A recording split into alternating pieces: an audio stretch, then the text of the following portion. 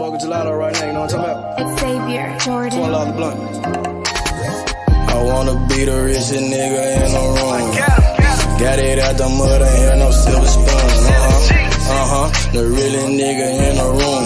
Got it out the block, I came a long way from a goon. The richest nigga in the room. The really nigga in the room. The really nigga in the room. The richest nigga in the room. My nigga in the room before I knew where I was at. We were catching Noble, I was on the block chasing stacks. I was in the schoolhouse, had that scrap in my backpack. Teacher get on the nigga ass, fuck it, I'm skipping class. Ayy, back to the block, I'm back to the hood, it's back to that bacon, nigga. Back to the bacon. Now I ain't playing, I ride with the K, and it's all safety, nigga. The richest nigga in the room without a bank account. The realest nigga when I move, XL battery. I ain't gotta shout, ain't gotta make no noise. I just make one phone call and hit up my boy. You know yo come through in that 2-seater. He got Vino with him, that boy got 2 hits. I just hit Lil Savage up, he blowing reefer. City got a new plug and he cheap. He Sosa just shot me a text, got what I wanted. Told him pull him, I got cash, don't do no front. I wanna be the richest nigga in the room. Got it out the mud, ain't hear no silver spoon. The really nigga in the room. Got it out the block, I came a long way from a goon. The richest nigga in the room. The really nigga in the room. My shoe. The really nigga in the room. The richest nigga in the room. My move. The really nigga in the room and I ain't gotta lie. Nigga crawl a can, he gotta die. Put that on Mom Deuce, you know that I'm sorry. Shout out to that Deuce, my little nigga bloody. Still in the mound with some folks, nigga. In my crib, niggas cut throat, nigga. You know what the bid, come and get a boat. I got gas, I got Reggie, I got blow. In the summertime, still serving snow. DJ for the high, I don't do the low. Can with the move if it make a profit. That boy coming brown, so we call it block. State props, ABM, but the team's the rock. I'm like Shaq to these youngins, I still get the blocks. All these bitches jocking, whole team fly like choppers. And we came with choppers, these big legs just like whoppers. I wanna be the richest nigga in the room. Got it out the mud, ain't hear no silver spoon. The really nigga in the room. Got it out the block, I came a long way from a goon. The richest nigga in the room. The really nigga in the room. My shoe. The really nigga in the room. The richest nigga in the room. My move.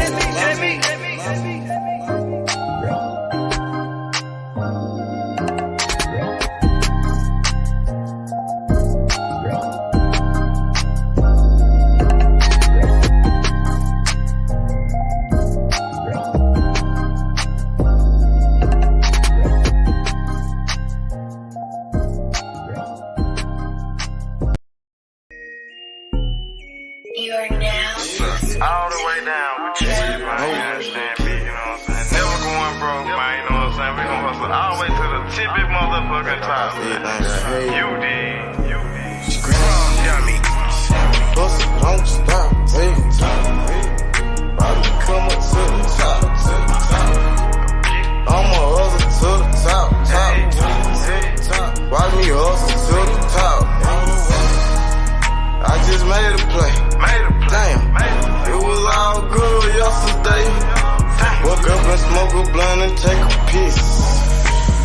Jigging the sack, moving the pack, taking no breaks. Hey, my nigga, we told the pills, we out in the geeks. 12 game with the bunk shots, gon' hit you, can't miss you. Damn, fucked up and you gone. Somewhere on the shirt, land in a hearse. Fuck are you saying? The fuck are you doing? Fuck is you saying? Fuck is you doing? I'ma hustle hard to the top. Young nigga go get it. Camping all around the Memphis. My nigga gon' get it. I'm the plug, gotta keep it tight. It's hot, it's ready, come get it. Don't stop, hey. Come get it. Probably come up to the top.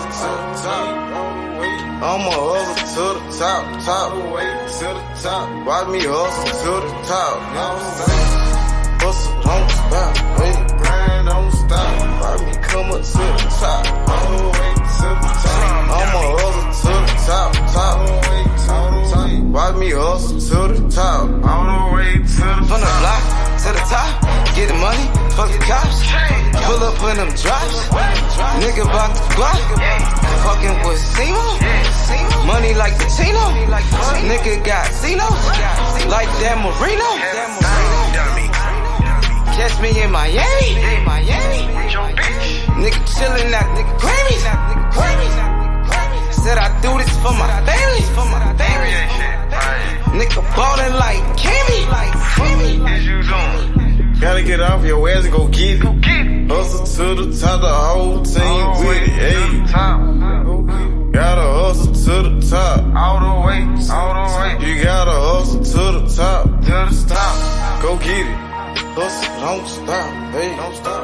Go get it, man. Come up to the top. No excuses, man. You know what I'm saying? We on the I'ma hustle to the top. one time, man. You know what I'm saying? One time to Why do we this shit, man. hustle to the top? Hustle, don't stop, hey. All the way to the top. Why me come up to the top? Come up to the top. I'ma hustle to the top. I'ma hustle, don't stop. Why me hustle to the top? All the way to the top. Gotta, run and go get it. Get off of your ass and go get it. Time waiting on nobody. Get off of your ass and go get it. No excuses. All the way to the top. Free the gas, man. Rum dummy.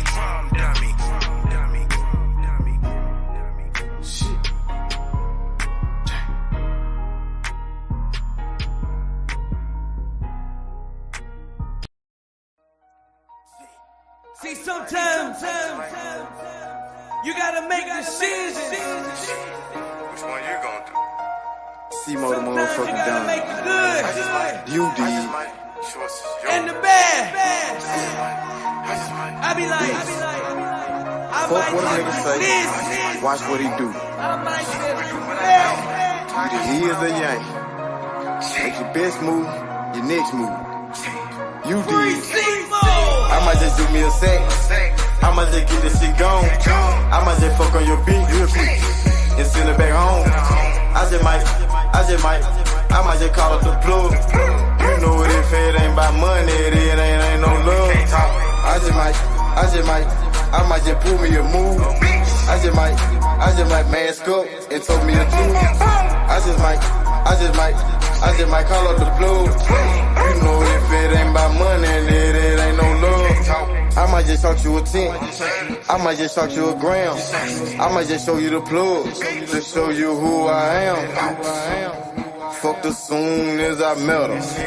That bitch is out of pocket. You gotta check her. I ain't trippin', I'm in the hood, got my Beretta. I'm on no block, you nigga flies don't know better. Hard head, that nigga won't do shit that you tell him. I can keep this shit going in one day, but them niggas gon' tell it. But I just might fuck on your bitch, send her home broke. I make it look easy, I'm so lucky shit. I just might call up the plug, he send me them drugs. He got it on took it, he showed me some love. I might just do me a sec. I might just get this shit gone. I might just fuck on your bitch real quick and send it back home. I might just call up the plug. You know what if it ain't about money, it ain't no love. I might just pull me a move. I just might mask up and told me a truth. I just might call up the plug. You know if it ain't about money, it ain't no love. I just might win or lose. I just might told me a 2-2-3, keep me a 2. I just might pull up a cup. I just might blow on the gas. I just might pull up on your bitch and drop me some swag. I might just do me a sec. I might just get this shit gone. I might just fuck on your bitch real quick and send it back home. I might just call it the plug. You know it, if it ain't about money, it ain't no love. I might just pull me a move. I just might mask up and throw me a tube. I just might call up the plug. You know it, if it ain't about money, it ain't no love.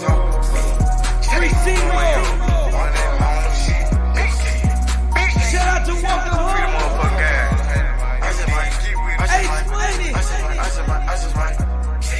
We getting that long money. I'm your man, DJ Yo. High Class Music Group, MMG.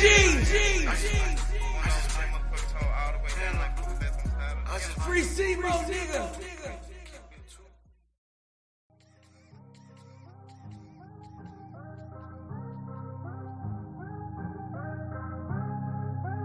Free my nigga, C-Mo.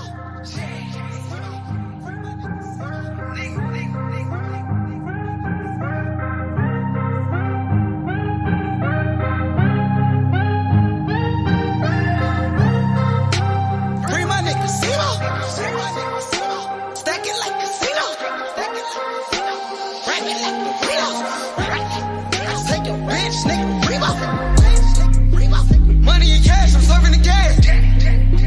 Number one pick, my nigga the draft. My nigga for real, he trap out the stove. Free my nigga, a little C-Mo. My nigga for real, he never go down. H money, his nigga, get out of the jail. My nigga for real, we smoking gelato, I know you can smell. Free my nigga, C-Mo. Free my nigga, C-Mo. Free my nigga, C-Mo. Free my nigga, C-Mo. Free my nigga, C-Mo. Stacking like casinos. Rapping like burritos. Take your bitch, nigga, Rebo. Free my nigga, C-Mo. Stacking like casinos. Rapping like burritos. Take your bitch, nigga, Rebo. Me and you is family, I'm not gonna let that shit slide, B. If I hear something going on, I'ma handle it, B. Cause niggas not gonna disrespect me, my niggas feel the same way, B. And that's what's gonna fucking happen to anybody who disrespects you, B. I love you, B. Anything, B. Let me know, man. Money in cash, my nigga the cash. Fucking with Polo, my nigga the last. The number one pick, my nigga the trash. Lil' C-Mo get it, my nigga the trap. My nigga for real, he never go down. H money, his nigga, get out of the jail. My nigga for real, we smoking gelato, I know you can smell. Free my nigga, C-Mo. Free my nigga, C-Mo. Free my nigga, C-Mo. Free my nigga, C-Mo. Free my nigga, C-Mo. Stacking like casinos. Rapping like burritos. Take your bitch, nigga, Rebo. Free my nigga, C-Mo. Stacking like casinos. Rapping like burritos. Take your bitch, nigga, Rebo.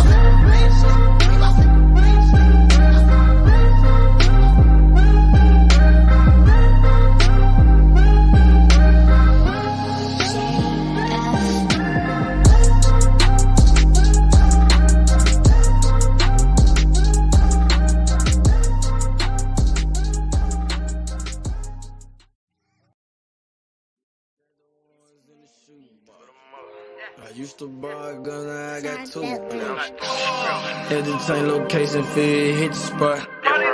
Got me a new plug and they still get drunk. Get the gas from the best crop. Bitch got the biggest ass and the best top. Drop 10 on the drop top. Did 110 when I left the lot. I want that drip in that marinara, and 50 on me like a Zebo.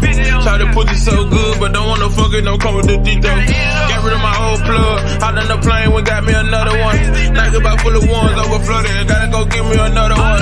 Relocate the spot, the night getting hot, and I know them bitches coming in. About the dividends in the Benjamin, a nigga might have to go kill a friend. Panamera on the Roy Royce, drop top on the Wraith. 150K, I need a higher place, I had to pay at the safe. I used to buy a gun, now I got 2 Glocks. Trapped at mama house, now I got 2 spots. All this ice on, I need a flu shot. But don't reach, cause they probably get your crew shot. Yeah. I used to stash the ones in the shoebox. I used to buy a gun, now I got 2 Glocks. Entertain location, feed, hit the spot. Got me a new plug and it's sticky drop. Get the gas from the best crops. Bitch got the biggest ass and the best top. Drop 10 on the drop top. Did 110 when I left the lot. I dropped 10 on that roller watch. Then I blew 10 when I left the spot. I made 10 at another spot. We dropped 10 at your beach spot. I got 30 at your whole house. I got bowls at your mama house. On the low, I stashed that 40 in the fender, nigga. Out of state to state in different runners, nigga. In the mouth like a dentist. And I ain't saying shit like a witness, He ain't get the picture. Milk carton ain't missing, you know. I used to stash the ones in the shoebox. I used to buy a gun, now I got 2 Glocks. Entertain location, feed, hit the spot. Got me a new plug and it's sticky drop. Get the gas from the best crops. Bitch got the biggest ass and the best top. Drop 10 on the drop top. Did 110 when I left the lot.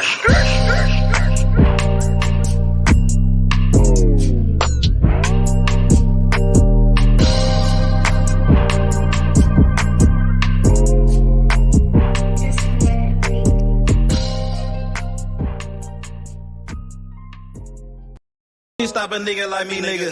You never be fly as me, nigga. I used to bust down a P, nigga. Just to run up me some cheese, nigga. Listen to me when I speak, nigga. I say you hope I'm a priest, nigga. Yeah, I'm a priest to the streets, nigga. Listen to me, we gon' eat, nigga. Listen up, listen up, listen up. Pull up and hop out that Fendi truck. Flex on these bitches with no muscle.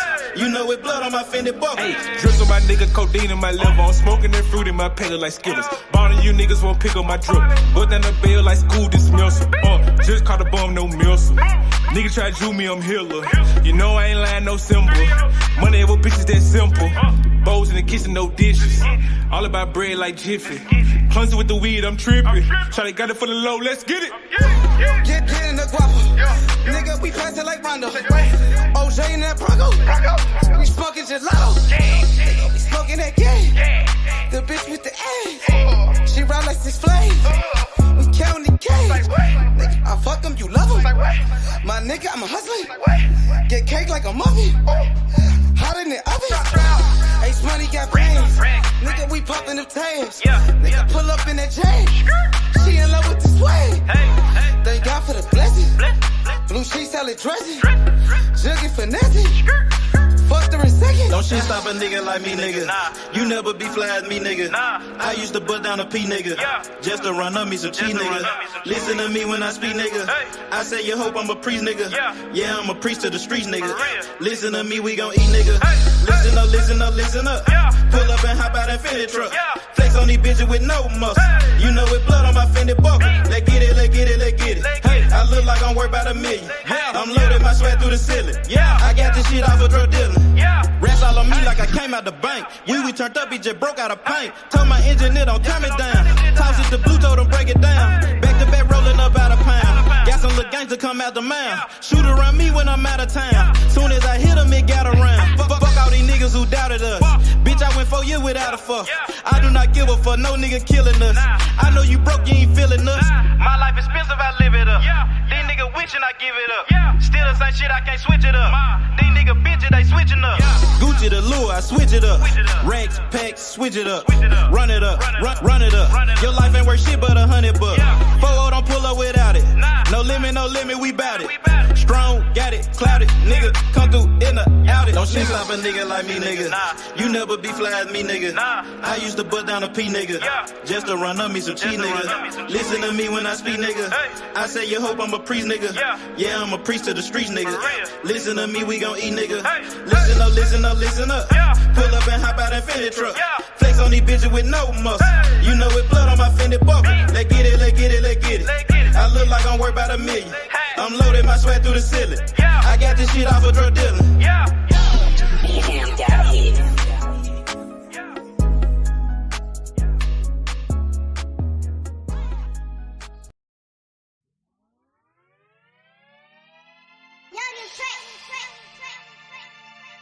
To know. Like cocktail, you know what I'm talking about? Breeze work. Poppy perky. I'm whipping it work. Whipping it work. I'm popping the perk. Whipping the work. Sipping the perk. Nigga, whipping the work. I'm whipping the work. Popping the perky. Whipping it work. Whipping it working. Whipping it work. Whipping it work. Whipping it working. Whipping it working. Whipping it work. Popping the perky. Change all I can, I behave. I whip the work like a slave. Bitch got my big man like a fade. Call up base money, get paid. We still want 200 for J's. All these ain't come out the store. And I just pop me a perk. I'm about to flex on the hoe. We put gelato on boats. We put gelato on planes. We put gelato in gauze. We smoke this shit to the brain. I pop a perk, then I elevate. Get a new bitch on the elevate. We hit the road dropping hella space. She drop it out, give me hella cake. Ace money to shit. Working that wrist. Ballin' like Swiss. Diamonds wet like a fish. Pull up with them sticks. Come fuck with the clique. We fucked on your bitch. She sucking the dick. I'm whipping the work. Whipping the work. I'm popping the perk. Whipping the work. Sipping the perk. Whipping the work. I'm whipping the work. Popping the perky. Whipping it work. Whipping it working. Whipping it work. Whipping it work. Whipping it working. Whipping it working. Whipping it work. Popping the perk. The money and power. I'm serving the powder. I'm smoking that sour. She sucked for an hour. My niggas got Zans. Ace money got bands. She popping them Zans.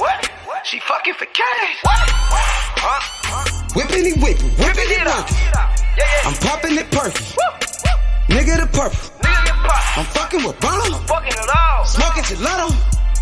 Call me a cello. Rest like the lotto. I'm whipping it work. Whipping it work. I'm popping it perky. Whipping it work. Sipping the perky. Nigga, whipping it work. I'm whipping it work. Popping it perky. Whipping it work. Whipping it working. Whipping it work. Whipping it work. Whipping it working. Whipping it working.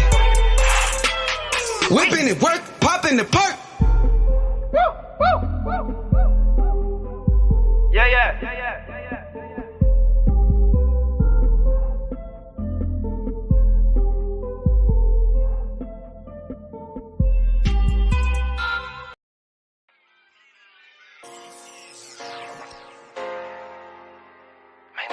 Trying to get with the trap.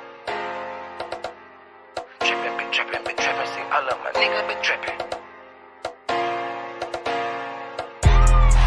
Trippin', see, all of my niggas been trippin'. So your ass off it trippin', so your ass without the plastic. Man, I got a house to store, damn, my niggas been trippin'. Got a 9-to-5, nigga, what you call that shit, that's trappin'. Trappin', see, all of my niggas been trappin'.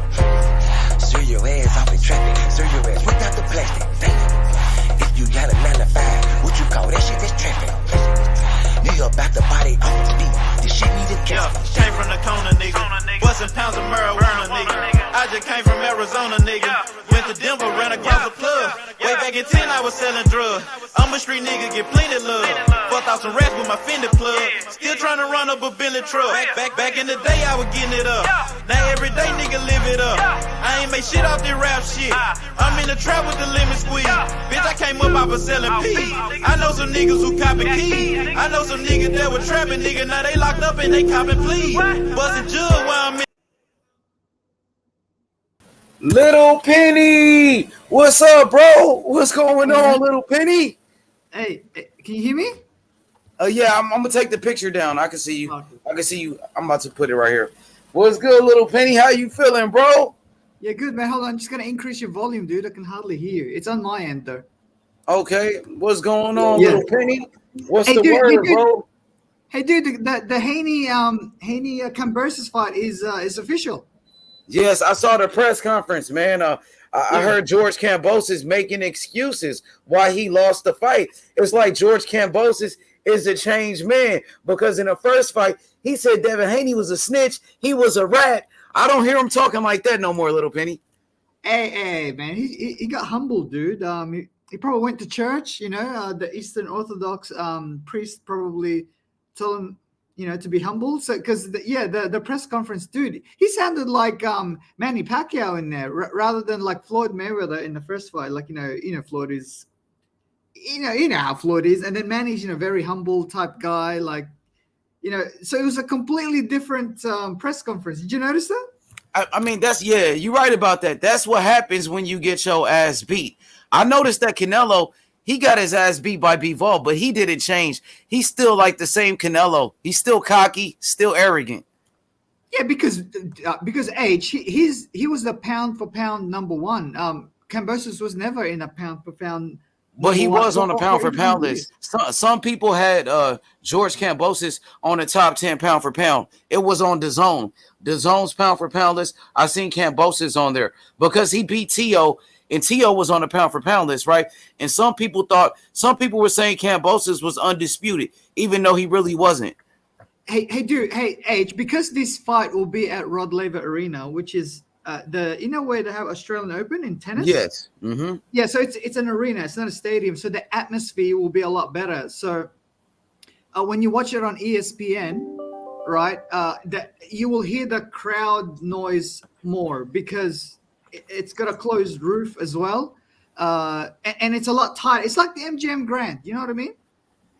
Okay, but the first fight was at a stadium. The stadium fight was bigger, right? That was much bigger than the stadium. Yeah. Because that could fit about 50,000. I think they had 42, right? That's still a lot of people. That's a whole lot. But the Rod Laver Arena can only fit 15. Okay, yeah. So it's like the MGM. So the first fight was much bigger, right? Because George Kambosos at that time, he was on fire. He was one of the biggest names in boxing after he beat Teofimo Lopez. Mm-hmm. Yeah. He became one of the biggest stars in boxing after that, right? Yeah, because he was the underdog as well. Like, and also everyone wanted Tio to lose because he's a bit. He's just too arrogant sometimes, and his dad too. His dad also makes it like, I don't like his dad, dude. Do you? I think he's kind of funny. To be honest, I think his dad is. He's kind of funny. I do kind of like the passion that his dad brings to the table, but I get what you're saying. Like the way he acts, right? Like he's too arrogant. They talk trash about everybody, right? Yeah. And dude, it's not like Haney Senior. Like I like him more. He has sense in his head, and H he doesn't like try to take the limelight or take credit from his son's success. You know what I mean? Like whereas with Tio's dad, I feel like he wants to receive credit, which. I mean, he does deserve it, but you don't need to like parade it per se because Haney Senior doesn't do that at all. Like I like that sort of an attitude. You know what I mean? Yes, I got you. Yeah, two different type of personalities. Where Tio Senior is very loud, outspoken, he says what's on his mind, even if it's right or wrong, you know. And Bill Haney, where Bill Haney is very educated, right? Yeah. Bill Haney, he's a businessman. Even before boxing, he was the manager for one of the biggest rappers in the world, Too Short. So Bill Haney, he has experience in business. Yeah, I can tell from the way he talks. He sounds like he's from Oxford, dude. Yeah, he does a great job speaking, right, Bill Haney? He does a great job promoting his son, I believe. Yeah.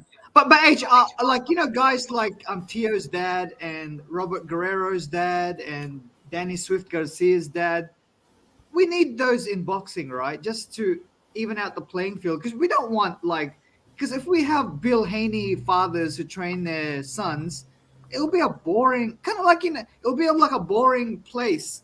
We need a Pacquiao and Mayweather, so you know, so it evens out the playing field. Because if we just have like humble Pacquiao in the press conference all the time, it would be boring. You know what I mean?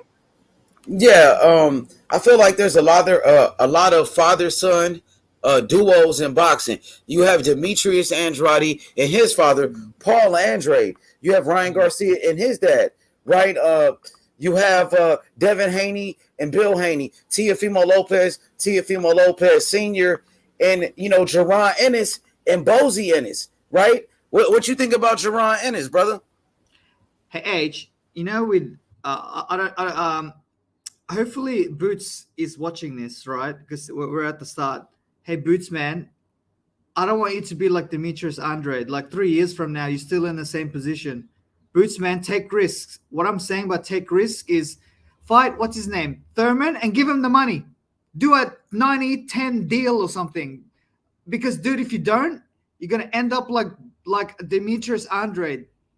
3 years from now, you'll be in the same position fighting like no hopers. You know what I mean? Because you know why? Because your boy Canelo didn't want to fight him. Canelo didn't want to fight Andrade. He didn't want to fight Boo Boo for undisputed. Canelo said he was a horrible fighter. I would never fight you, but he fights Yildirim. He gets to fight Rocky Fielding.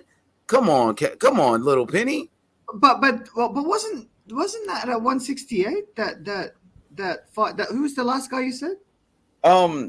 Canelo. Yeah, the last guy. He fought, okay, Canelo. Yildirim, he fought against Yildirim at 168. He fought against Rocky Fielding, right? 168, yeah. He fought against Liam Smith. Liam Smith, yeah. He fought Canelo. So if those guys are good enough to get in the ring with Canelo, you don't think Demetrius Andrade deserved the opportunity? But he was calling for the Canelo fight. But dude, Demetrius Andrade was still at 160. You have to move up to 168. But why Canelo didn't fight him when they was at 160, even when they was at 154? Because dude, you got to move on, man. Like, that was an undisputed fight, brother. Undisputed. That's what everybody talks about. Undisputed. Yeah, but dude, Pacquiao and Mayweather didn't even stay at 140 that long. Then both Mayweather and Pacquiao were not undisputed at 140, and they went to 147. Because you got to move on, man. Like, yeah, you know, they can be better than all of his opponents. I'm not saying Andrade opponents are better than Canelo. That's not my argument. Well, all I'm saying is people criticize Boo Boo for not fighting the top guys, but he tried to fight against Billy Joe Saunders, and Billy Joe Saunders tested positive for a banned substance. That's not Demetrius Andrade's fault. It's not his fault that Canelo doesn't want to fight him. He was pushing for the undisputed fight. Everybody wants to see Tyson Fury versus Usyk for undisputed. Everybody wants to see Terence Crawford and Errol Spence. Well, Boo Boo, he was trying to give us that fight with Canelo, but Canelo wanted to move up to go fight Sergey Kovalev. But dude, which is a bigger fight, by the way. And if I was in that same position, I would also fight Kovalev because it's a bigger fight. But anyway, a bigger fight than undisputed? Are you serious? No, it's not. Actually, it's not. Kovalev got beat by Andre Ward already. Kovalev was beat already by Elder Alvarez, brother. Let's be honest. Kovalev, he wasn't the same fighter. But dude, Kovalev has a name, right? And it's a legacy. But undisputed is a legacy. Canelo could have been a two-time undisputed champion already. I know what you mean, but back then, at that time, not really. Because you know, like guys like Pacquiao and Mayweather, who were before Canelo. undisputed wasn't a thing. It was. It was a big thing since Marvin Hagler, Bernard Hopkins, Lennox Lewis. Lennox Lewis. I agree, H. But at that time, the biggest fighters in boxing were Mayweather and Pacquiao, right? Those two guys, I can't even remember. I don't think Pacquiao or Mayweather were even undisputed in any weight class. No, they never was undisputed. But at the same time, undisputed is one of the biggest accomplishments of all time. Now, just because, but H, at that time, you got to go with what's in fashion. At that time, what was in fashion was the lineal champ. Because Pacquiao and Mayweather were always going for lineal champions, right? Like Pacquiao fighting Hatton and Mayweather fighting Mosley at 147. The lineal Ring magazine. That was but if Floyd Mayweather had a chance to be undisputed, he would have wanted to be undisputed, just like any other fighter. Lennox Lewis was undisputed. That was a big thing. But H, what I'm saying at that time, being lineal was more important than being undisputed, right? So when Canelo was fighting at that time, he probably thought, okay, you know what, being undisputed and stuff that. Like, whereas now, undisputed is now back in fashion.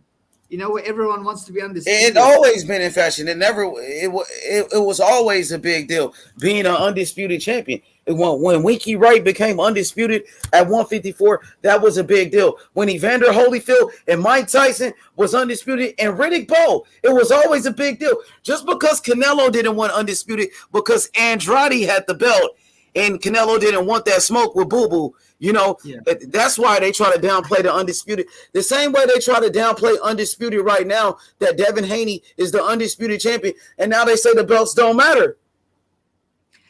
Also, Age, you gotta also Boo Boo's also gotta take a bit of blame as well. It can't just be his opponents.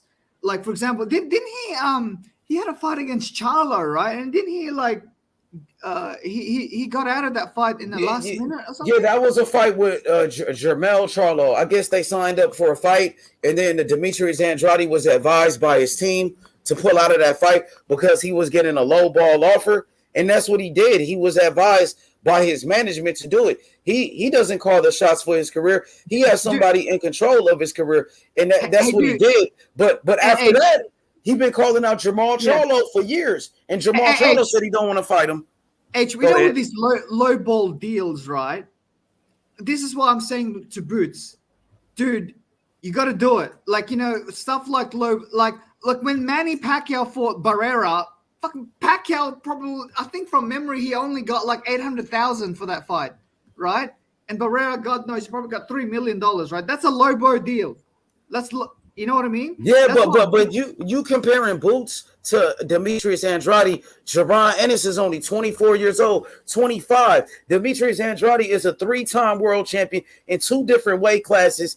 He still had a good career and made good money, but I think it's too early to compare Boots to Andrade. And Boots, he's been calling for all the big names, Little Penny. He called out Terence Crawford. He called out Errol Spence. And he's been calling out Keith Thurman. But Keith Thurman is ducking him.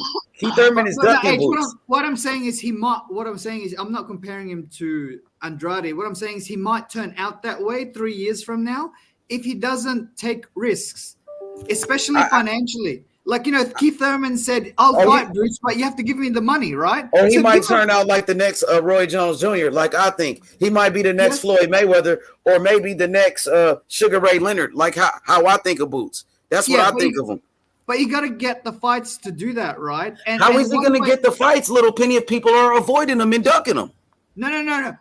Keith Thurman said, I'll fight Boots, but you got to give me the money. So what Boots has to do... He's trying to price himself out, bro. He doesn't want to fight. Keith Thurman don't want to fight. Dude, Age, because, you know, Thurman's already lost, so he's not protecting his own, right? Oh, yeah, who did he lose to? He lost to Manny Pacquiao. It wasn't like Keith Thurman ever wanted to fight Errol Spence. He ducked Errol Spence, too. Yeah. He ducked Errol. Hey, I gotta go, man, because I gotta go to work. Okay, hey, Little Penny, Devin Haney, the undisputed champion. George Kambosos in trouble. David Morrell Jr., the future of boxing. He's the Black Alexander Usyk. Thank you, brother. All right. What's good, young Africa? Hey, yo! What up, Playboy? What's What's going on? good? Back, you back on the plan? You back in the building? You know, Respect, I respect, hate. respect. H Money, I what's heard up? you. I heard you talking to Lil Penny and whatnot, and of course the talk is Demetrius Andres. Like, what I mean, people gotta understand he about to shake up 68. He really about to shake up 68. Like, for what's going on, it takes somebody of that caliber, a motherfucking undefeated fighter, to come shake shit up. You see what I'm saying? To show that, like, right now, if either Triple G or Canelo win, who are they gonna fight next? You see what I'm saying? Like, we don't even got a glimpse of what they willing to take on because they avoided so many fucking middleweights at 60. That's why I always say, like, 60 is connected to 68. And what you do at 60, whether you start your career at that division, you know what I mean, for you to make your name, you gotta come up to 60 motherfucking eight. So, you know, it's just a matter of time. It's just a matter of time, H Money. You know what I mean? Absolutely. What's good, Young Africa? What's good, bro? What's happening, H Money, man? Respect to you, everything you're doing out here. Um, I was just listening to Lil Penny, aka Lil Excuses. Got a lot of excuses for Canelo. That's crazy, man. Talking about it wasn't in fashion to go undisputed. What? What? We trying to make excuses for Canelo swerving guys like Demetrius Andrade, both the Charlo brothers, David Benavidez, and he's saying Kovalev was a bigger fight. Come on, man. What Canelo did is pick Kovalev at the perfect time to claim that he was heavyweight at light heavyweight. I mean, sorry, he was champion at light heavyweight. Yeah, well done, Canelo. Well done. We saw what happened when you versed a real light heavyweight champion, though. Kovalev at the end of his run, 40 years old or whatever it was. Yeah, yeah, you got the title on your resume, but that's why he was ducking Andre. He was fighting dudes like he's talking about he's not a good fight. He was fighting dudes like you said, man, Fielding, Callum Smith, Real Yildirim, Billy Joe Saunders, Caleb Plant. Come on, man. These dudes are soft, man. They were tailor made for Canelo style, so he was lucky. I'm surprised at how he was able to skip through 160, 168, and 154 and hop through and not fight the best fighters. That's amazing how he did that, man. That's amazing. That's amazing. Hey, credit to you, Canelo. You were crip walking all the way through those divisions and swerving all the best fighters. You did very well, very very well in that regard. You know, he learned from Floyd in that way. He ain't never fought a fighter like Floyd since Yo, Floyd. nigga, little nigga Africa, you talking the motherfucking truth, man. Like, Okay, yo, shit. We finally agree, man. He was crip walking through those divisions. And when he came across a brother like Floyd, amazingly, he had to meet him at light heavyweight. And that's Bevo, a disciplined, fundamental fighter that knows how to stay disciplined. He knew how to use his range, wasn't baited by Canelo's antics, fought the fight on his controlled the fight on his level and did what he wanted to do. Wasn't baited on the ropes, wasn't baited with the lame ass shit that Canelo do, bro. He sometimes just hold guys stand in front of you, thinks he can take a few shots and just tries to land the hardest shots he can. Yeah, that shit works against white boys like Caleb Plant, Billy Joe Saunders. But yo, that ain't working against a real champion. And I question, since Triple G, who has he fought that is truly a champion and truly someone that now Daniel Jacobs, I give him that's his best win since Triple G, man. That's his best win since the loss outside of Triple G, since the loss to Floyd Mayweather, man. Miguel Cotto kind of old. Lara split decision. Man, Amir Khan overrated. Man, come on, man. Come on. Honestly, Canelo is good. His resume looks great. I say his resume looks so much better than what he's actually done in the sport of boxing, man.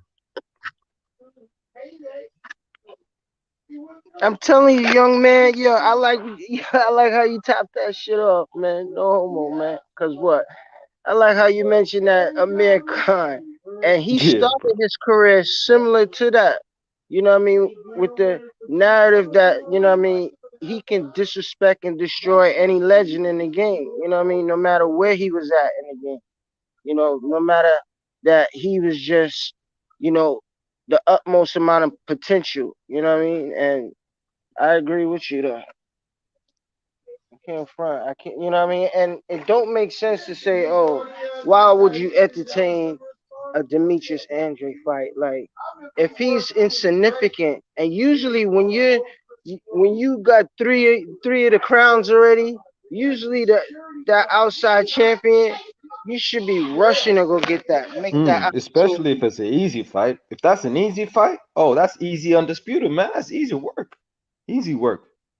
Yeah, It you don't even make make the sense. cut. You don't even have to defend it. You could have Yep. just and then moved on. You see what I'm Drop saying? him. Nobody would have Exactly. been mad. You'd have got the Exactly. utmost respect. Marquez, Morales, Caesar, who I forgot. I'm forgetting so many. Everybody of his nationality wouldn't be fucking dogging him, even though some of them are jealous or whatnot. But you know what I mean? It is what it is because they kind of have a say so. You know what I mean? In a Hmm. sense. You know Hmm. what I mean? They kind of have a say so, like, but Triple G is right. Like, I don't think anybody where he from, Kazakhstan, is jacking Canelo. You see what I'm saying? But I could be Yep. talking shit too. Right.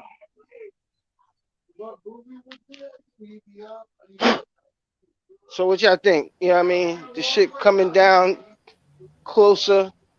We in August. The fight is in September. You know, You talking we about the ain't really Triple G and talking. Canelo?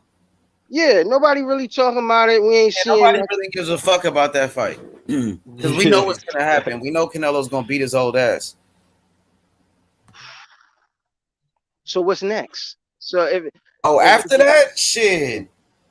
I'm not sure what's gonna be next after that, man. I think he I mean, there's no telling what Canelo. You never know who Canelo's gonna fight next. Hey, we know he ain't gonna go up against Bevo. He's swerving that for life. Oh yeah, he definitely don't want that smoke. He could have had the smoke right now with Bivol, but instead, he didn't want to exercise his rematch clause. He had a rematch clause in the contract. Instead he wanted to go fight Triple G for the same amount of money, and it was going to be a safer fight. So I don't think Canelo will ever get back in the ring with Bivol. I think he's capping a line about that. If he really wanted it, he could have fought Triple G. I mean, he could have fought Bivol. He didn't have to fight Triple G. He chose to fight Triple G instead of Bivol. So I'm not sure who the hell Canelo gonna fight after that, bro. I don't know who the fuck. He might fight against John Ryder. It might be John Ryder in the UK. For or real, he Monday, might fight John Ryder in the UK, bro. They've Does he been have talking a about fighting in the UK or Joshua Buatsi or something like that. One Does he of have a those type of mandatory? guys. Does he have a mandatory at 168 that he has to fight? I know he got Morrell. Morrell is the mandatory for the WBA. I don't that know what they gonna it's do a with that. WBA situation. Like young man, like young Africa is saying, it's really. I want to answer that. You know what I mean? Is that it's really the WBA? If you want to say, I think it's going to be first because he captured he beat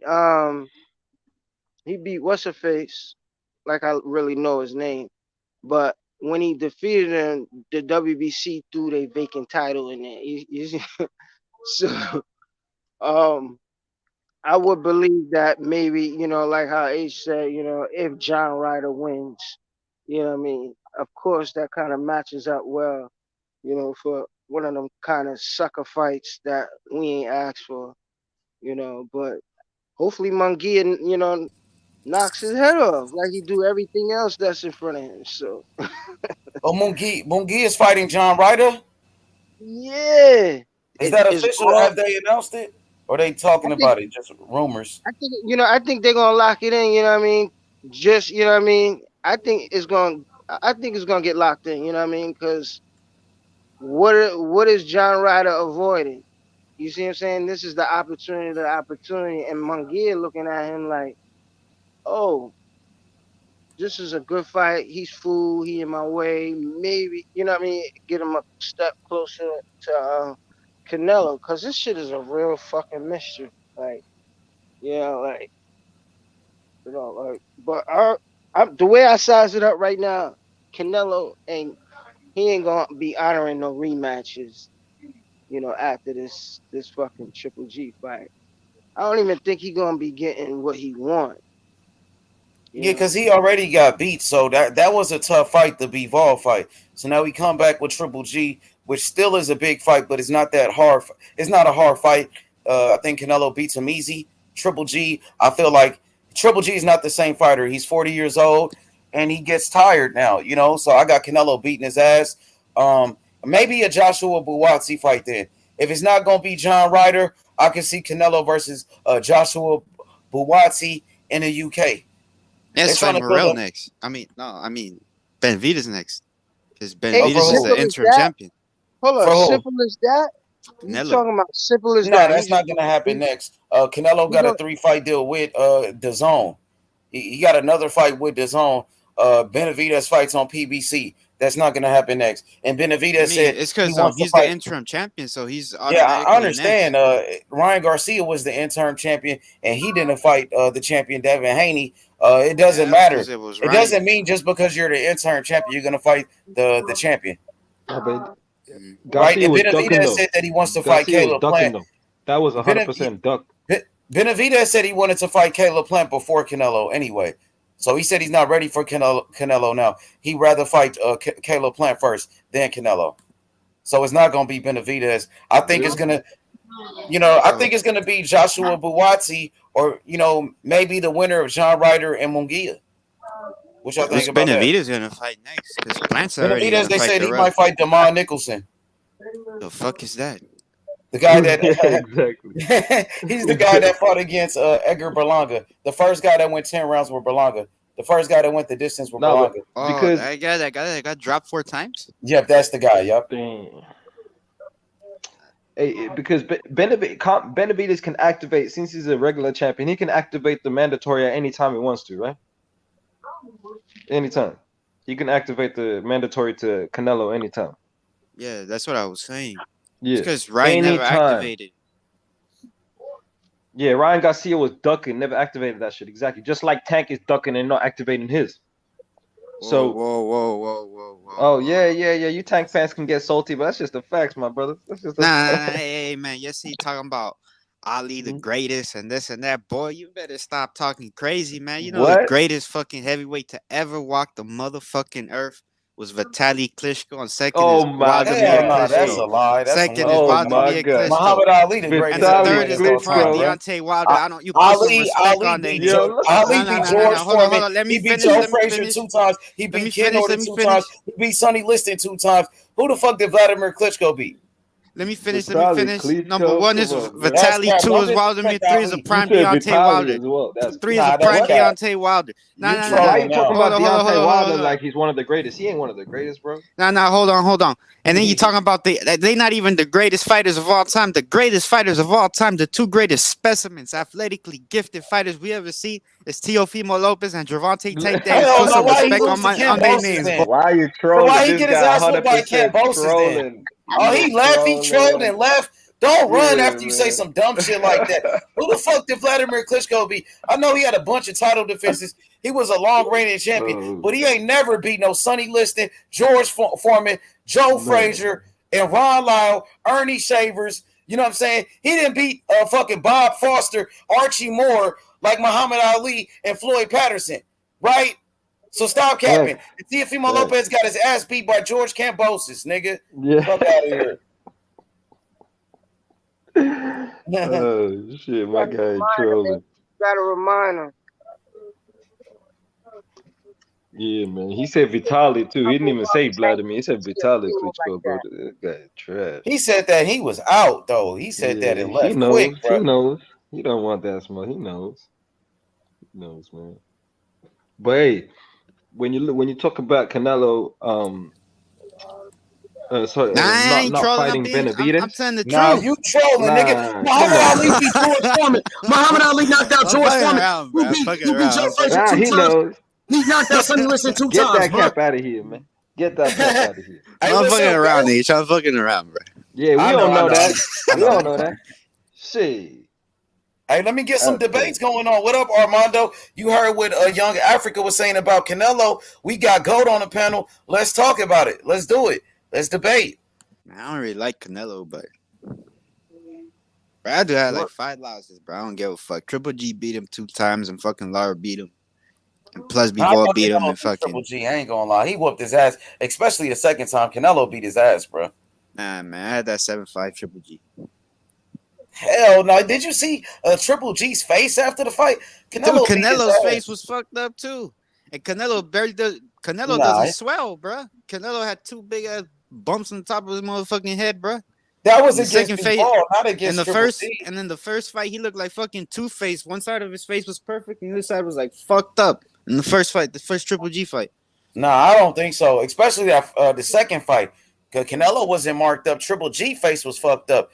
And Triple G hasn't. Watch the interview, has not bro. been the same ever since that second fight with Canelo. Yeah, well, Triple G got older though.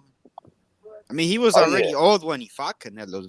He was already 36, 37 years old.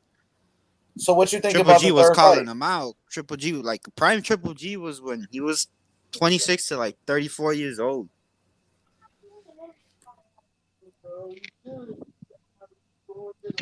So what was he gonna say? I felt like Canelo beat Triple G in that second fight for sure. The first fight was closer, but Canelo he actually fought a smart fight in that first fight. He was boxing. He was boxing Triple G. He was beating Triple G to the punch. He was faster. He was hitting Triple G with combinations. But he got tired, H. He was boxing. Oh yeah, he does get tired though. He got tired in that fight. He got tired. He came out guns blazing in the second and the third round. He won those 2 rounds. Triple G edged them the first round, but he won the second and the third round guns blazing. Then he got tired. Then he stayed on the ropes, and Triple G was just pressuring him, hitting him on the ropes. Yeah, he was missing, but Canelo really wasn't. He wasn't. His work rate wasn't on Triple G's work rate. Triple G couldn't miss with that jab, and he was just peppering up on the ropes.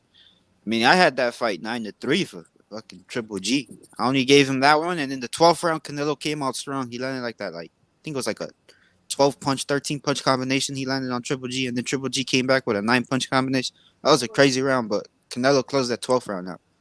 Yeah, I thought Canelo was landing more power shots on Triple G, and Triple G was landing the jab. But besides the jab, I didn't see much from Triple G in those fights. What's good, GOAT? What's good? What's popping? So what round you got him beating him in when it comes to Canelo? I would say round number 8, 6 or 8, 6 rounds or 8 rounds. Canelo gonna take him out. But Triple G is very durable. He has like a fucking iron chin, but the body shot. Yeah, the body might hurt him. So you don't give him a little more credence that it might go to 12 rounds, knowing that he gonna rehydrate better. Well, it might go to 12 rounds. That's what I'm saying. I see Canelo stopping him this time. Just think about it. They know each other very well, though, H. At the same look, time. Canelo's coming off a loss, too, and Canelo's trying to make a statement. He wants the people to know that Bivol fight was a fluke. So he's going to punish Triple G, bro. He's going to make a statement. He's going to make an example out of Triple G.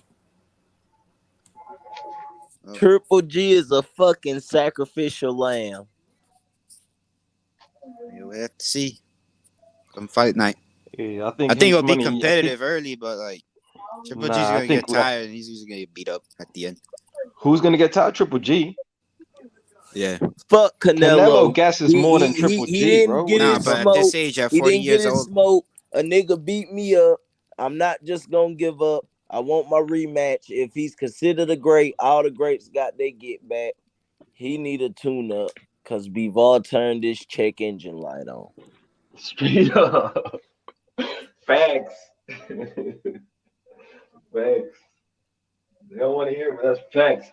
And I think we're giving too much credit for Canelo, man. Triple G got a chance. Look, Triple G tried to fight technical fights in the first 2 fights. Triple G was on the front foot. I think the first fight, whichever one it was, he was on the front foot for a fight. He was on the back foot for another fight. They didn't work. If it's a close decision, we know Canelo already got those judges cooked up. So when we're talking about Canelo and a decision, we just saw Bivol win like 10-2, 9-3 at the most. and he had to pull out a 7-5 decision, man. Last round, he doesn't win. That shit's a draw. So we know he can't win a points decision. Triple G knows more about boxing, has the best trade. Hey, he should know he can't win a scorecard technical fight. So what's he got to do? Come forward, put that high guard up, and knock his ass out. And if he knows that, then he definitely has a chance of doing that, man. Put the pressure on Canelo, gas out Canelo, put him on the back foot the whole fight. If he wants to meet in the middle, let's get it. Yeah. But at the same time, like, Canelo's not in witness protection anymore with De La Hoya, so fighters have a chance on the scorecards now. It isn't no witness protection. It's him, Canelo. Exactly. It happened in the Bevo fight. It's the same shit, man. It's the same shit. That was with the zone. Nah, but if De La Hoya was promoting Canelo, you know they would have never given that shit to Bevo, bro. No. That fight was. They still tried to give it to Canelo, bro. Yeah, that's what I'm saying. But you know, if it was De La Hoya, it would have been a fucking draw. They would have given it to Canelo. There was no way. Eddie Hearn tried to give it to fucking Anthony Joshua. There was a split decision, and we know Usyk whooped his ass. Yeah, Usyk beat him 8-4. If they gave that fight to Canelo, Canelo's whole career would have a stain on his leg. They would start questioning his career and go into all the decisions. If they gave that fight to Canelo and Bevo loses his title, damn, boxing is ruined, bro. The face of boxing is corrupt. Like that shit can't go down. Can't go down.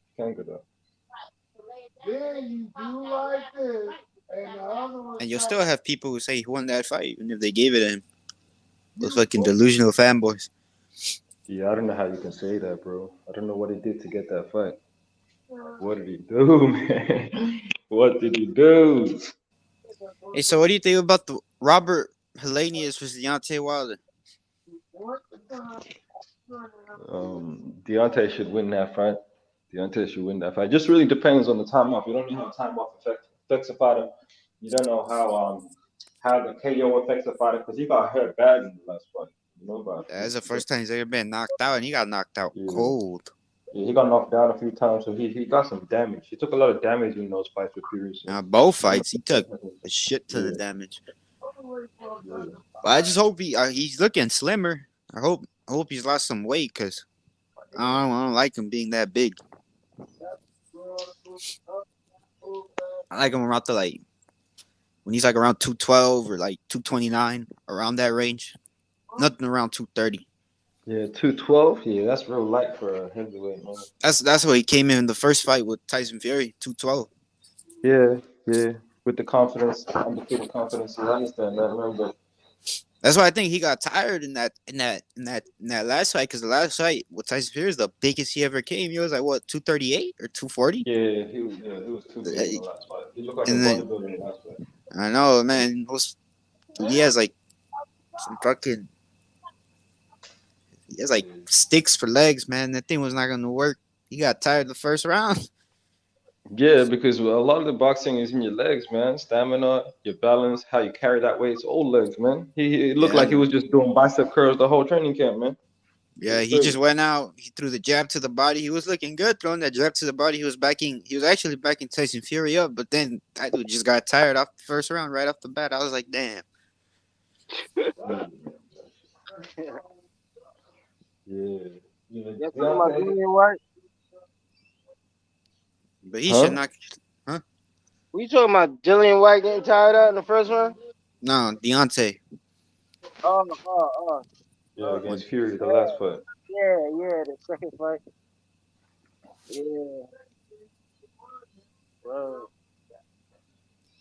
Yeah, he should knock Helenius out. Helenius, I mean, he's like hit or miss. Sometimes he's good, and then sometimes he's bad. Like, I don't know. When he got knocked out by Johan Dufas, that one dude, and then Gerald Washington knocked him out. But then somehow he gave Dillian White a good fight with one hand. And he ruined Adam Konaki's career. Destroyed him.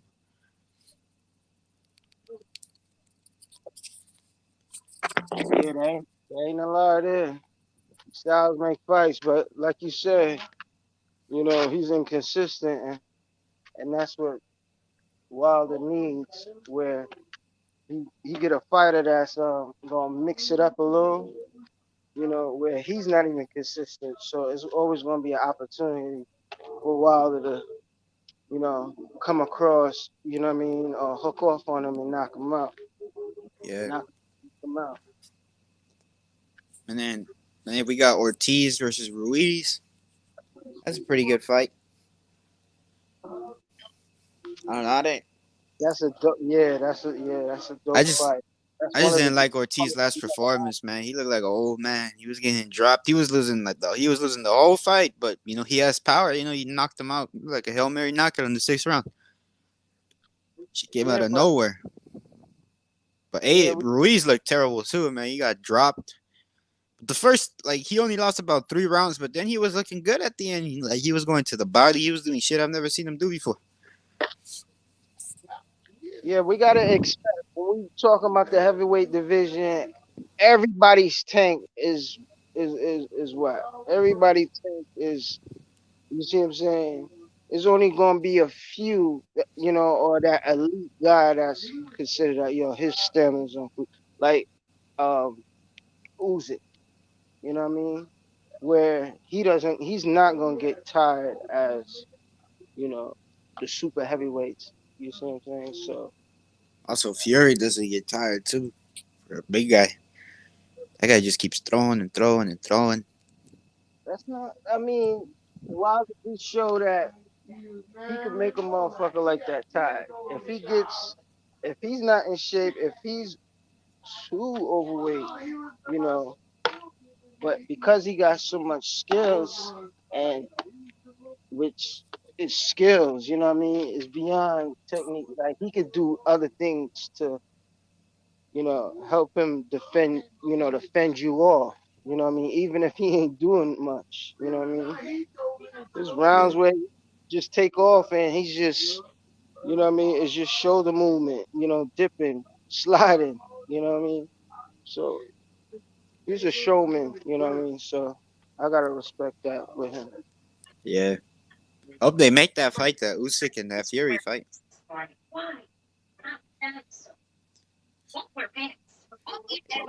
If Usyk somehow beats Fury, man, he's the best fighter of this generation, this era.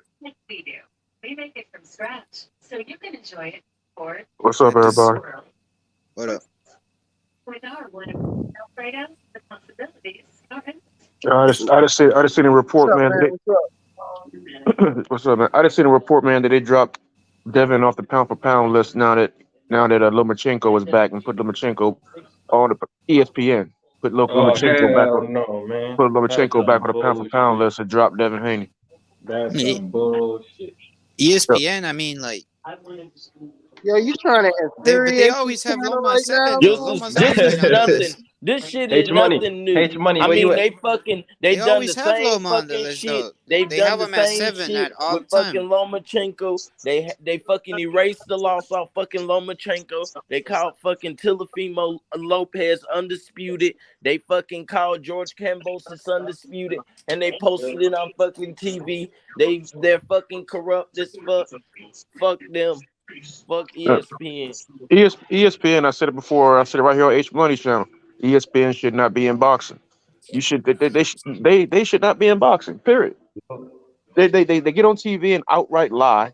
I don't see why fighters who are not signed with them, you know what I'm saying, don't sue their ass. When you undisputed, Nick, and no, when you hold a title in a weight class, and they call another fighter undisputed who does not hold your title, you have the recognized title. They call another fighter that what's called undisputed. It should be defamation or something, because you paying tight. That sanction body is making you pay sanction fees for the recognized title. You on their website as their recognized champ, and they calling this other fool undisputed.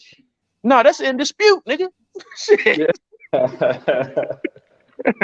Ah, man, they should be, you know, like an injunction or something to put on them saying, you know, what I mean, you can't say X, Y, and Z because it's factually not true, and it damages my career by you saying that.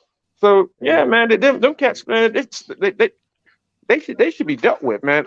Max Kellerman and all the cats up there telling lies, putting those graphics up there doing fights had Teofimo's last fight, they had him up there as former undisputed. Nah, man, whoever, and Max Kellerman up there saying it. I mean, they're undisputed within the WBC, but not the other sanctioning bodies. No, there you go. The franchise is the super belt, man. Listen, man, when the WBA super got created, it took 3 years for them to get recognized. Everybody called the WBA super trash too. There you go. It took 3 years to get recognized until they finally got fucking recognized. Franchise just hasn't been recognized yet. Y'all just gonna, we really just gonna sit here and let that lie just go through. Yeah, it's two types of undisputed now. It's two types. Yeah. That's crazy. That's crazy. How's it two types? I'm just saying, like, Teofimo was an undisputed liar. That's what he was. He wasn't no damn undisputed champ. Yeah, it's only one. But I mean, he can't say he's undisputed because the other sanctioning bodies don't say it. But like at the same time, if you're, you could, I don't know. I don't give a fuck. Yeah, you don't know exactly. The only ones who called it undisputed was ESPN. You look up. I know, bro, but you guys. You look up ESPN and it says right there. It's ESPN's description on Wikipedia is known for improprieties and conflicts of interest. That's why Wikipedia calls them corrupt. It's like you can't blame ESPN, man. You gotta blame the fucking WBC. You gotta blame these fucking sanctioning bodies for fucking creating all these fucking belts. They make the mess in the fucking first place. You blame the WBC for creating this fucking franchise shit. You blame the fighter for requesting the shit, and you blame ESPN for fucking lying as being a fucking platform who's supposed to be on sports. That shit is fucking pitiful. It just goes to show how corrupt boxing is. Imagine fucking the Rams winning the Super Bowl and they're fucking not even ranked in the fucking top 10. You see what I'm saying? Or imagine fucking the fucking Cincinnati Bengals or the fucking Boston Celtics coming into the season and they not even ranked in the top 10. Like, what the fuck? Like, come on, man. People would be like, what the fuck are we talking about? Or like putting a top basketball player, like saying, oh, they're not in the fucking top 10. They're not one of the best. Oh, fuck it. Jokic isn't top 10. Embiid isn't top 10. It's just this bullshit. If they were saying that in sports, motherfuckers would be losing their mind. But they're not saying that. But that just goes to show just how manipulative and how bullshit, the politics of boxing get. And these lies that's regurgitated. It's fucking false narratives and shit. I heard y'all talking about the potential Usyk and Tyson Fury fight. Right. Somebody got mad with me yesterday because I said I personally don't want to see that fight. And Usyk's a blown up cruiserweight and Tyson Fury's a super heavyweight. And they told me, they said Usyk weighed the same thing as Deontay Wilder when they fought. I'm like, Deontay Wilder is 6'7" and whatnot, longer reaching the whole 9 yards. Just because they weigh the same don't mean the same. But Deontay Wilder, that's because he blew up, bro. Deontay Wilder, his real fight weight is around 212 to 220. That's Deontay Wilder right there. With that 6'7" frame and everything. Yeah, but again, you know what I'm saying, you can't go merely on weight. You got to go on also, their dimensions. And then Tyson Fury like to put people in arm locks and all this other kind of stuff. You know what I'm saying? He get in there and wrestle you, and, lean on you and fall on you and all that mess or whatever. I said you can be the same weight, but it's all you are the same weight. I don't see Usyk. I think Fury way too daggone big, way too big. I think that's his advantage over everybody in the heavyweight division. That's, you know what I mean. We didn't see Steve Cunningham drop and put Tyson Fury on his motherfucking ass. I think it's just going to be an easy victory for Fury. Is that what you're saying? That's why. It's a foregone conclusion. We got to see it though. Can't just assume. Usyk ain't got the power to keep him off of him. Steve Cunningham was pillow fisted and he dropped Usyk, man. He fucking sat him on his motherfucking ass. That we want to see the fight. Fuck that. Put him in there for undisputed. Fuck that. If he gonna go in there, if he go in there and get beat, he go in there and get beat. If he go in there and fucking, I don't give a fuck how it go. You know what I'm saying? Throw them motherfuckers in there for undisputed. And Tyson Fury talking this bullshit, talking about you got 7 days. What happened if they give you goddamn 100 million in 10 days? You gonna say no to that? So don't listen. I don't listen to what that motherfucker talking about. You just trolling. Yeah, Throw man. them motherfuckers in there. Throw them Hey, motherfuckers in I there. said, And I don't whoever want to get see it. beat I ain't up, say, all I said was I Oh don't want to yeah, see it. But Roxy. he talking about 7 days. He ain't got 7 days. Motherfucking Tyson Fury got 7 days. He got 7 days to get that belt up. Just think about it. If Tyson exactly. Fury wins this fight, he's the greatest. He's the greatest heavyweight. I mean, he'll Straight solidify junkie. himself as the greatest heavyweight of this Yeah, I generation. mean it's junkie shit. Straight junkie shit. And if Usyk wins this fight, he'll be the greatest fighter of this generation. No, No, no. How can no, it's still up to What? Usyk to fight. There you It's still up go. to Usyk to fight. Usyk ain't gonna get that just like that. It's still up to him to fight. He ain't clean the place out.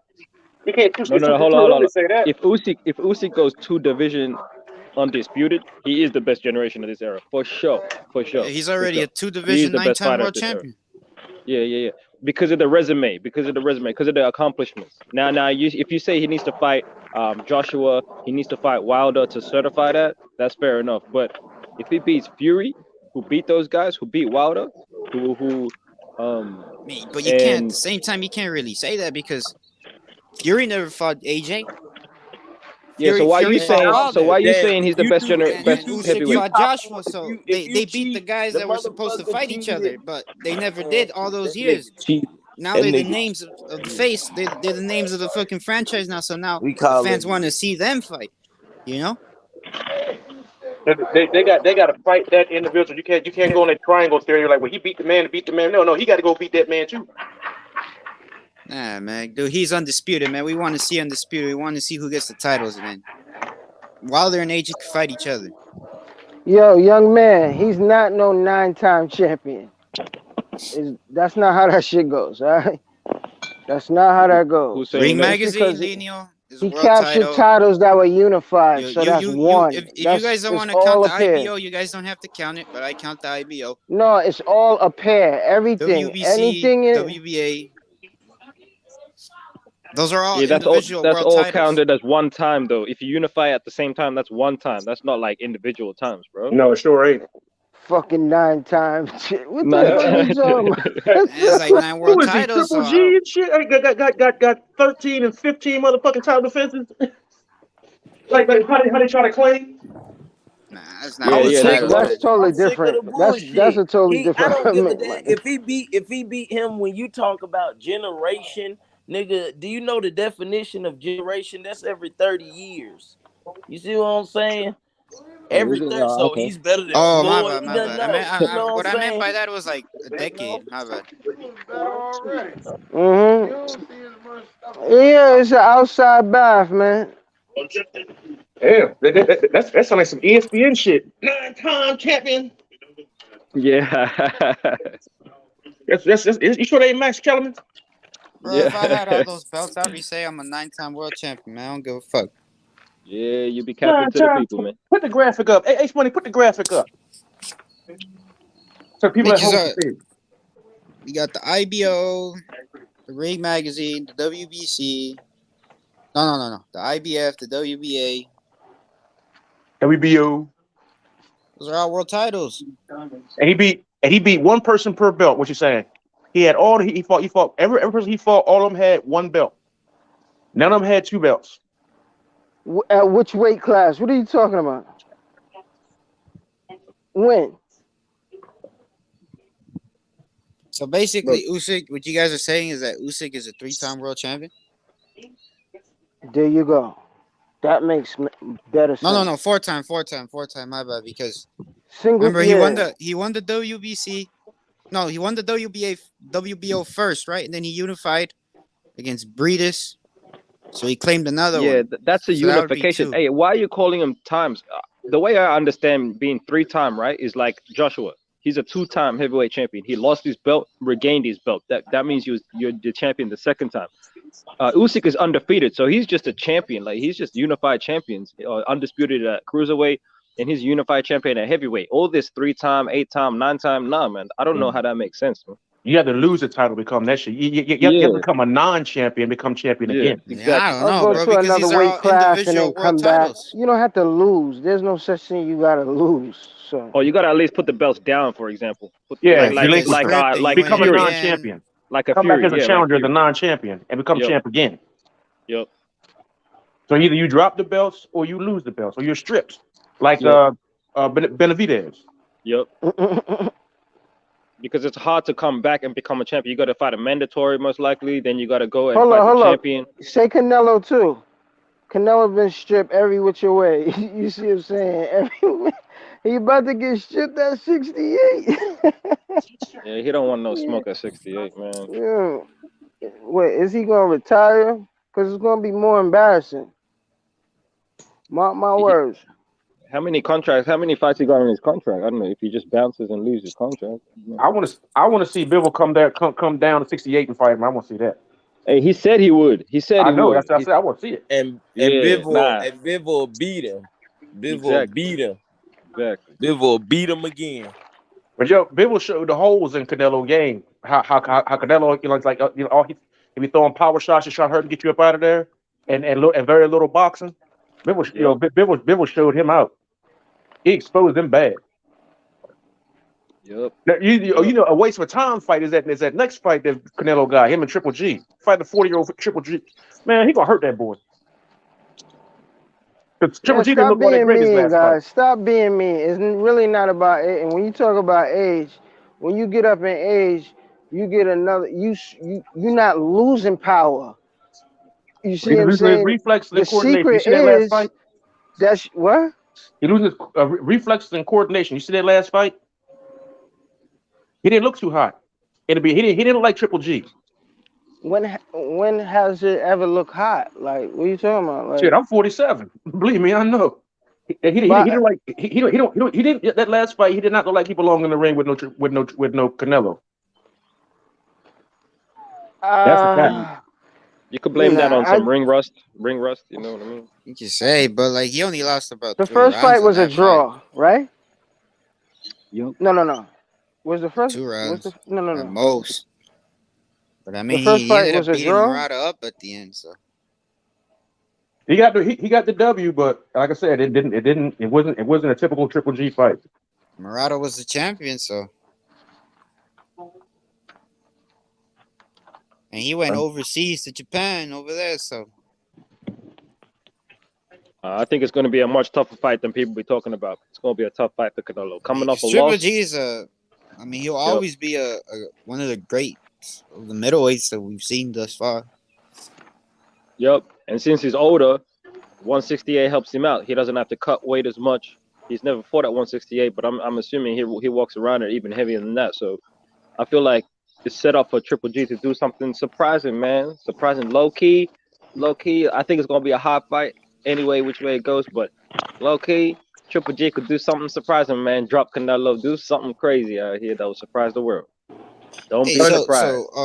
Let me ask you a question, The Steve though. Rose fight wasn't at 168, or was it a catchweight at 64? Canelo, a top 3 middleweight of all time. Let me ask you a question, though. Put B-Hop in his prime in the mix with Canelo in his prime and Triple G at 168, and to make them the fantasy 3 kings. And what you got? Who you think end up with undisputed? Yeah, who's this? Who said that? Me. 168. I mean, Yeah, we haven't seen Triple G ever fight at one like. No. At middleweight, regular middle. Yeah, it is 168. No, it's 160. Bro, we got Mark. Yeah, 160. Bernard Hopkins destroys, makes Canelo look like a fool. We saw what he did against Floyd Mayweather, another defensive fighter, African American fighter. He loses, man. He loses against Bernard Hopkins every time he fights him. Every time he fights him. We got Hagler against Marvin Hagler. He Marvin damn sure Hagler, loses Sugar Ray against Marvin. Robinson. Come on, man. He ain't top 3. So what y'all saying is ESPN Triple was G trying don't to say got Triple that G drop of blood in him. was better than B Hop though. That's what y'all That's saying. why I asked the Triple G question. ain't got that blood in him. You see what I'm saying? ESPN That's what y'all was saying. trying to say that Triple G is better than B Hop. That's why I asked the question. Nah, that's cap, bro. We know what ESPN be doing, bro.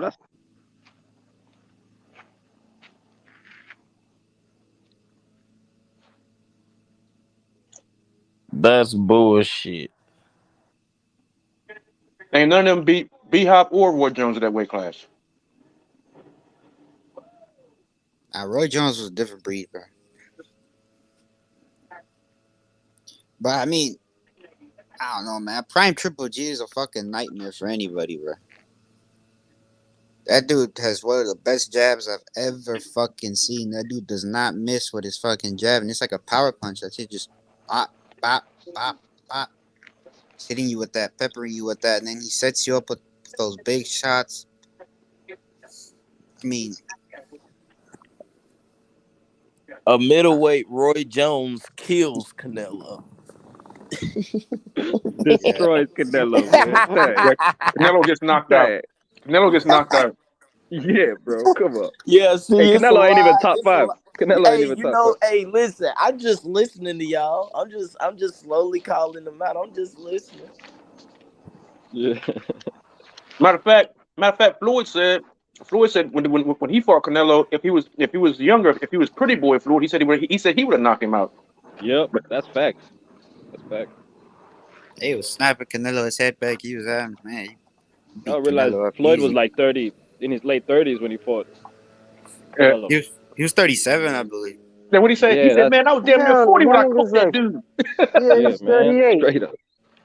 Straight up. Everybody call Canelo. I don't hear nobody talking steroids. Yeah. Hey, Bud be popping that Oh, shit. vacate, Bud be popping that shit. Bud be and being popping that fucking shit. stripped. You see what I'm saying? Embarrassed. You see, he's gonna be put in another situation, but totally different. You know what I mean? Where he gonna get embarrassed again, like, you know, something gonna like show and prove. You know. Hey, I wanted to ask, you think, knowing that Charlo is injured, you think if he wins against Triple G, you think he gonna call up Charlo? Nah. Hell no. Nah. He ain't gonna win a He don't. Charlo or Benavidez.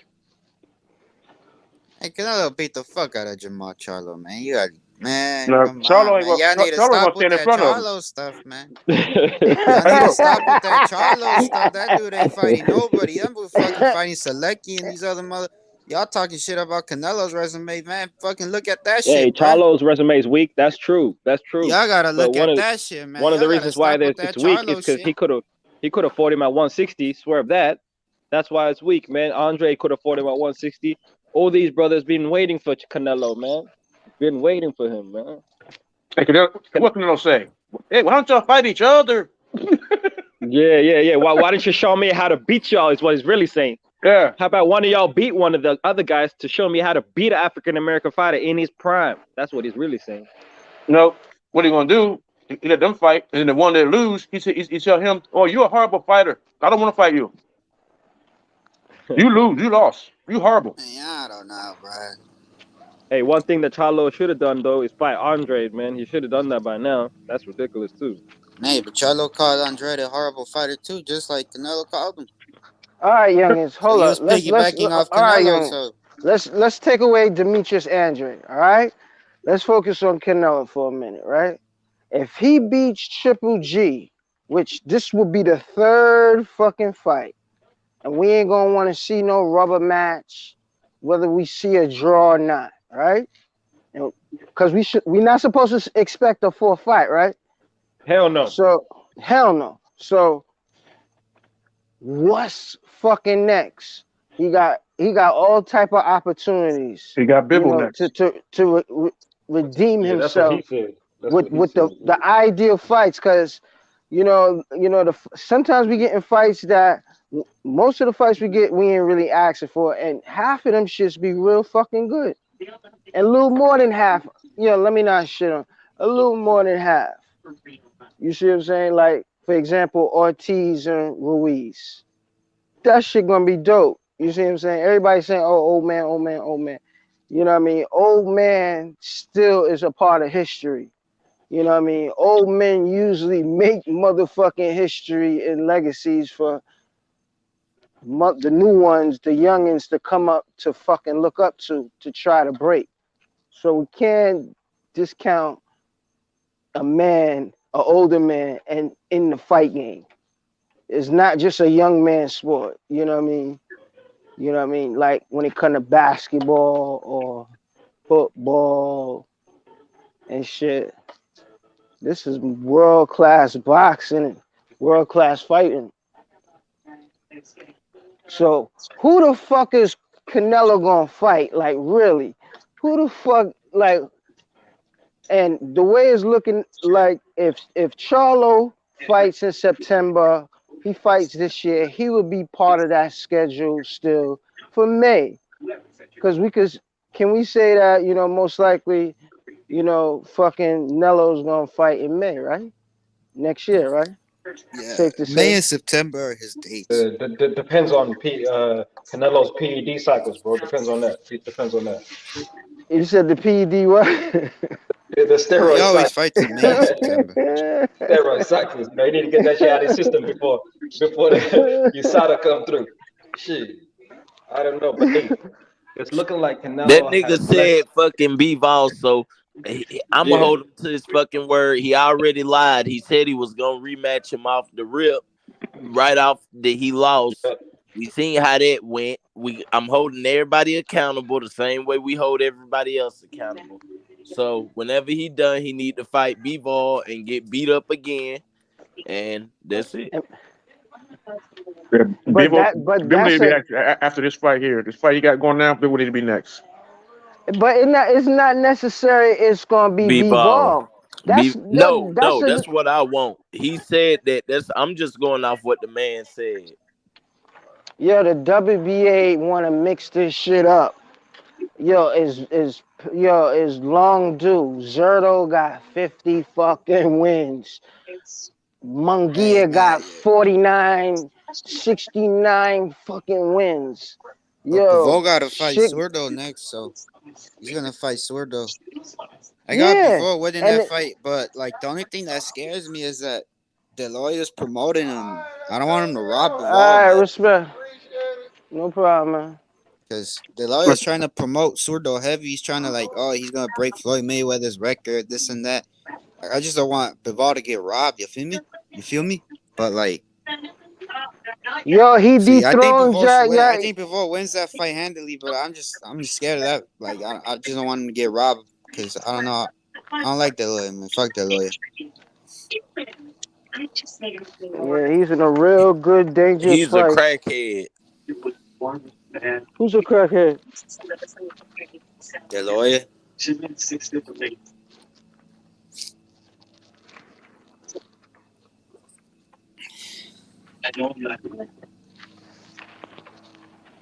There's less and less places for Canelo to run. He's running out of exit doors, bro. He's running out of exit doors. All directions, he's got smoke. And apparently, Andre is moving up to 168 and vacating his belt. That's what he said. So he's looking for that Canelo smoke at 168. Johnny Bick's gonna be the world champion. Why the fuck does somebody want to fight Johnny Bick, man? Honestly, Demetrius Andres is last. Most likely, he will not get the fight next after Triple G. So we gotta start. I want all of y'all to stop mentioning this nigga Demetrius Andres name. Like, y'all gotta have the utmost respect. Y'all gotta have the utmost respect when y'all talking about Demetrius Andres. He's the hierarchy of all challenges. I don't give a fuck what y'all talking about. Janet Beck. I like I like what I see. Is the most avoided fighter at 160 right now. Oh my God, you was I'm just not born. talking about Andrade because You was just born yesterday, man. How you gonna say some shit like that? Like, come on, man. Listen, the nigga got 12 fucking fights, my nigga. Yo, he is not more decorated than Nomo, and Nomo got 3 gold medals, and he lost his second fight. And what's the other Asian kid? What's the other Asian kid that had? Look, hold up. They There's abducted an him. They Asian could have kid fought that for the that WBO came out interim the title, but Olympics they didn't want to fight him. like 6 years ago. I can't pronounce his name. He was hot shit, big time Olympian. Bob Arum put him on, and I want to say he lost his second fight or something. So you know, the Robeisy professional game Ramirez? and the amateur game Well, he's is hot right totally now. motherfucking different. I like Janabek's motor. I like his No. fucking But here's the motor. thing, Q. Here's the thing, But Q. I'm he not ain't saying seen all Andrade the ducked him because styles he's yet. moving up to He 68. can't just go all the way up to the hierarchy. He ain't got the back. He don't have the note.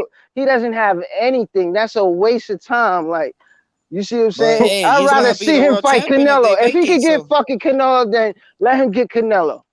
But he ain't nobody. If he Who's can't Janabek's get promoter? Canelo, if he can't get what the fucking fighters we talking about at middleweight, super middleweight, then he Who's ain't. Janabek's He promoter?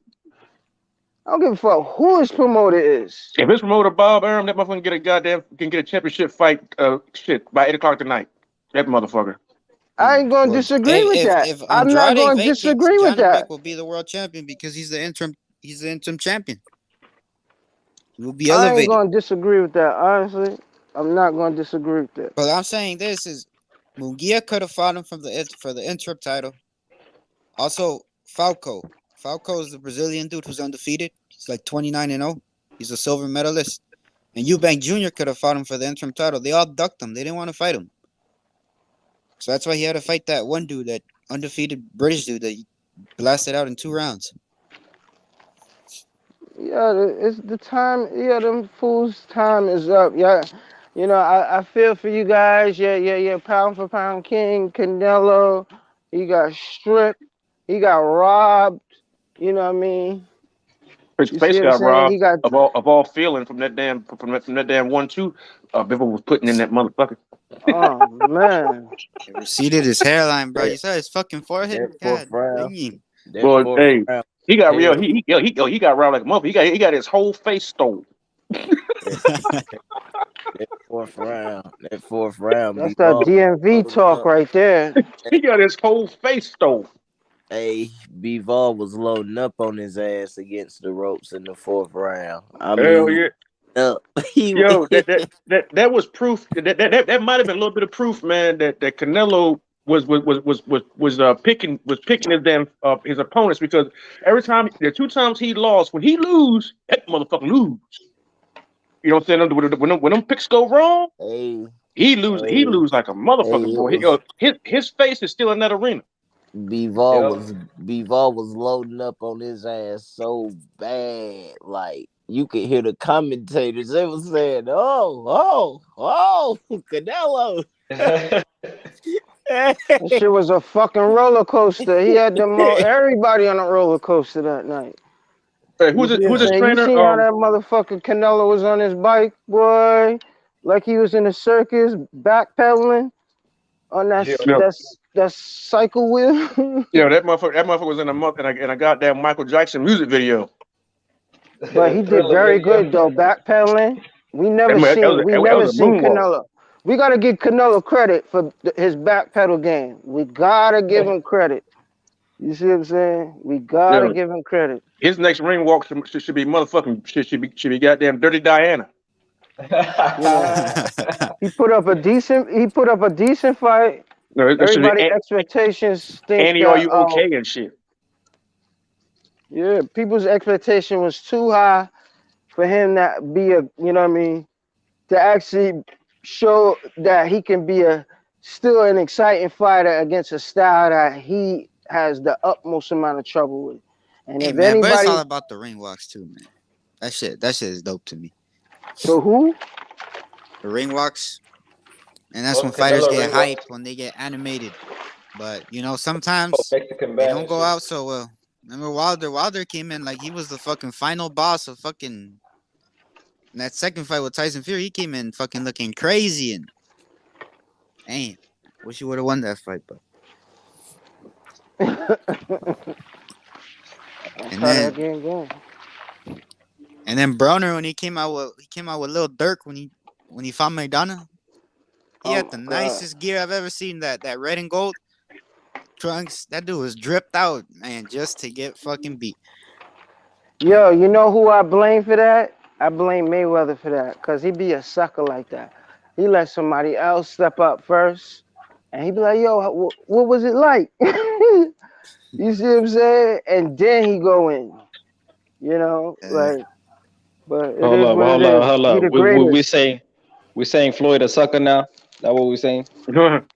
That's what Nah, I but we heard. can't That really what say we that saying? because I feel Broner. I mean, Hold listen, up. man, Broner No, ruined his yeah, own career. we all, like, you know what I mean? We all could be susceptible to do some sucker shit. You know what I mean? You know what I mean? But what I'm talking about, it wasn't really that obvious. What I'm saying, because when you look at it, he fought considerably the best of the best. You see what I'm saying? Yup, all of them. He can't fight somebody that's not in his generation. That's not, you know what I mean? So based on, if you look at his resume, he fought nothing but motherfucking champions, et cetera, et cetera. You know what I mean?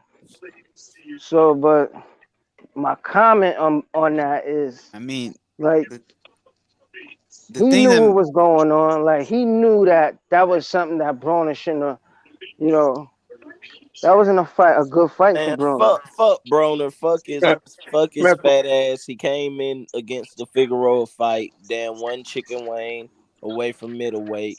Man, that motherfucker Henny drinking. He need to go goddamn, get his yeah, I mental mean, health Broner will never situated. change, man. He's Floyd just actually Fuck exposed a my that. waste daughter. of talent. Floyd actually Oh, exposed my daughter. Remember before the fight, when they were leading up to the fight, when they was inspecting the gloves. Floyd was Yeah. like, no wonder you beat Broner. Look at this shit. He went, looking at the gloves. They said, no, this same gloves we used when we fought Broner. He's like, oh shit, no wonder you beat him. Wearing I these mean, motherfuckers ain't no padding in these shits. So he as far Floyd, as I'm concerned, the commission approved the gloves, but man, Floyd paid $1 million. commissioner ain't He never gave caught him $1 nobody, million man. to change the gloves. The commissioner ain't never If caught I'm nobody, man. correct, That's a The fact. commission there to take the commission there to take your money. You're a fighter, commission and the section by there to take your money. That's all they're there for. They ain't never caught no fucking body. Name one person they caught. Exactly. yeah. But I was about to, we but I got was to about talk to about say something the else. I don't gloves even want did to talk look like about it they no look more. Talk like about something that fool else. was sinking his hand into them. Talk about it's a bunch of way better fighters than That's that. Come a on. glove you don't even have to adjust to. You know what I mean? And you don't even have to really break in. Ain't nothing to break in. And then and that Chuck Simpson fight. Yeah, Chuck Simpson last fight. The guy he was fighting tried to wear a pair of gloves that he used in sparring. Still had blood on him. Yeah, there was a big fuss over that shit. What was that last week? Week for last? Hmm. Crazy shit. They motherfuckers trying to pull. Oh yeah, but the commission has caught some fighters. Who? They caught you know who Shockey Foster is? You Oh, know Shockey Foster. yeah, when he fought Miguel Roman. You know Miguel Roman, Mickey Roman, the guy who fought Salito, the Mexican guy. Yeah, Salida. Yeah, Mickey Roman, his gloves, I think they didn't have that much padding in them, and he was gonna fight with those gloves, and the commission checked him right, and they ended up taking those gloves off him, and they put on some other gloves, and Shockey Foster beat the shit out of him, stopped him. Shockey, Texas boy. But man, is it the shit on Canelo Day, bro? Is everybody just and I'm not a big Canelo Hey, I'm fan. not trying to That's shit on every him, day. YB, but That's every What's day. up with the Canelo? They got other shit going on. Yeah, no, we got. That's About what I'm Yeah, Canelo. we saying. We got shitting a on that bunch of other nigga. fighters. We Hey, got a that's how bunch you of other know. fighters that we could talk about, man. I mean, he did duck the vote, but like at the same time, man, we gotta chill, man. I mean, He Yeah, gotta after avenge that. Canelo rooting I'm for gonna talk shit. John what Gervonta Ryder. say, Andrade, you gotta fight them all one by one. You gotta fight Goku, this motherfucker. Like, come on, Canelo rooting bro. for John Ryder, man. The thing that made the Floyd Mayweather era Hey, so great is that they all fought each other. Cotto fought you Pacquiao. forget that word Pacquiao crown, fought man. Huh? Cotto. He gotta Cotto fought Floyd. he gotta fight Bivol. He Floyd gotta fought fight Pacquiao. Canelo. He gotta fight Goku, Vegeta. He gotta fight all them motherfuckers. I'm telling you, I want to say, GOAT. You're gonna be disappointed, man. But I'm sure you understand that, he gonna disappoint you that he ain't gonna fight Bivol. Like, even though you gonna hold him to his word, or you think Nah, he gonna fight his Bivol. word He gonna is fight his, Bivol. He gonna fight him. Like You what I sure hear about is that? he Why are gonna you so fight sure, bro? Zerto. like next May. Next May. If Bivol beat Zerto in May, then they gonna fight next May. That's what I heard. That's what Coach Hey Joel Diaz man, told me in person. YB, Bevil's that coach fight told me that. scared me though, bro. I don't want him to rob Bevo, man. You know how De La Hoya is, bro, with his fighters. There ain't Yeah, gonna be no robbery, bro. I Canelo want gonna Bevo to fight win Bivol. that fight so bad, but I just don't want him to get robbed. He gonna fight Bivol again, bro. I Why promise y'all. YB? Tell him one more time. Well, Joel Diaz. Why Canelo need to get? Why Canelo, if he wants to fight Bivol, why is he fighting Triple G then? I don't know, bro. That ain't none of my business. I'm not in the motherfucking boardroom. Oh, okay. Yeah, like, come on, bro. Like, don't be asking me that dumb ass shit, bro. Ask the zone. Like, motherfucker, like Nah. We need to ask Bivol. I mean, we need to ask Canelo, not the zone. That's Canelo's call. You think the zone is telling Canelo what to do? Hell no, bro. Hell no. Shit. I don't know what's going on. I know Canelo called the shots however he want to, but at the same time, I know the zone. I know the zone wants the Triple G fight bad too. No, that trainer. What's his trainer name? Joel Diaz told me that that Canelo and people will happen again in May. That's what they were hearing. If they beat Zerto. That trainer, Canelo's trainer and manager, because Canelo said I was old mouth. He said I go in the direction that that guy tell me to. Eddie Reynoso.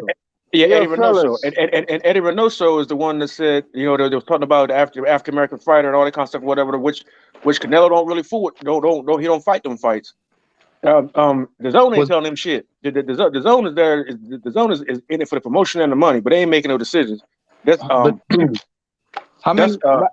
I kind of agree, but what does the African American fighter got to do with Bivol? That's how they got. That's how they got him up before. Was giving him all that money, but they wanted big blockbuster fights. But Canelo was fighting them dub ass fights, and they got into that lawsuit. Remember that? Yeah, I remember that. Hey, but TB, what does African American fighters? What he said about African American fighters have to do with Bivol? He said he said as far as Canelo fight him, hit the guys in his camp. He was saying the African American style is very difficult. Okay, now, I don't know what particular style that is he talked about because you know what it got to do with Bivol, YB? But Charlo and Andrade don't really got styles like that, though. He got he under the tutelage of fucking Roy Jones, man. I'm telling you, Roy Jones went over to Russia, man. And Bivol ain't under no tutelage. Bivol under that Eastern European bloc style, bro. Yep, sure is, straight up and down. It's a lot of movement. It's a lot of movement. I agree. No disagree. Them people from Eastern European, Russia and Eastern Europe can box. Kazakhstan, Uzbekistan, all them places, bro. They can fight. They fight straight up and down and come forward, and they just box. There's okay, no then. Russian. So that's what I'm saying. So what does the African American style have to do with Bivol? He has the best style in his own country. His whole country is no better boxer than Bivol. You brought that up about what Russian better than Canelo him. when it don't got nothing to do with Bivol and the rematch. What I was saying was that Eddie Reynoso is the one that's pulling the strings over there. I said and I brought the comment that he made why why they move the way they move and how they move, and that's some of the logic that he uses in making his decision. And Canelo is the one. Canelo said that he follows what Eddie Reynoso says, and the zone ain't pulling no strings. That's why they had that lawsuit before. Yeah, but you said it's a difficult style. But like, I guess when you think about African Americans, I'm just bringing up one of the things that he said in his matchmaking decisions. Is what I'm saying. That's the only thing I've heard him say about his matchmaking decisions. It's the only thing I've ever heard him say. And I brought that up because he is the one that makes the decisions of who Canelo's fighting. Right. But let's be honest, does Andrade and Charlo have that slick style? I mean, Andrade they don't have the same style. I said I don't know what style he's talking about when he says African American style because I don't think no two African American fighters fight alike. So I don't know. So actually, I said I don't know what he's talking about. But it's that's something that he said, and I don't get what he's saying when he says that because those two African Americans fight alike. Well, Charlo ain't slick. That's my boy. I know him. Charlo's a monster in the gym. He's cool, but he's not slick. One thing I would never disguise Charlo as is slick. So he's not. Look, this is the thing. Charlo's there to be hit too. Just like Canelo, just like a lot of these guys. You know what I'm saying? And Andre, right now, if you were going to fight him, this is the perfect time to get him. Like, if y'all ain't seen no slippage in his last couple fights, and y'all don't know shit about boxing. Because Demetrius Andre slipping like a motherfucker. And I love Boo Boo, but he slipping. 34, going on 35, injured, coming off an injury. Inactivity. Bro, if there was a time to get him, the time is now. Real shit. You talking about worse than Charlo? Worse than Big Charlo? Nah, because Charlo's inactive too. He ain't fought since last June, and he's coming off an injury. Which, Big Charlo? Big Charlo ain't fought since Juneteenth of 2021. What's the stuff that they talking about that he ain't gonna fight no more? His wife or somebody that's saying he ain't fighting no more and all this other. He don't have a return date set at all. Like, that's the truth behind it. We don't know when he coming back. I ask Ronnie every time I see him. Hey, when is Charlo coming back? He tell me I don't know. So I don't know, bro. Like, and that's the problem. The thing is, usually when you scrapping the card, you'll save the undercard fighters for that card. Rais Salim is coming up on this. Rais Salim is going to be the co-main on the card. He's fighting on Luis Ortiz versus Ruiz next Saturday. Carlos Adames is fighting on the Carlos Adames and Montiel is fighting on the undercard of Sebastian Fundora, Seabass versus Carlos Ocampo.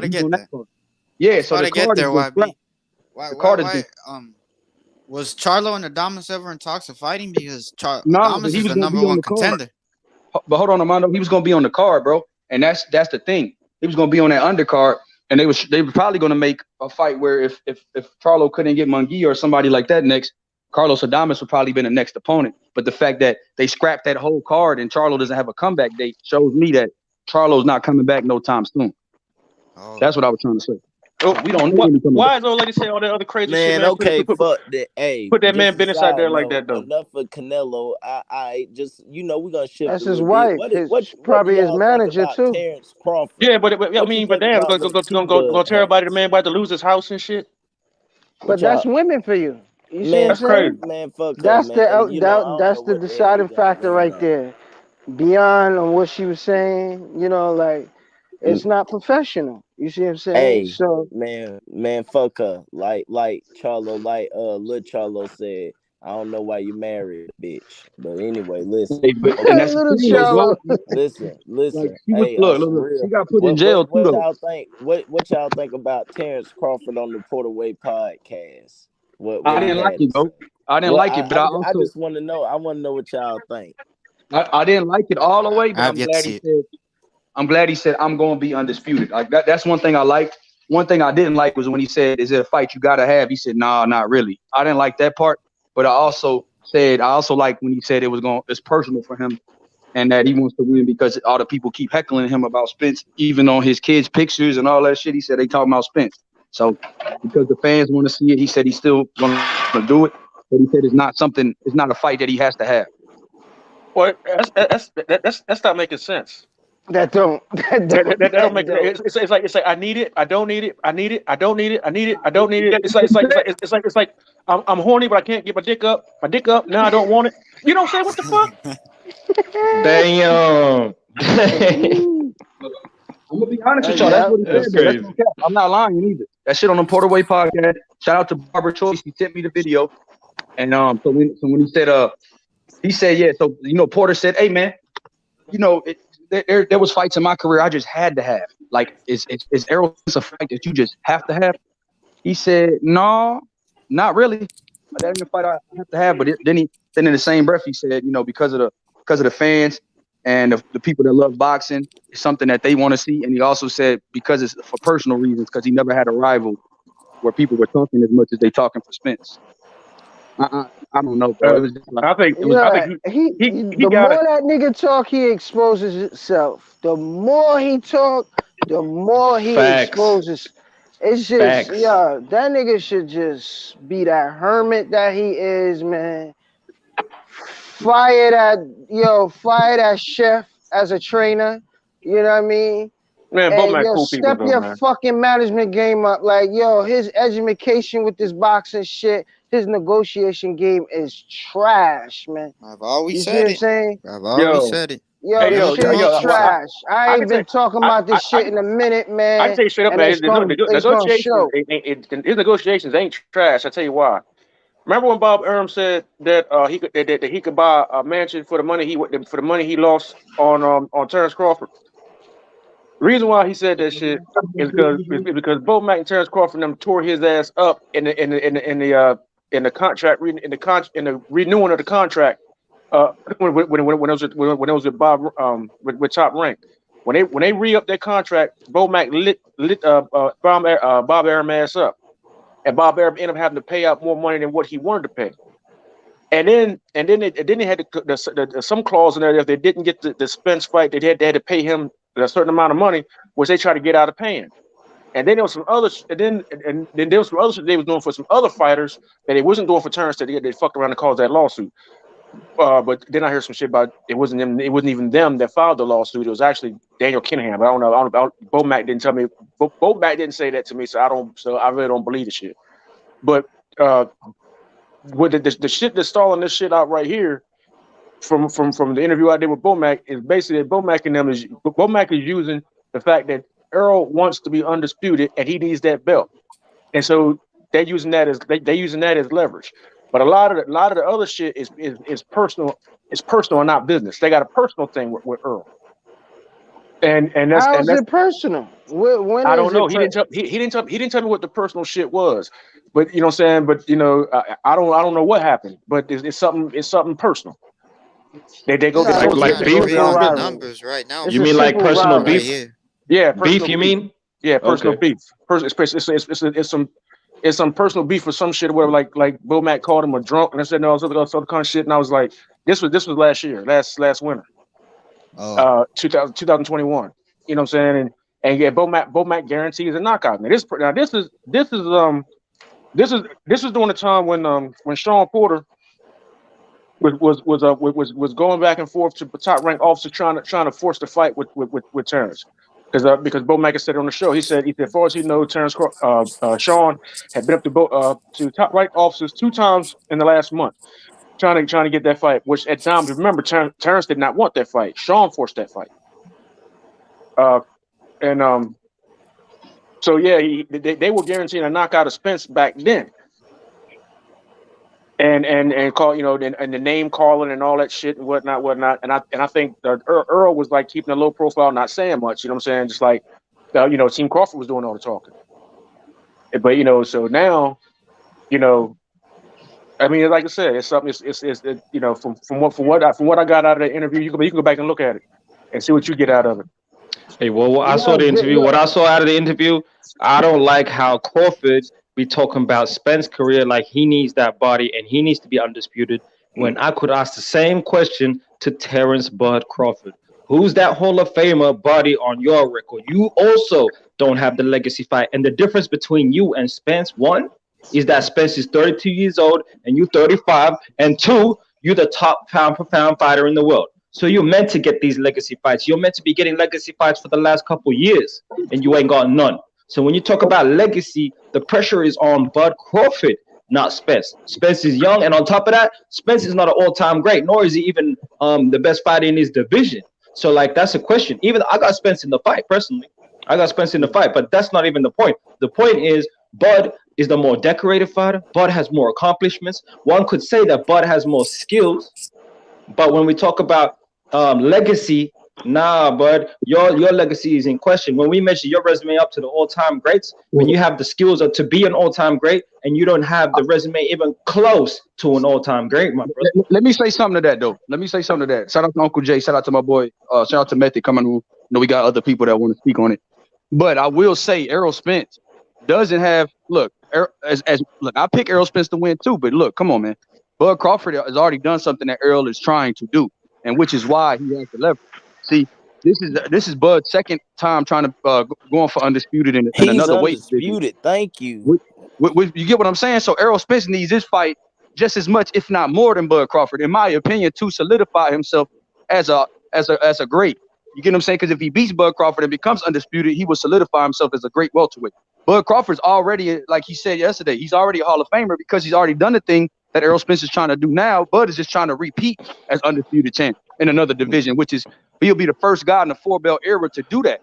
do it twice. Bro, but Of course, why do you measuring? I agree that Bud is more accomplished and undefeated. All that It's not I about agree. accomplishment. But why are you measuring Bud to Spence when the question is measuring Bud to the all-time greats is the real question. So what's good with y'all I get fellas, what you mean. man? I don't know everybody's name. I hear, is that a UK accent? The guy that's just speaking. I don't know my man's name, but he's Yeah. I grew up in the. I'm from. No Go one, ahead. right? Just to clarify, no one is comparing him to the all-time greats.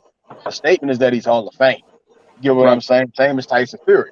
No one is saying that he's all-time great, better than Muhammad Ali, better than Joe Louis, Jack Johnson. Like, no one's saying that. Most people are saying these guys are Hall of Fame for sure. You see what I'm saying? Like, no one would say Josh Taylor is all-time great status, but the things he done did couldn't get him in the Hall of Fame. You see what I'm So saying? I got a question for you, brother. I got a question, just You're real quick. pushing I your got a own question. ideology on what Bud has said. Bud has said, I'm going to the Hall of Fame regardless. I done put my work in. I done beat guys I had to beat from 135 to 147. And if this is the end of my career, not getting this fight due to the suits or whatever, that so be it. You get what I'm So, saying? brother, I got a question for you, brother. Is So Devin be it. Haney a Hall of Famer?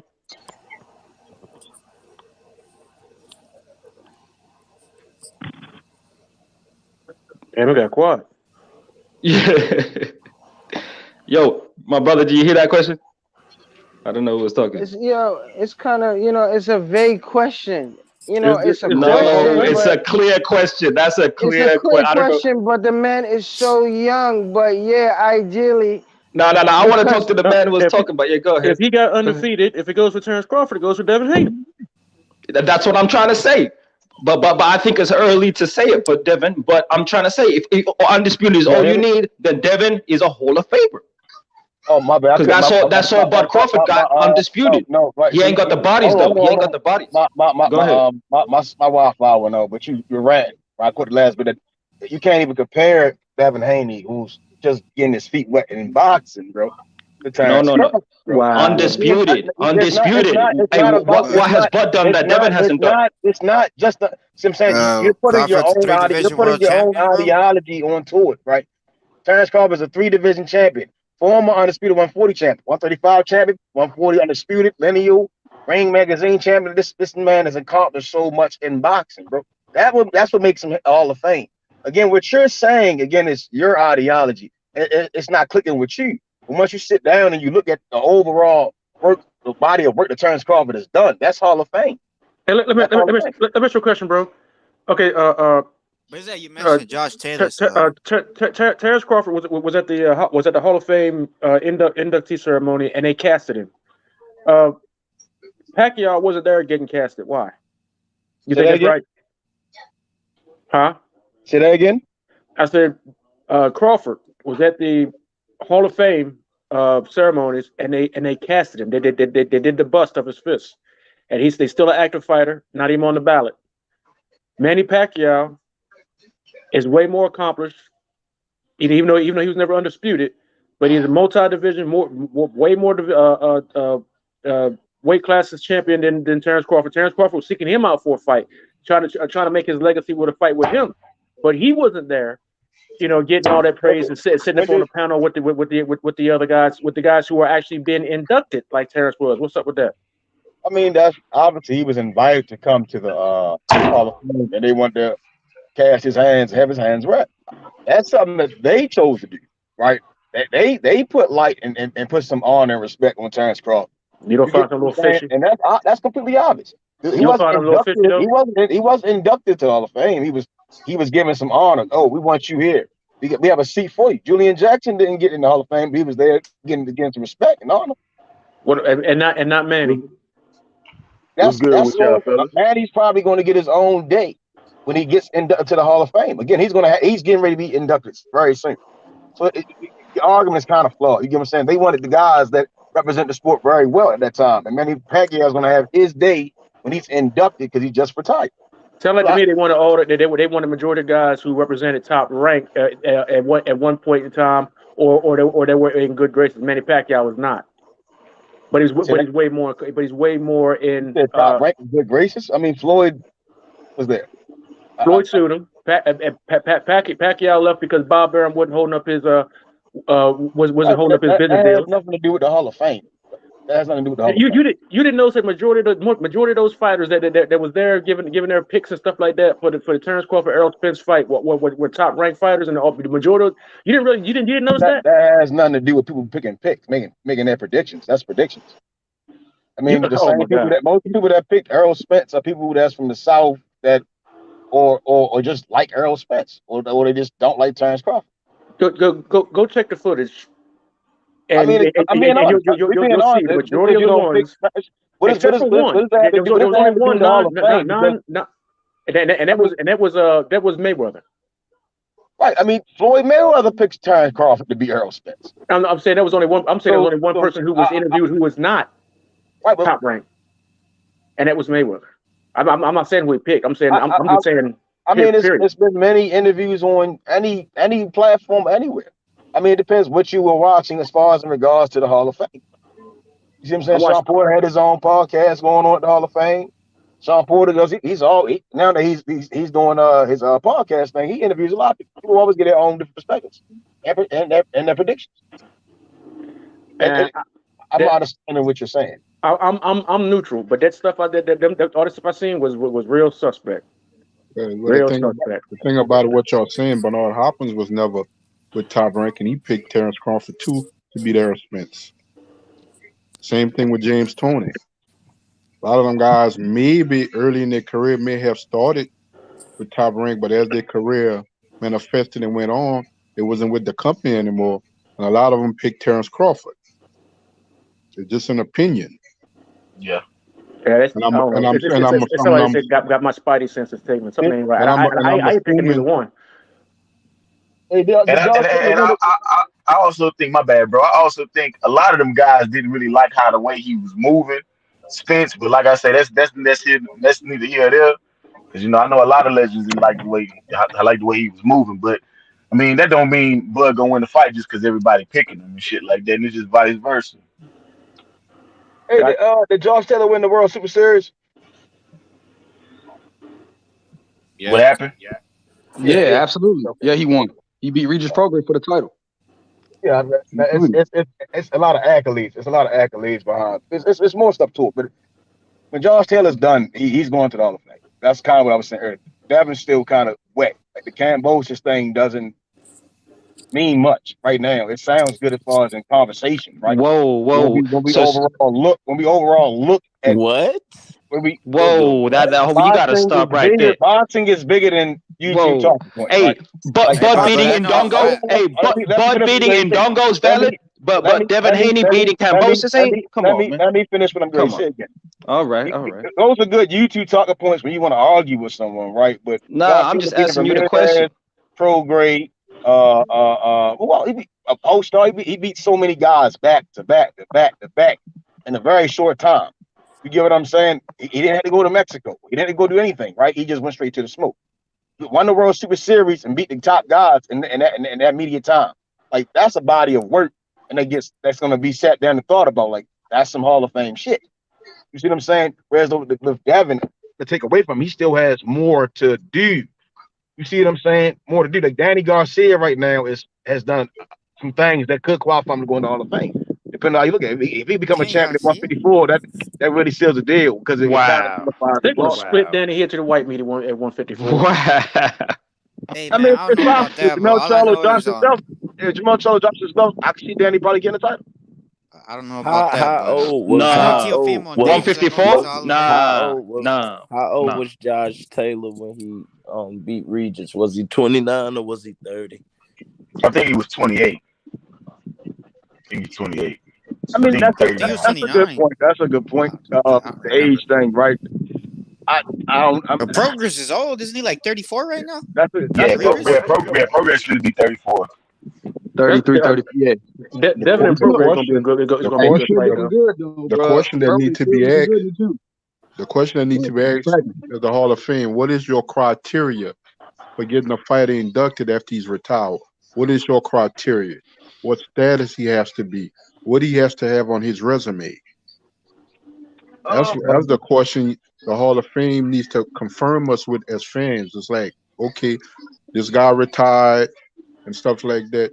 what is his credentials to be inducted and to be qualified as a Hall of Famer? I have a good Because I question. know Did Andre Lomachenko Ward, retires did today. He'll be Andre in the Hall Ward of beat Fame any for Hall sure. of Famers? Because I think that was someone's question about Hall of Famers. Did Andre Ward beat any Hall of Famers? Chad He's in the Dawson Hall might of be. Fame, is he? Yeah, Dawson. Chad Dawson borderline. Chad Dawson is in the Hall of Fame. That's No, my I'm boy. saying for me, he borderline Hall of Famer. Like I don't know. I don't looking at his resume. No, is Sergey Kovalev gonna be a Hall of Famer? That's a hard question. Why? I don't know. Hall of Fame beating women. Oh shit! But I'm talking about in the ring, champ. Yeah. I guess I'd say Sergey would get here in the first ballot, but I think he'll get in. Because Sergey got Bernard. He got shit. He got some Pascals. He got a couple guys on his resume. I don't know if Later Alvarez. Is that recency bias is a thing with being? There's like a lot of recency bias against him. They'll be like, oh, but he got knocked out by this guy. Oh, he lost it. You get me? But he should be in the Hall of Fame. He has a good resume. Yep. Kovalev, a 3-time light heavyweight champion. He in the Hall of Fame. Okay. So if Kovalev is, but see, currently to answer Meff's question, no, because is Carl Frost a Hall of Famer? Yeah, Carl Frost. I think he is. YB. Okay. Is Eventually. Mikhail Kessler? Huh? Kessler? Yeah, he is. Kilbrook? Mikhail Kessler. Mikhail Kessler. Nah. That's borderline. Questionable. It's questionable. It's questionable, but they'll put him in. It's questionable to us, but they'll put him in. He retired undefeated, right? No. That's Kawasaki. My bad. That's Kawasaki. And he lost the award too. Yeah, Mikhail Kessler. And he lost to Kawasaki, and he lost to Froch. Yeah, he lost to Froch, Kawasaki, and Ward. Yep. That whole decision making thing is not. It's not I don't think it's across the board fair. I bet you if we went down the list of Hall of Famers, you look like, damn, how the hell he getting there? And I think the Hall of Fame break it down also the ballots. If you first ballot, or you just a Hall of Famer. Yeah. I think the brother brought up Andre Ward, because I asked the question of who's the Hall of Famer on Bud's record. And to that, I would say, if you look at Andre Ward's resume and you look at Bud's resume, it ain't even close. And that's what I mean. One can claim that Kovalev ain't a Hall of Famer or it's close or it's questionable. And even he's got bodies on his record, like Bernard Hopkins. So that's why I keep saying, who's the Hall of Famer on this brother Bud Crawford's record that solidifies him as an all-time great? And it's not about being a Hall of Famer. He's walking into the Hall of Fame. He's walking in. But the question is, if you were a great of your generation, you got to prove that with your opponents too. Not in Dongo, not Ricky Burns. Now, what about a prime Yorkis Gamboa, though? You think he's in the Hall of Fame? Yeah, Gamboa's questionable too, but yeah, questionable. Yeah, but questionable. A lot of those big names that Terence fought, they were a name, but they weren't the same talent they were, you know what I'm saying, at the time that Terence fought them. Like even Bomac said that compared to the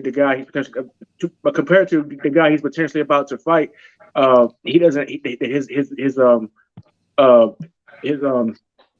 the talent that he fought is not as good as the guy he's potentially about to fight. I mean, all right. So I got a question. You're saying they're out of prime or something like that? I mean, did Crawford have that same? So that's like the same thing we could say that with Bernard Hopkins and Kovalev. Bernard was like 49 when he fought fucking Kovalev. I think the thing with Crawford is that, again, he didn't have that same backing that Gary Russell had coming out the Olympics.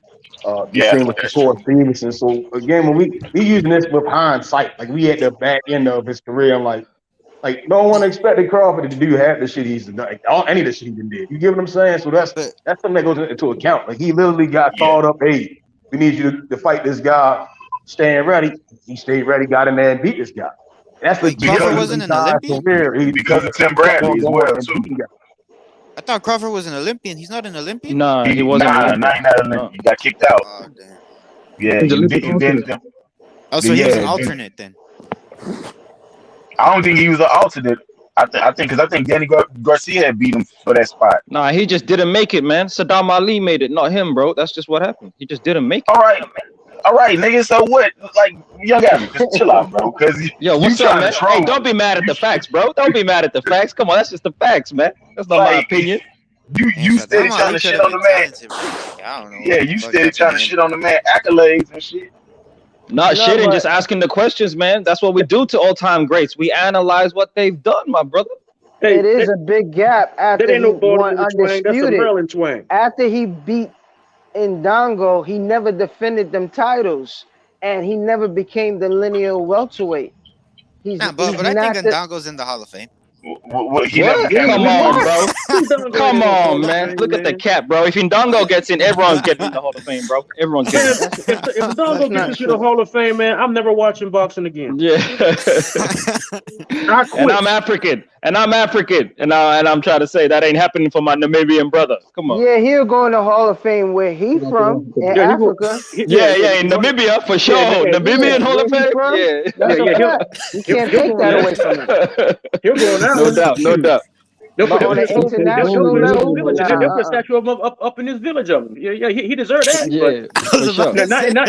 Not internationally, my brother. No. No, I ain't say all that about village. That's a fact. Yeah, for real. Sure, I don't know though.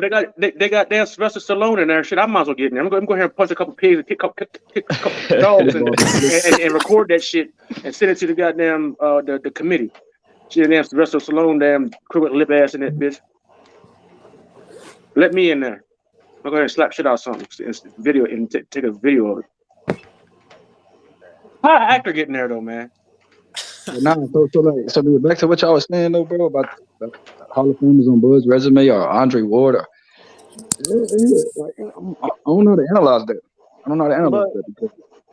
But who? If y'all talking about Bud and all that shit, B-side Bud, who the fuck he gonna fight? B-side Bud.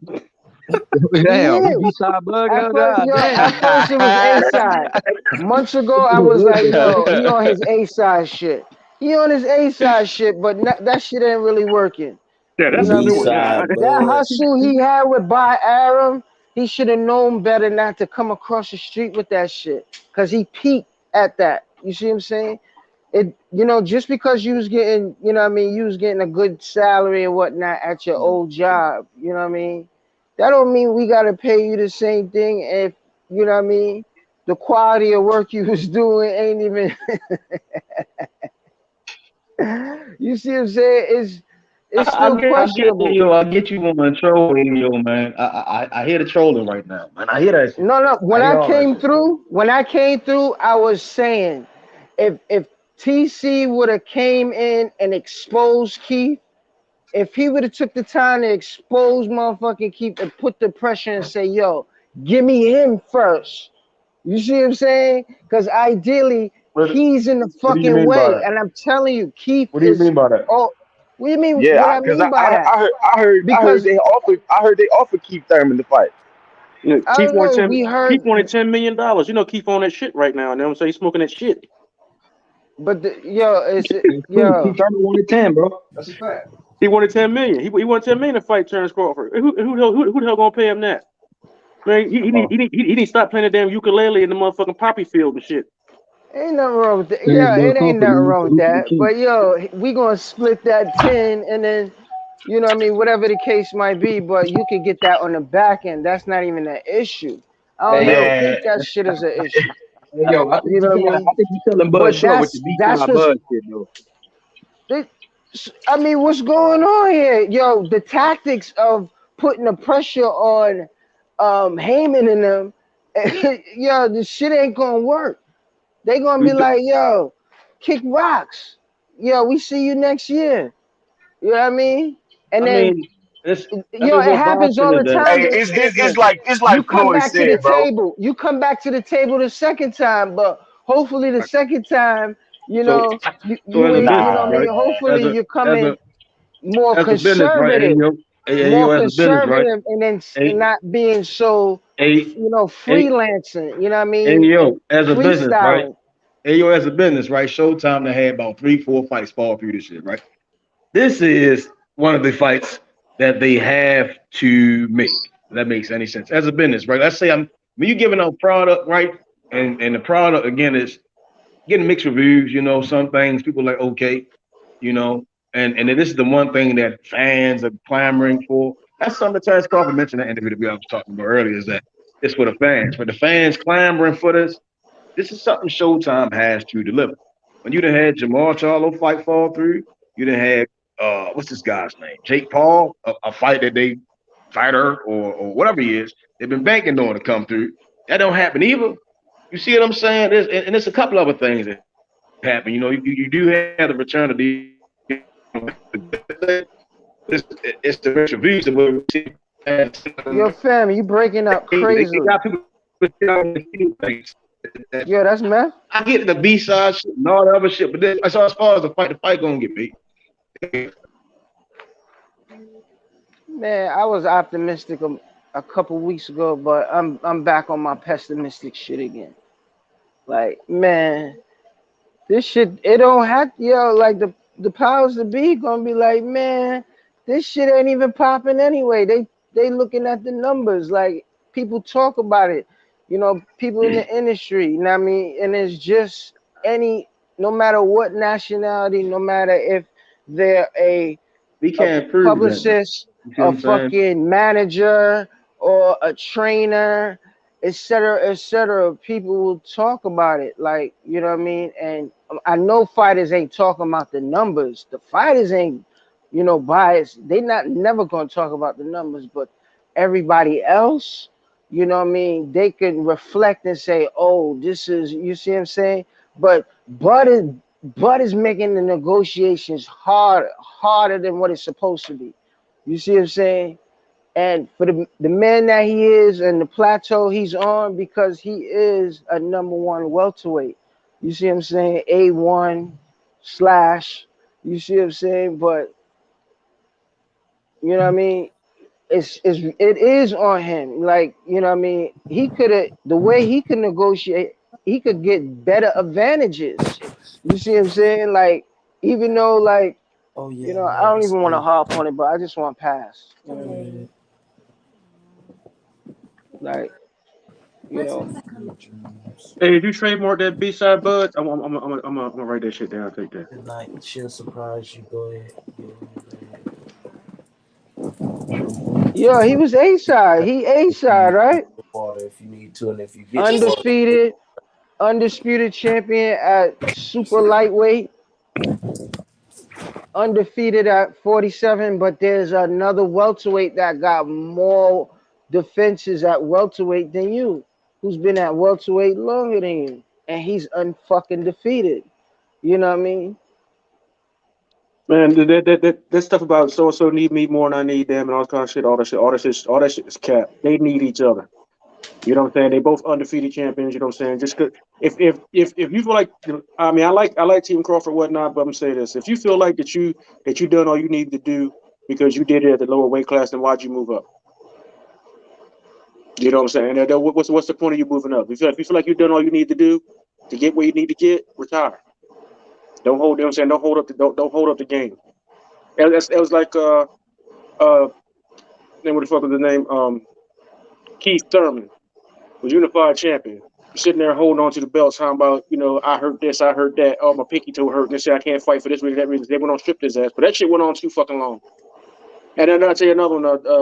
He my boy, but Mr. Gary Russell. You know what I'm saying? Sitting on that belt for all that long time.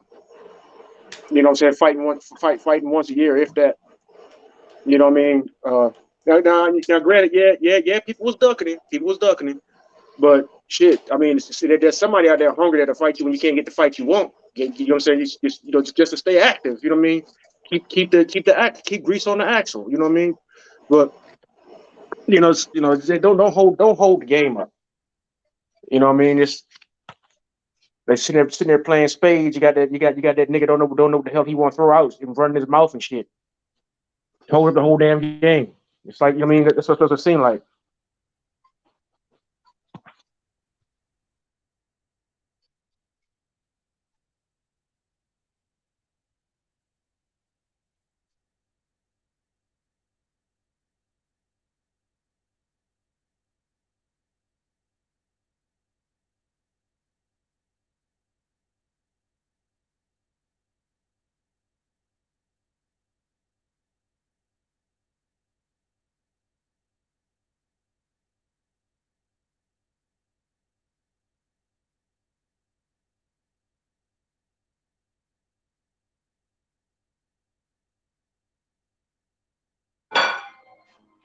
Yeah, everything all good, niggas. Shit went.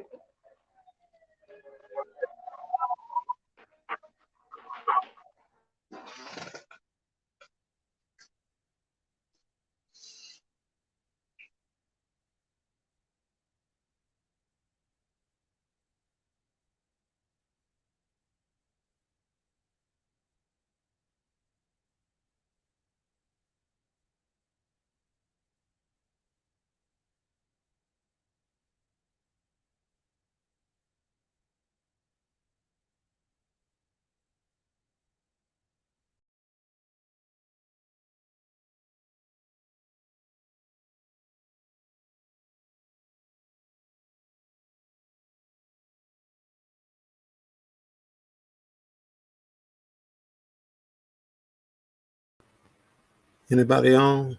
Can everybody hear me?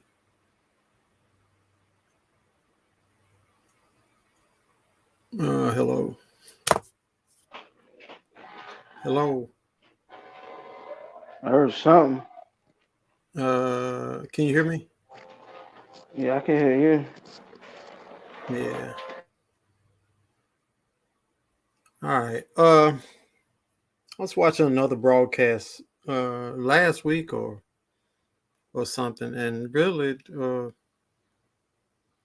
they only have one date between November and December. The fight's not getting made in October because Deontay Wilder got a pay-per-view, but the only date they can make on a Saturday night in Vegas is December 10th at T-Mobile. Everything else is tied up with other stuff. They don't make December 10th, then that fight's not going to happen this year.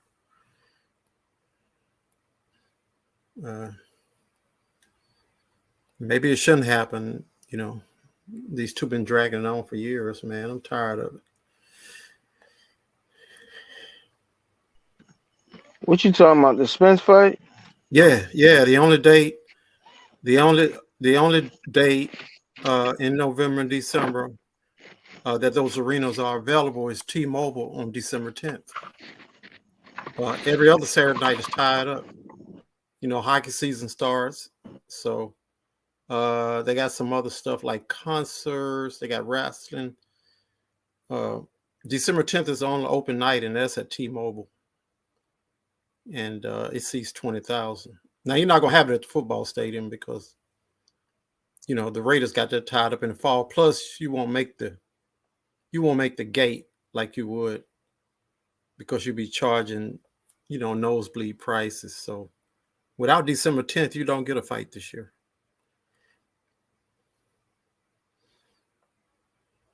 Yeah. So they brought it on themselves, man. I don't just blame Bud. I mean, Bud on his back end might be dragging, but Spence on the front end was dragging. So it balances out.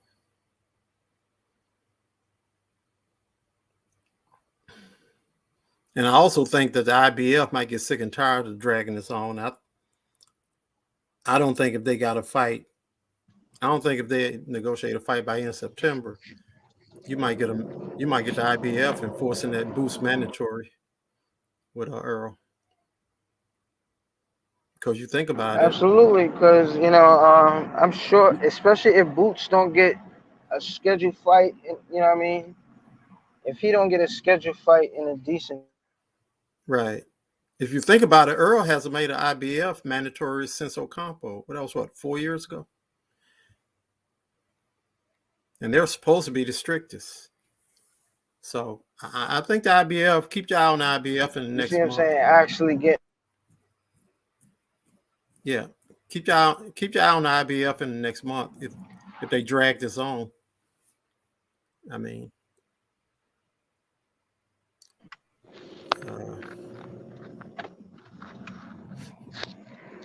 you know, fucking Boots just won the mandatory in the spring.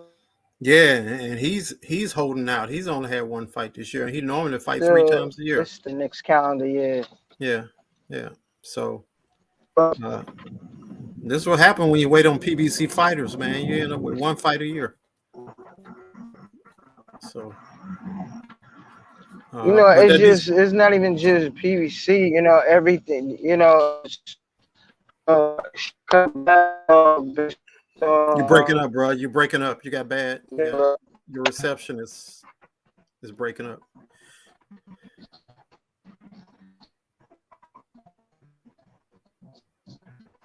Yeah, you on Bluetooth or something? You on Bluetooth or something?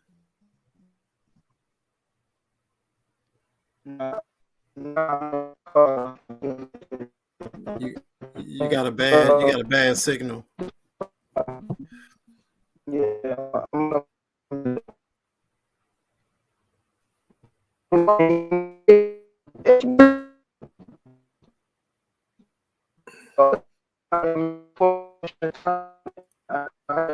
Man, you sound like a guitar, man. You sound like a guitar plucking.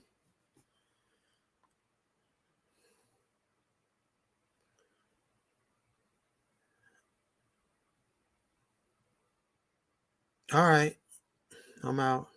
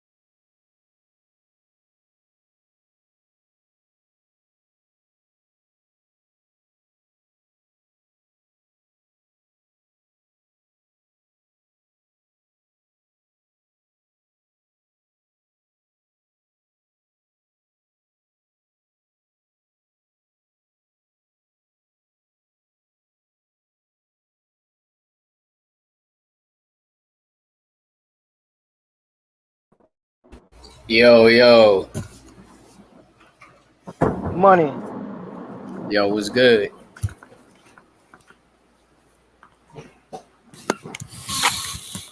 Yo, what's good?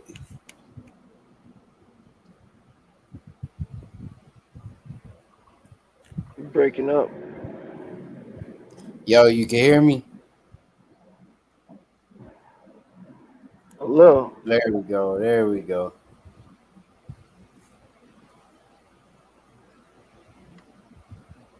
Can you hear me?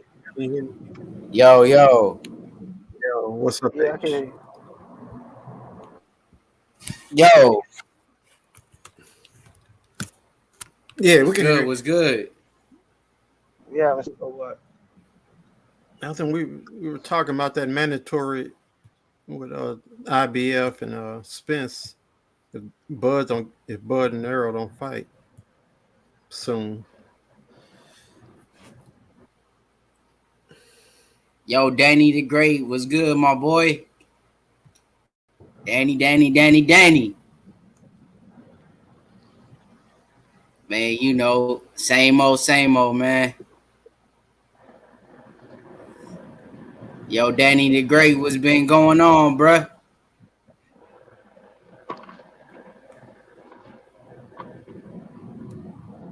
Yeah, this ain't no motherfucking H Money. Who the fuck is this?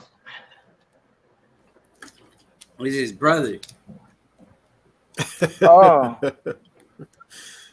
Yeah. What the fuck? H Money, he just got back. He gonna be back he'll be on like in 5 minutes.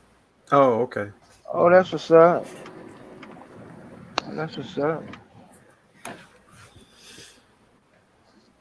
But like you were saying, the IBF, that shit is gonna be an issue.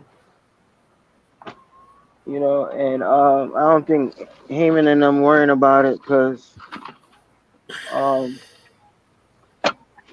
that's the least of their problem. Uh, You know, but I ain't gonna front. Of course, they gonna want to make the fights. You see what I'm saying? I'm sure they want to capture the WBO crown just cause. You know what I mean? But I don't think it's a major priority. well, You know what I mean? I don't think it's a major priority at all. You know what I mean? Unless you know situation. You know what I mean? How they really want to. I don't know, but you know, for the, because it hasn't been years. You say it's been going on for years, but I think with this fight, the negotiation has only been a year at that. You know, not even a year. So,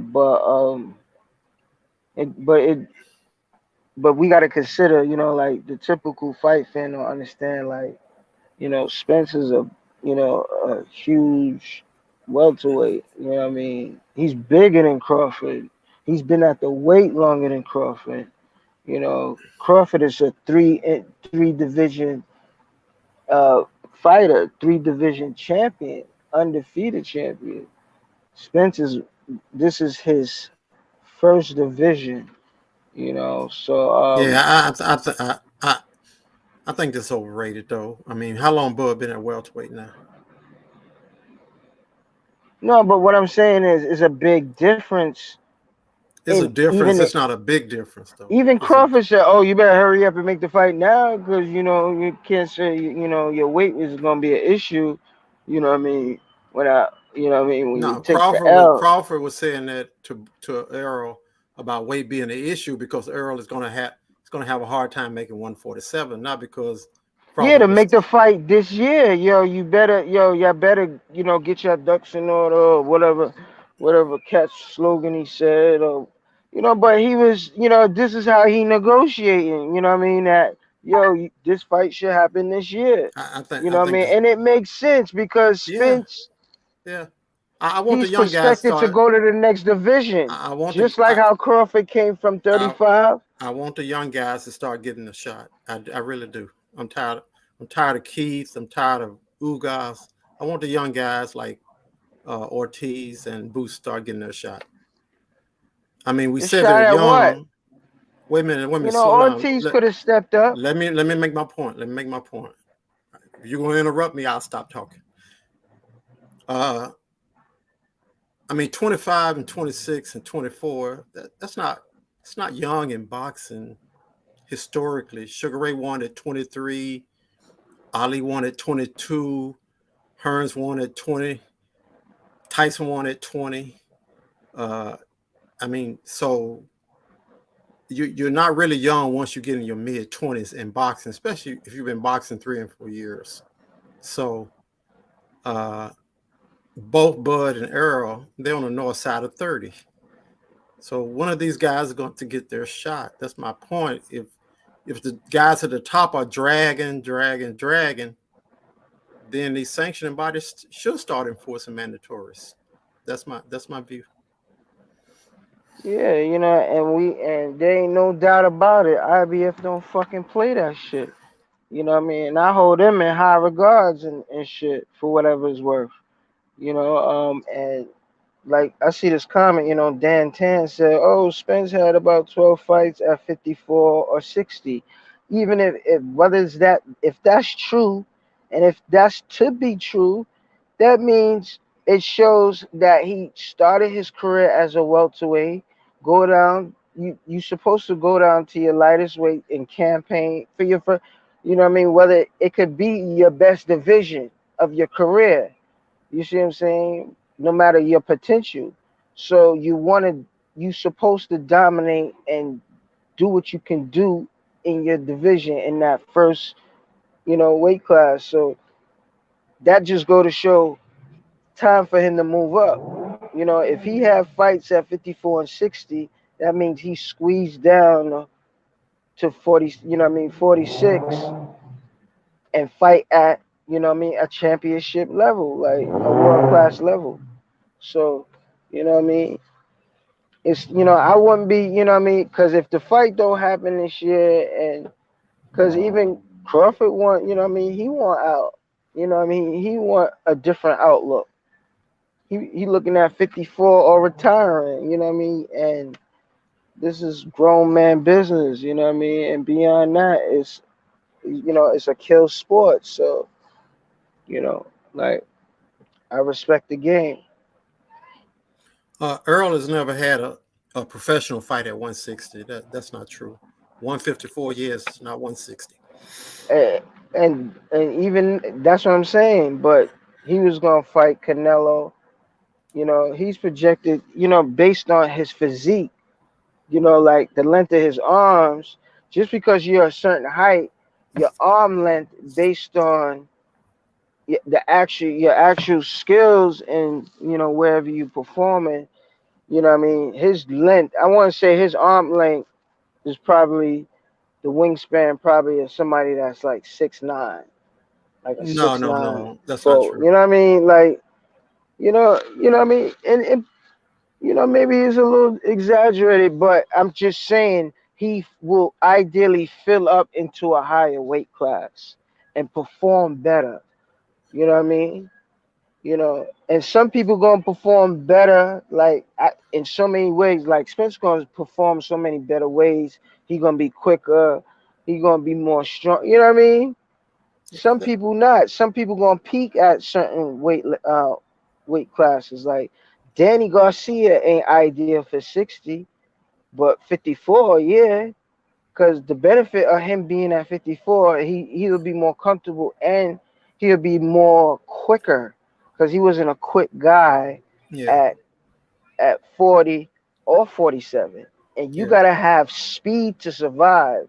But kudos to him. You know what I mean? Even though he had a decent, welterweight career. You know what I mean?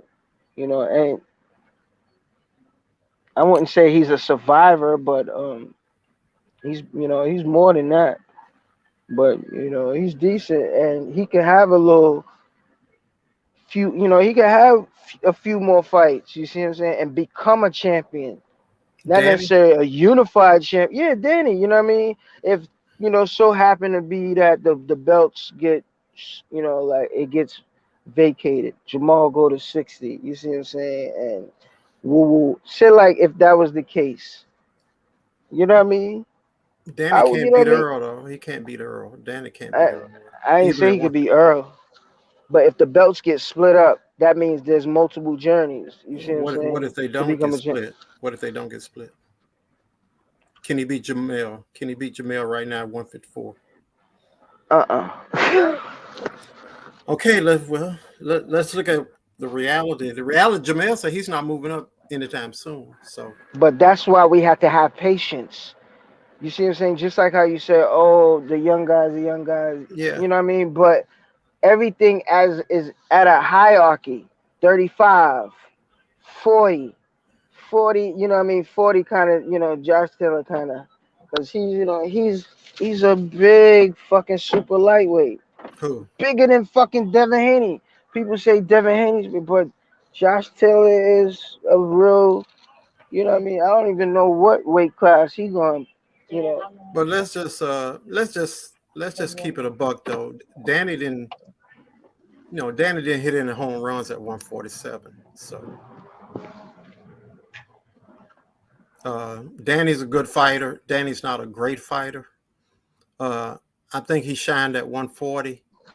I think once he started moving up, he became good and not great like he was at 140. And I just think at 154, when he started really fighting guys who are natural 154s, I just think, and another thing we're not considering too, these guys are in their 30s, right? So you're moving up in weight, early 30s. I think Earl will be 33 in March. And how long is it going to take you to start getting those titles? And you're 33 going on 34. Smaller weight guys are not like heavyweights.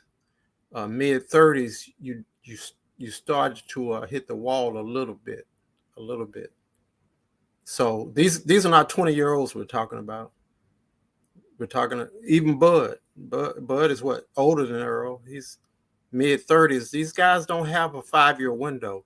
They just don't, to go to 160 and all this stuff. They just don't. Deontay's a heavyweight, so he can fight till he's 40 and probably excel at 40, considering what's at heavyweight right now. I don't think Earl or Bud can last past mid 30s. I just don't. I agree based on when it comes to Spence, because I can see Spence fight. I can see Spence at 54 for like 2 fights. You see what I'm saying? Not necessarily him fighting, little Charlo, little big Charlo, but I could see him fighting at 54 for 2 fights and going to 60. You know what I mean? But is it necessary? But I think he's projected where his career is going to be a little much longer than Crawford. Where Crawford, if he played, if he did it right, you see what I'm saying? He could get what he want. He could get the 2-3 fight deal, and you see what I'm saying? But it's easier said. My fault. It's easier said as done. But if you want Jamal Charlo after Spence, which is not really unreasonable, but there has to be some X factor between them or before them. You see what I'm saying? Like Sean Porter ain't the X factor. You see what I'm saying? Like he was, he was just like, I don't even want to classify, because I got respect, for him and just in general, but he wasn't just him. The one welterweight is at a capacity right now, like you said. Like, you want to see your young guys get a shot. Like Virgil, Virgil could have knocked fucking Crawford head off. You see what I'm saying? Like Crawford asks you to asks for your best shot. You see what I'm saying? Because it's like a drug. Because when you do that shit, you sure to be finished. You know what I mean? Especially, if you got a limited toolbox. You don't even got a toolbox. You got the joint that go around your waist.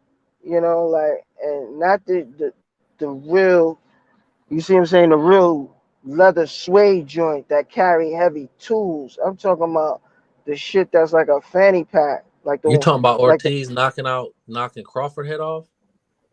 Yeah, I mean, Virgil knocking Crawford head off? You saying if they fight, if they so happy, if they was to muster up the fight, you telling me Virgil couldn't touch him, once? No, it's gonna take the more fight than wouldn't once. be interesting at all. I think it'll start off. I think it might start off interesting. I think he'll break his little young ass down. Depends on when it happens. If it happens soon, yes, Crawford. If it happens 2 years from now, I don't see Crawford winning that fight. Well, brother, I won't debate with that because I agree a lot with what you're saying. 2 years is a lot of years. I mean, low key, that's a big difference. We talking about right now. I'm just going. The brother said he'd knock his head off, and I like Ortiz. He's one of my favorite fighters, actually. I think him and Boots a little closer fight than some think, but at the same time, based on what I see, his footwork, he ain't the fastest. He ain't ready for Crawford to stop that boy right now. Yeah, I agree. So what are we talking about here? Well, I'm just listening. You said he'd knock his head off, so I just was confused with that because I don't see him knocking his head off. But yeah, as Virgil is a fan. You know what I mean? You said you I'm really a fan fuck with. Yeah. Yeah. So, and that's his technique. You know what I mean? That's his pedigree. He coming. The nigga's 19-19. What Yeah, else? he ain't never beat Crawford though. So that I mean, you know, like my favorite. Listen, my favorite superhero. One of my favorite superheroes is Wolverine, but he can't fuck with the Incredible Hulk. So I'm not trying to say just because you my favorite don't mean I'm just gonna say you can beat anybody. I just happen to, But you so know. you saying Virgil wouldn't have been able to come across or come around or catch Crawford? No, I'm just. I mean, like I just heard you say knock his head off, and he ain't got no tools and woo de woo, and I just think that's not true. I don't No, think. I'm saying when no, but you see the I different. don't think he will catch him in 12. I think if they fought, even if Crawford was to hit the ground, that's possible. I ain't gonna say he can't win, but I telling you, I think he will stop Ortiz today. Ortiz has to face. He has to face to get cut. If you look at his face, I think if Errol and Bud don't fight, and let's just say each one got enforced at mandatories, with Bud with Ortiz, that could be a March April fight of next year. That's going to be a brutal fight for both fighters, because I can see 2 or 3 knockdowns, on each side in that fight. Yeah. Yeah. I mean, honestly, you know what I mean? Bud is susceptible to taking a shot. But we Yeah. know that when he takes that shot, the nigga, you know what I mean, he gets in rage mode. You see what I'm saying? Like fucking Where he Mortal gets Kombat. into right. Well, actually, you call it rage mode, but it calls stopping the opponent mode. So I know we can look at it. It's like when you watch football on Saturday and then on Yeah. Monday, we ain't get tackled at all. So we sitting back, smoking a blunt, drinking a beer, drinking some coffee, talking about what the quarterback should did. So I understand he gets in rage mode. That sound good, but reality is when he get hurt, he go into stop the opponent mode. That's what I'm talking about. I'm not necessarily talking about a motherfucker dropping him, because that's not how that shit go with TC. I'm just saying, you know, it's appealing for him to know what you about, and he ain't the only fighter that's like that.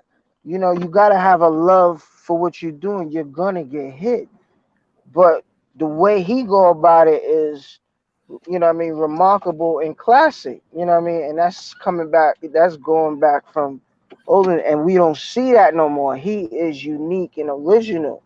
Ain't no fighter like TC of the generation right now. So, Yeah. like, I don't know, man. These young fighters, they scare me though. I mean, these young ones coming up now, they scare me. I remember, I'm old school, and I remember when people begged Joe Frazier not to take that George Foreman fight because nobody heard of Foreman, even though he had 30 some fights.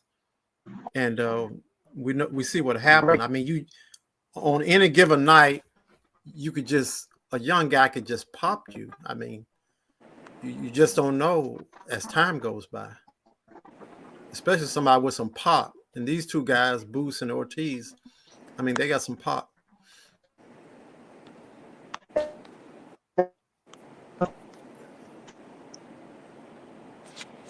Yo, can you guys hear me? Yep.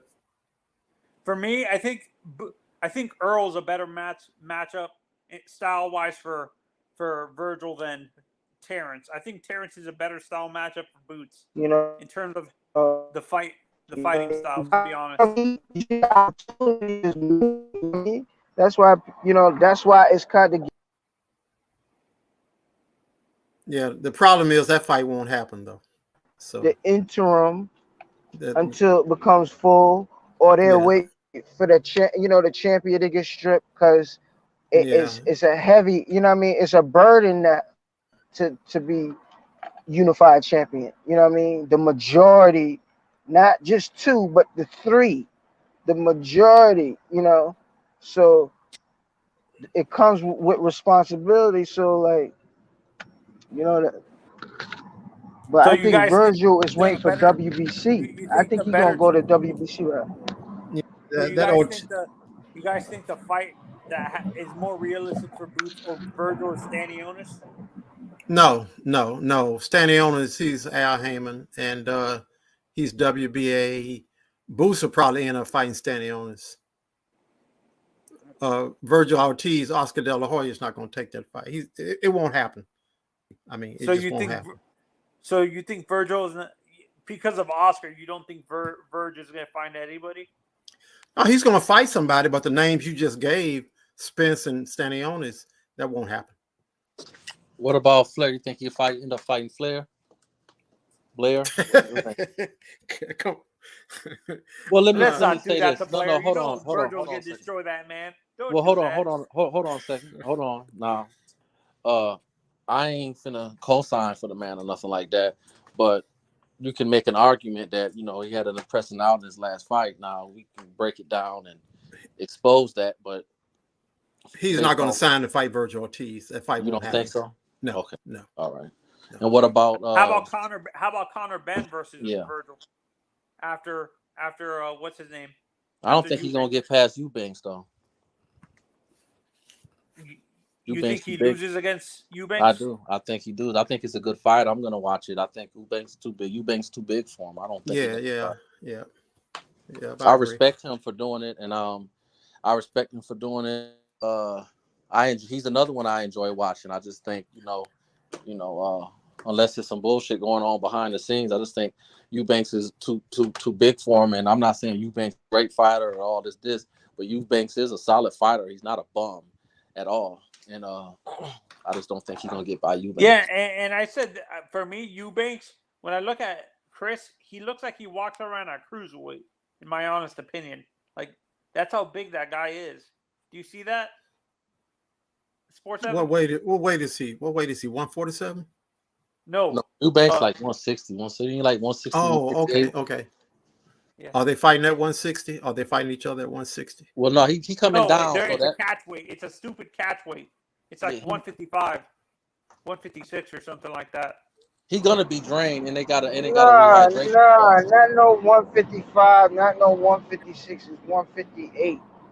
So he gotta really be 50, 57 and there's no rehydration. Quarters. Well, why are we talking about those guys fighting Ortiz? Ortiz is 147. Well, Conor Benn is at 147. That's just he brought up Conor Benn, and he got to get by Eubanks. That's their own little thing because it's a big money fight over there. Oh, he if he comes back down, he's going to end up like a Kell Brooks, man. You can't go up. Hell no.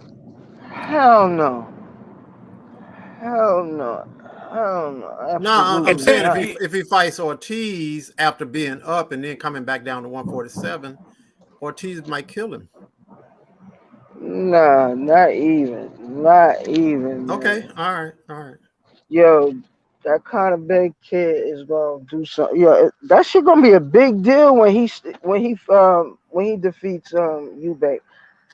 Based on it's just my little belief, but I know, but my point is that he's going up to 157, then he's got to come back down to 147 to fight Ortiz. That's a big difference. You don't have to do that. He don't have to do that. He is the WBA international. I know, but I'm saying this is what dude just asked me a question about Ortiz and Conor Benn. That's what I'm saying. But that's not how the game goes. You're not going to go up to 58 and rush down to 47 unless it's a big time exclusive motherfucker. I know. I'm just answering his question, dude. I'm just answering his question. That's all. Okay. But And for me, that shit gonna be a big deal. Like, based on what I just want to say, and then I'll let y'all, chop it up. Is that if he beat Eubanks, that shit gonna be show and prove that he gonna be ready for big welterweights. I agree, especially at 54. You see what I'm saying? Bro. This shit is this shit is gonna be very interesting. So you're going in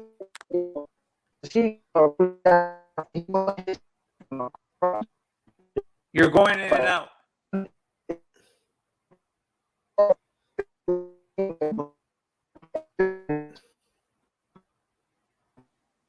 It really doesn't matter what happens between those two fighters until they cross the pond and come to the States and fight, it really won't matter.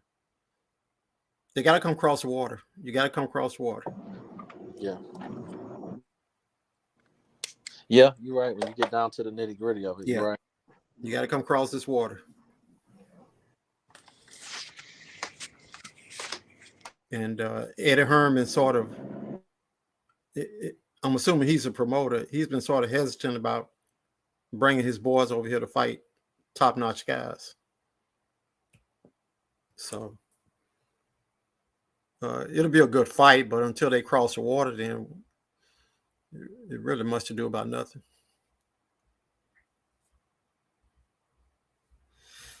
Have you watched Conor fight? I've seen the YouTube highlights.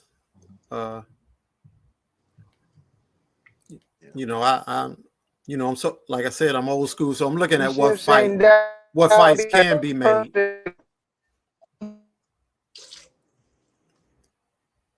I mean, what fight actually can be made? Well, Eddie does business with De La Hoya, unless they have some beef right now. Other than that, they make fights before. Yeah, I don't see that. They're gonna get that nigga stupid money shit. Like, you know, if everything goes right, if he stops Triple G, they might give him what he want. You see what I'm saying? If he get past Munguia, which I doubt, but it's weird. You know, that's why I love boxing, because no matter what you might assume, it ain't necessarily gonna be, because you know, within a week or a month, shit will just flip. The whole script will just flip. You see what I'm saying? So, brother, what fight do you think is realistic for Virgil then? I don't know. I gotta look at the rankings of WBO. He's on WBO side, so I gotta look at those rankings. He's everywhere. He's everywhere. What you do? He's number one. But Oscar is not going to do business with Al Heyman. That's the realism of it. So Al Heyman controls the WBO, IBF. So he's not going to do business with Al Heyman. Oscar won't, especially with somebody who's a cash cow like Virgil. Those fights are not going to happen. We can wish it all we want. Those fights are not going to happen. Not right now.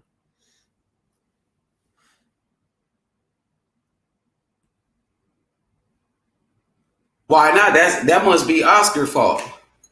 It is. It is. You said Virgil is a cash cow? For Oscar. Yeah, he's one of the biggest names on his stable, but yeah. You know, he's one of the biggest names they got on Golden Boy, for sure. Yeah. He gonna have to fight somebody though. Eventually, yeah. He can't keep fighting McKinson back to back though. You feel me? Money. Oh, money back. Well, what's up with it? We had a little bit of technical difficulty, man, but now you back. Oh yeah, you was breaking up for a second. You back now though. We hear you just fine now. You good? What's good, Smoke? What's up with it? Salute, H Money. Yo, what up, 47? What's good, my boy? What's good? Hey, what's up, man? Good to hear from you, bro. What's going on? Man, nothing much, bro. Hey, did y'all see Terence Crawford interview yesterday with Sean Porter on the Porterway podcast? I caught some sound bites, not the whole thing. You know, him saying he hasn't needed, he's in the Hall of Fame already and all that stuff. What you thought about that, Smoke? Was you feeling that? Not really. I mean, not really the sound bites, but like I said, I just saw the clips. I'm gonna go through and watch the whole unedited thing. But I didn't like that. No, not particularly. I mean, it's something that we all know, right? It's just kind of like, yeah, he did say that he was still into it for the fans, and I like the fact that he, you know, at least he took into consideration what fans want. I don't get of like saying already. Yeah, he said like you're kind of breaking up, Smoke. Yeah, your audio is kind of fucked up. But he said something like that. Okay. He said, that's what I'm going to do. They said, would you like to be undisputed? He said, yeah, he said, I'm going to do that. He said, like, that's what's going to happen next. Like, he said, I'm about to go for the undisputed. That's what he said. He said, I'm going to do it. That's what I took from him. You heard that part, Smoke? Yeah, my nigga shit fucked up. Did y'all get a chance to see that? No, I didn't. Sports Heavy. No. I ain't gonna front. That shit was on my feed and I went right past it. I swear to Yeah. God. Not to hear about I it. looked at it today though. I took a look at it. How's my mic now? It wasn't Hello? that interesting It's at that kind of choppy, moment. but go ahead. We hear you though. No. I'm gonna go to a different part of the house. Just hold up. Give me a second.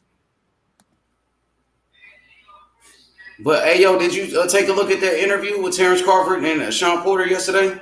Nah, I ain't even do my homework. I wish I kind of knew about it, but I did see it on my YouTube app, and I went past it honestly, like I was looking for something. I don't know, but it did. I seen it, but I didn't even really get back to it. Sean Porter, him talking like, how interesting could it be? What he gonna say new? What he say? You know what I mean? Honestly, can I ask you what he say? Did he say anything new? Like, you know what I mean? Not really.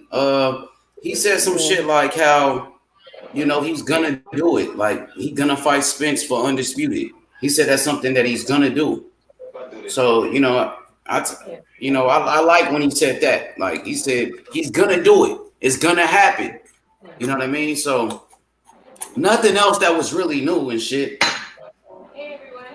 But Sean Porter was talking about the numbers, like. Go ahead. I don't get it. I don't get it, H, because what? I don't even think they promoting Triple G. You know what I mean? And we ain't got a press conference yet. Like, you know what I mean? But they already had a press conference together on Triple G. They had one. Oh no. Remember they went to Yankee Stadium and shit. Oh yeah. No, I was talking about fucking Spencer TC, man. Like, nothing is like you assume that, because they need these press conferences. They need to promote it respectfully, Yeah, this shit is a little sad, man, because man, you can't promote nothing that's not signed yet. Exactly. They can't promote it because the fight is not official yet. They haven't came up, with an agreement yet, bro. So how they gonna promote it when they haven't even agreed to the fight? I mean, yeah, fundamentally. Ernest, did you see the fight though? I mean, did I see the interview? Did you see the press conference? I mean, not the press conference, but the interview with Sean Porter and Terence Crawford yesterday. No, I bypassed it too because I want to hear a fight announcement. I don't really want to hear interviews anymore. I mean, tell us when you're gonna fight. Yeah, you think they're gonna fight? I was watching another show the other night, and the only available date between November and December in Las Vegas on a Saturday night is December 10th at T-Mobile. That's it. Everything else is booked up. A couple days before Christmas. Yeah, December 10th. That's on the date. You don't get that date, you don't have a fight this year. We're not gonna have a fight this year. You said December 10th or December 20th? December 10th. Second Saturday. Okay, go ahead, Sports 7. I'm sorry. Go ahead, brother. Oh, good, brother. No. I just personally don't think it's gonna be a fight this year. Because you understand it's about to be like I'm a college football junkie. It's football season. You talking about October? Motherfuckers are gonna be in the midst of that. They're trying to make as much as they can, and it's possible they be competing with football season. We might just unfortunately it might be like early next spring. Sports heaven. Man, I've been preaching this for the longest. Why didn't you stage this fight in late July before even NFL training camp when nothing else is going on? Nothing else was going on in July. Why you oh my goodness, man. Man, Sports Heaven, you knocked it out the park. Why are you staging this in the middle of college football? If Alabama and Georgia are playing, or Alabama and somebody on a Saturday night, you lost that casual 25% of your casual. That's a fact. And why are you doing? Why? I don't understand boxing. This is what shoot boxing in the doggone foot. Don't You get know, and don't let I agree too because Espinosa and Al, them niggas ain't boxing guys, man. Them niggas is fucking suits in different different industries. Successful, but you know what I mean? It ain't, it's coming to a head and this shit don't look right. This shit look terrible. And understand, and I understand them on their side too, is that just like how Espinosa said, oh, nobody checking for Charlo and Demetrius Andre. I'm like, no, but they can come out and say, yo, the numbers ain't, the numbers really ain't really official with TC and Errol Spence right now. You know what I mean? So, and they want too much. They not to say they don't deserve it because they definitely deserve it. I think they should both get 20 mil, but for them to get that kind of money and generate that kind of money, they got to have the right date. They have to have the right date. The right date, the right kind of venue. Because if you had the right venue, more times you could get more friendlier out. More more different kind of sponsors than. For example, like if it's in Las Vegas, it's neutral. It's it's somewhat of the prize fight mecca of a neutral fight, but in all reality, that's like part of the old spectrum. You see what I'm saying? And like I think it would be more fan friendly if it was in Texas, but probably that's not even really a factor. You know what I mean? But I think really the bigger factor is that is other fighters. You know what I mean? I think the Keith Thurman situation, like, you see what I'm saying? Because people want like, oh, why is he number one at motherfucking, ranked at the WBC? You see what I'm saying? Like, you have him number one. You can't have Ortiz number one in all the rankings. If you look at the rankings now, the shit is shuffled between Keith. Ortiz is leading. He's leading in a sense, but really Boots got the shot officially next. Ortiz is leading where he could fight Staniosis. He could wait for the vacant WBC title. And if he let his balls hang, he probably could get a TC fight. But the whole real dilemma is that we want the undisputed fight. But if TC would have came in, and I think it's more of the mentality and how you negotiate. You have to have multiple angles on how you negotiate because you got to do right, or you gotta put yourself in a scenario where you could do the impossible. Fucking get a Spence fight with a Jamal Charlo, like, if I'm right, you know what I mean? That's huge. But you can't dupe him with what you learned from Bob. If you learned anything from Bob, you can't negotiate. You gotta be more. If you wasn't in tune before, you gotta be more in tune now. Like, you see what I'm saying? You gotta know how to fuck. You can't just say, yo,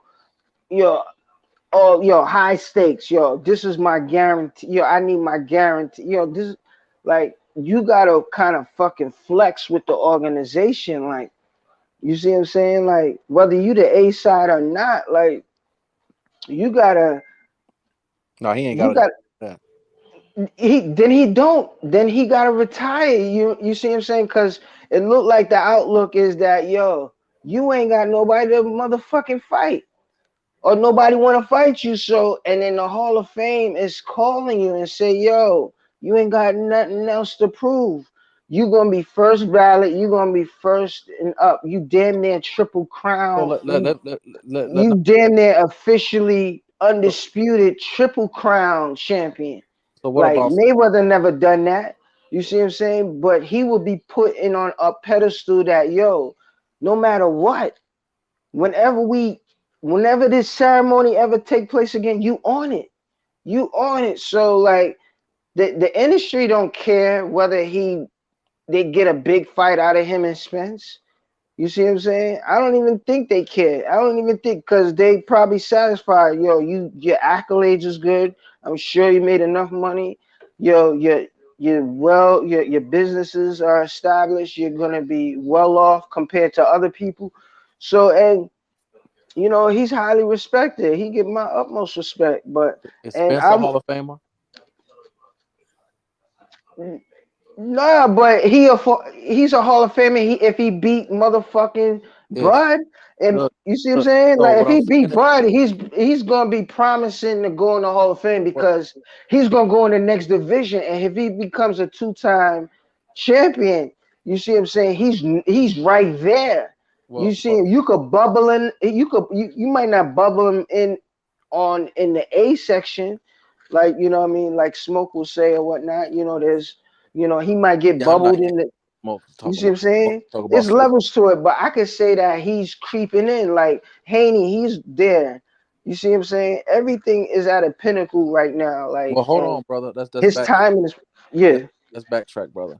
I don't want to get too far off. So the reason I asked you if Spence was a Hall of Famer, because you talking about how it started. I intervened temporarily because you said, well, Bud got to go with the flow.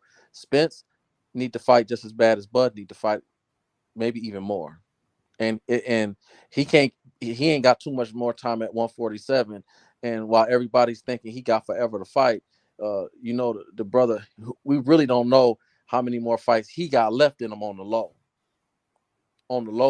because he was taking some shots against Ugas early in the fight. He made adjustments and turned into Terminator mode on his ass. But it's like, you know, we saying Terence got to go with the flow. He could retire. I think the same argument could be made about Spence. So, you know, Spence need this fight just as bad as Bud. I agree. These guys fight. Errol will be 33 in March. He's a once-a-year fighter. That means he'll be 34 after that, the following year, as a once-a-year fighter. I mean, when you become a once-a-year fighter, then age really does matter. I don't know that I don't know that Errol is a once-a-year fighter. I think he just got injured.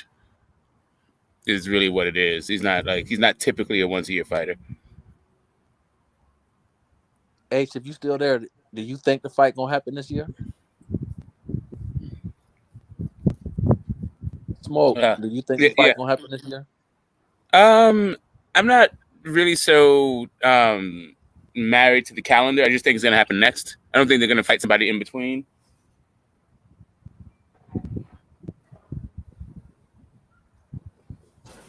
You know, I think mostly it's just like finding a date kind of stuff. But Mr. Alabama, I wanted to follow up. I jumped on because you said something that kind of intrigued me. I wanted to just like pick your brain a little bit over it. You were saying that Al and Golden Boy, Al and Oscar basically won't do business together. That's not true. Well, I know, but whatever. It may or may not be true. I just wanted to just see what his vision was about it. How do you think that's going to affect Virgil and Virgil at 147 and 154, and how is that like his career trajectory, and how do you think that's going to affect Ryan Garcia at 140 pounds? You talking to me? Yeah. You said that Oscar and Al won't do business, right? They haven't done. I don't think they've done business together in a while. Yeah, I don't think so either. Like I agree with what you're saying about their reluctance to do business. I was just wondering what you thought about those two guys moving forward. Ryan Garcia, I don't really care that much for Garcia. I think he's more. I think he's more of a little chihuahua. Now Virgil's the real deal. But I don't. We had this conversation earlier. I don't think Virgil is going to get a Stanionis or Spence fight because of the Golden Boy Al Heyman right now. There's also Bruce, right? So like all three of them basically, like nobody actually is at the zone. Right. So Now Boots is not tied to Al Heyman. He fights Al Heyman fighters because he's promoted by Cameron Duncan, and Boots has an exclusive deal with Showtime. Right. So that's the so that's not the zone, right? So he would have to fight for a vacant, maybe. It would be a purse bid, maybe. You talking about Virgil? Yeah, but for the IBF, Virgil can fight Crawford. Crawford's a free agent, so Virgil can fight Crawford. If Earl and Crawford doesn't fight, Virgil can fight him. So you see Crawford going to the zone, kind of thing. He's a free agent. He can. I don't think he will. If you ask him, do I think he will? Yeah, no. yeah, exactly. You're right. I'm just like, I don't think because I've had this thought myself, and I was just kind of, since you guys kind of echoed, kind of similar. Yeah. I was just wondering what your vision, like how the hell if you have this blue chip talent, and you're gonna have a bunch of fucking belts coming up, but they're all basically on rival networks. How do you realize the potential of your asset, right? Like, because Virgil is like the future of the company, kind of. Right. And let's be clear. We don't have Don King and Bob Arum who wants to do business together. We got people who don't want to do business together. So this is a different time frame we're living in today. So I don't know what's going to happen. To be honest with you. Yeah, they did. I mean, I think they'll do business, but it has to be on their own accord. So, like, I'm gonna tell you now. I'm gonna tell you what Stephen Espinoza said out of his own mouth. He's not going to split with someone else, and he was zeroing that in toward the zone. So Stephen Espinoza Showtime. Because it's not that big. Like they saying it's not that big. Like it's bit like you might think it's years in, but it's barely been promoted. It's not like Crawford been screaming to the Raptors like, "Yo, what the fuck?" Like, ooh, like he said he was open. He said he was open to it when it came to Tank and Ryan, though. Bob said, "Yo, Crawford." Bob said Crawford never asked for that smoke. He never demanded that smoke. And you could see the resume of what he's done at 47. He ain't demand nothing, and like, and I don't, he probably fight on another network. If the zone the zone will throw the bag at him. Yeah, it'll be an honor. They'll show him that, oh, it's an honor. Yeah, come on our platform. The zone one fight deal at a time. They're not going to do that. They're not going to do that. What would they do? They're not going to throw money at Crawford, tell him to fight Ortiz. They're just not, man. I agree. You see what I'm saying? I agree. Like it kind of has to make sense. You know what I mean? It doesn't make sense for Oscar to throw a bag at Crawford. I must have. No, that's what I'm saying. I think that fight is too risky. See, like Virgil basically can have his pick of the litter, right? If he's willing to travel, because I don't think anybody's going to go there. So he either has to win a purse bid for a vacant, or he has to, pack his bags and go to another network. Right. Right. And I think in that scenario, it seems to me like the Thurman, like the WBC route, is the way to go because it's a big name and it's still a big money fight. So you can warrant maybe some of the expenditure to the zone execs. And, beating Thurman for vacant makes you legitimizes you as a champion. Whereas like the Stanionis in a way that like Stanionis or somebody else wouldn't. Thurman is a gatekeeper right now in 2022. Thurman is a gatekeeper. No, he's not. He's never been knocked out. What are you talking about? In 2022, he's a gatekeeper. I didn't say. No, he's not. He's all right. He's not. You see what? No, he's not, man. He was a unified champion and got you could say he got stripped of it or whatever the case might be, but he wasn't defeated of it. You see what I'm saying? But you're giving me his history. I'm talking about 2022. Look at his welterweight resume. Like his shit ain't no joke. You're still giving me his history. 2022, he's a gatekeeper. He's not. He's not a gatekeeper, man. Like, Yeah, when if you you look tell at me, I'd have to agree. I'd have to Why like won't he fight Boots? if I'm looking at the landscape, right? Like Stanionis is a winnable fight. Too dangerous, like the two monkey wrenches to the plan are Boots and Terence Crawford, right? So you're probably not gonna risk a vacant kind of shot with those two dudes, and so what you're left with is Stanionis and Thurman. Stanionis is like, he's at least like youthful and inspired. Like if I'm looking at this thing and I'm Oscar, I'm picking fucking Thurman. I don't like if you're gonna say which one is a gatekeeper, which one is closer to being a gatekeeper, Stanionis or Thurman, I'd go with Thurman. Thurman is a current gatekeeper. He wanted $10 million to fight Boots. That's gatekeeper talk. I don't. He's not in no crossroad fight. You talking about what? Like, I don't get it. You know, like 6 Mob. Let me say something. I listen to you, and I enjoy listening because you be breaking down details of the fight, so you be on point with shit. But I must be honest, Smoke's well spoken too. But Huntsville's he's well spoken. He's short to the point. He's just telling it how it is. I must admit that. Yo, Sports Heaven, you asked me a question. Did you ask me if I thought Terence Crawford and Errol Spence going to happen next? Was that your question, brother? Yes, sir. It really was. Do you think that they're going to fight this year? Y'all can hear me? Yes, sir. I hear you. Yeah, we can hear you. I was asking. Yeah, so you had asked me, do I think they're going to fight this year? Yes, sir. Yeah, I think it's going to happen. Yeah, I think both fighters want it. Showtime, they are aggressively pushing this fight. And boxing needs a big fight like this. So I think it's going to happen. They both want it. Usually when both fighters want to smoke with each other, they make it happen. The networks want it. Everybody wants this fight. The fans want it. I think it's going to happen. I got faith in Showtime Boxing. I got faith in Al Heyman. And, I got faith in Terence Crawford and Errol Spence that they're going to deliver this fight. I think it's going to happen, bro. I think it's just a matter of time. Yeah, I definitely think it's gonna happen. I'm just curious about this. Are y'all can hear Sports Heaven, or is he kind of low? Am I low?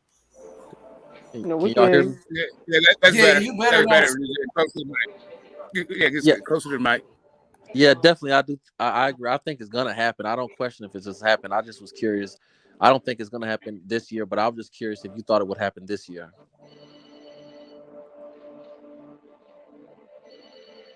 Yeah, I think it's going to happen, bro. Terence Crawford did an interview yesterday with Sean Porter, and Crawford said, he said, that's what I'm going to do.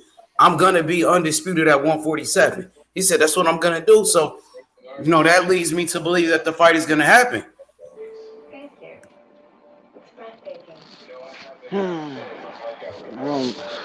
What you think, Ayo? It's like, do I got a delay? Y'all hear me? No, we hear you. We hear you, but it's kind of when we speak about this fight, it kind of a deflating issue, like that. It sounded like it was gonna pop off, but I don't even think it would pop off for even January, because ain't that Jamal fighting and defending his crown against Tim in Australia? So Jamel. Yeah, my fault. Yeah, so what's gonna happen in February? What? March sound better. So, but I would think February. That sounds reasonable to me. February, maybe March. February's nice. February's nice. If it happens this year too, nice. I just think it's gonna happen next. I mean, the later it gets, the more people are going to start talking about ring rust. If it happens in February, I actually think the longer it goes, I think it actually starts to favor Bud. Because he seems to be more active recently, right? If it happens February, March, or April of next year, you won't have a fight. The fight has to happen this year. Yeah, you know. I don't know. That seems unlikely. Like if it boils down to this year, it happens on like December 10th. Like December 10th or no fight. I think that's putting like way too much on it. I don't know why there would be that much pressure on the date. It's 4 months away. They got time to train and promote. No, I'm not saying that they don't have time to train and promote or all that. It's not about how much time they have. It's just the idea that all the other dates are taken. Yeah. So if it's going to happen this year, it has to be on the December 10th. And if it doesn't happen on December 10th, it's not going to happen at all. It seems to be putting a lot of pressure on December 10th. You got an open arena. I mean, that's not pressure on December 10th. That's the only date you got open that you can take advantage of. No, I'm saying like why would it have to be either December 10th or bust? Why if it doesn't happen because, then? Well, like I said earlier, I don't know if you were here earlier. I think the IBF is going to enforce that boost mandatory sooner than later. That's what I think. Mm-hmm. Errol hasn't had an IBF mandatory in 4 years. 4. Regardless of the accident or the mandatory still hasn't happened in 4 years. Well, it's because they haven't had a mandatory for 4 years. They mandatory lost in like top 30. I'm saying now Boost is I'm saying the IBF sooner than later is going to enforce that mandatory. Yeah, no, I hear what you're saying. I get your point. Before the year is out. Yeah, no, I get it. You think right? I don't think if they have a date and the date is going to be February, right? Like if they actually come to terms and the date is in February, that then the IBF is going to force a fight under those circumstances. They already have a date done. But if they don't get one soon, I can see that happening. Yeah, that's what I'm saying. It's what, August? You won't negotiate in August for a February fight. You negotiate in August for a December fight. Yep. Ahead of time. Yeah, but I mean, they had this issue with like Wilder Fury 3, right? Or was it 2? Anyway, both I know 2 was in February, and I think it was because of all the scheduling. It was a single title, Smoke. It was just the WBC title, so it's not. Yeah, but we're just talking about availability, right? Why the fight happened in February because there was some legal stuff going on between those guys. Plus, they had already. There was also the pandemic, right? The issue was the pandemic, and they right. That's my point. That's my point. But that was the third fight. I'm talking about the second fight. You're making my point, though. You don't have. But I'm talking about. I'm saying for the second. You don't have. I'm saying for the second fight. No, I'm saying for the second fight. That's the third fight that had the pandemic and all that legal stuff. In the second fight, all it was about the normal, seasonal scheduling that we have right now. Football season, the Super Bowl, all that stuff. And so they did it at the end of February. That's the second fight they did in February, right? Yeah, exactly. Okay, well, no football going on. Football going on in December. Exactly. That's what I'm saying. I'm thinking if they make the date soon, and the date is for February, then the IBF wouldn't enforce, right? And we just have a date that's in February. I agree with you there, but I'm going back to absolutely. I'm going back to what I said. What I said was, you're not going to negotiate in August for a February fight between those two.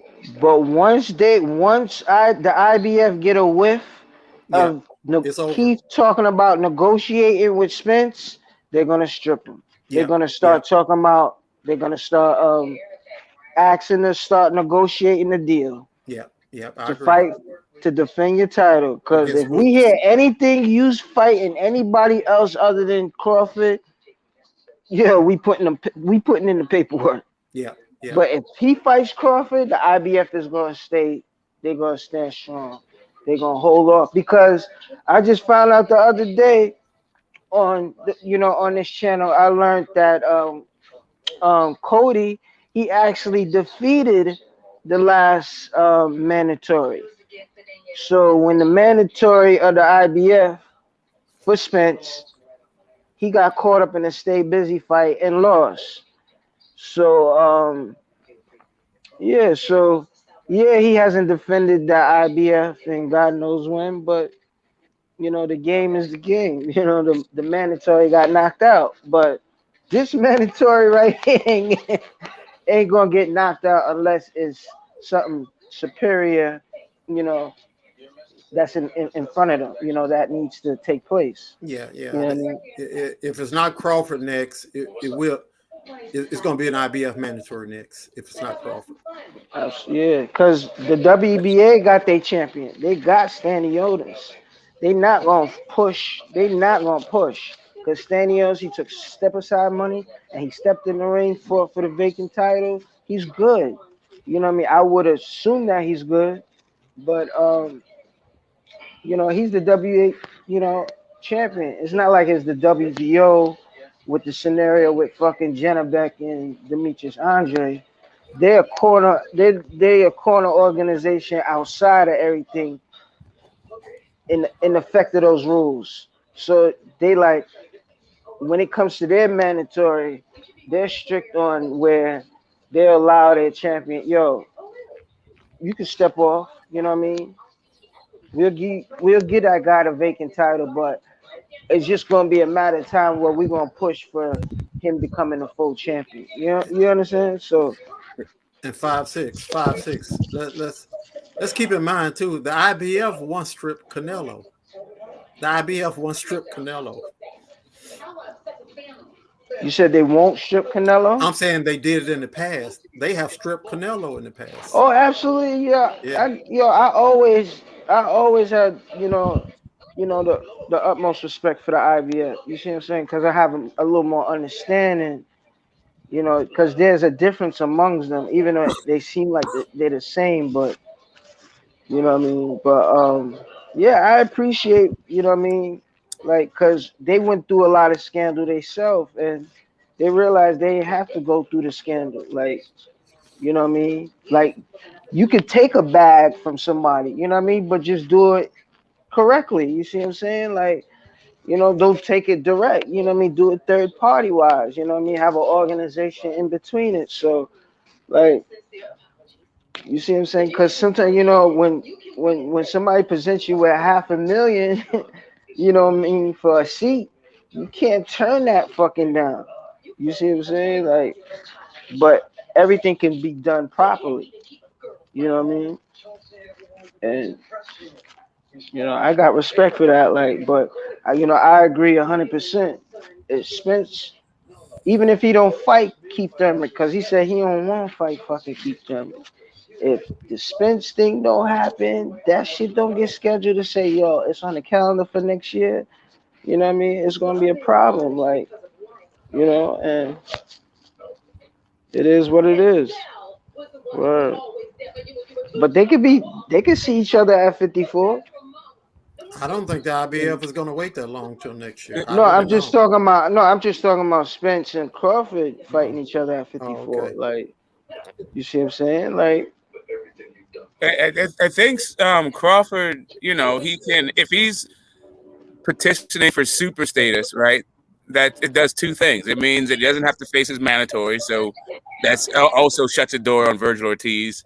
And then it gives him the ability to challenge probably for the vacant, and it won't be it'll be I don't know who it'll, since Tim Tszyu is that Mando, right, and that's who Charlo's fighting.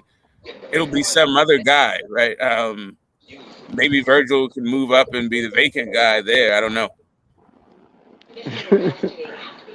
Like, you know, the key thing, Smoke, is your first division you campaign at. And if you are blessed to be in that division to start your career,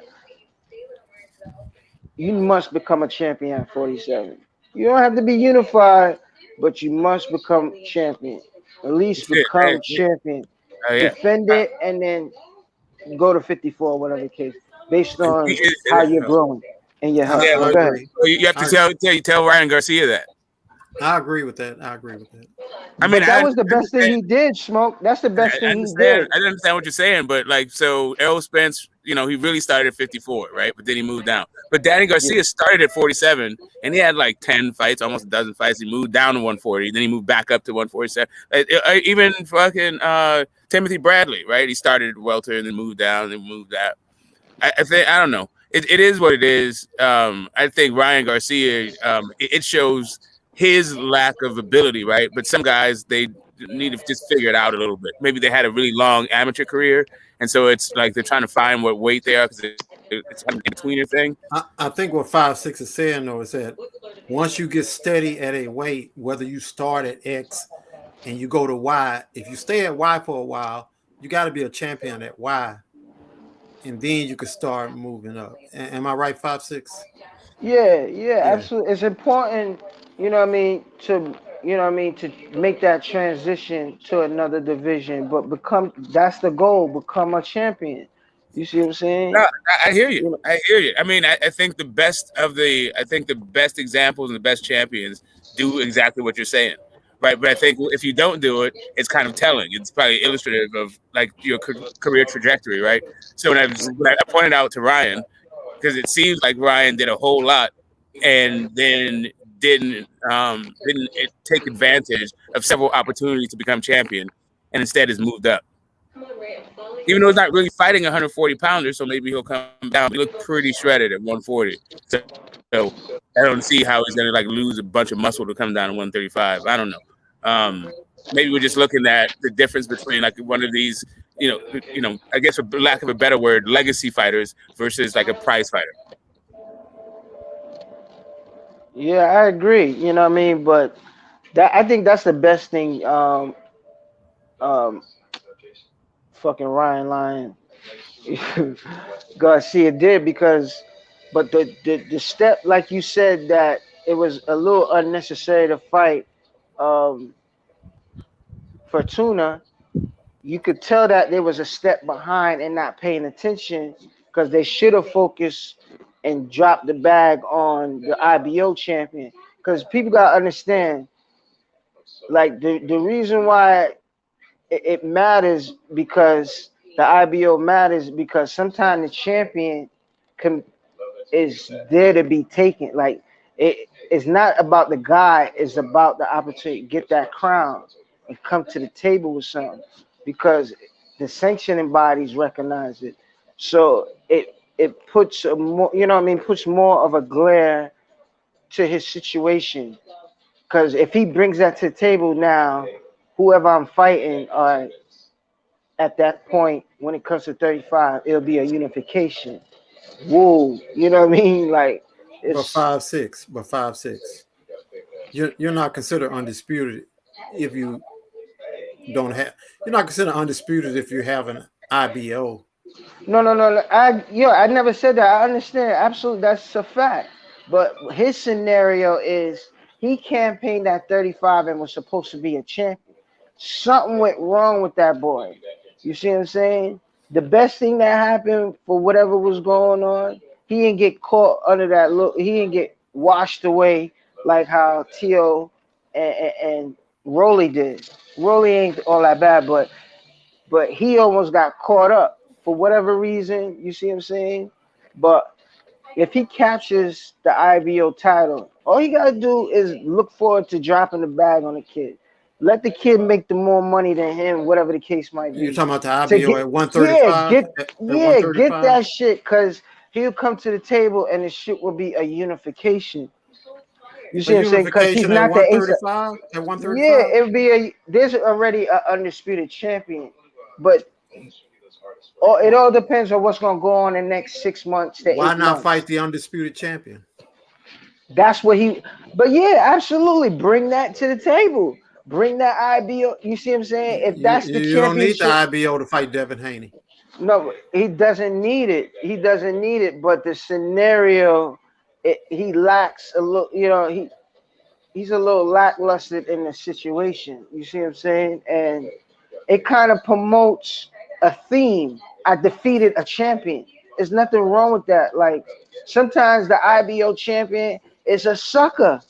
And right now, if you look at 35, if Tank didn't have the WBO, the WBA, you see what I'm saying? Like, that's a fortunate situation. Like, you see what I'm saying? But there's other fighters that's out of the scenario that is due for a title shot, a la like we was just talking about 47. Like, you got Virgil out of place, you got Boots out of place.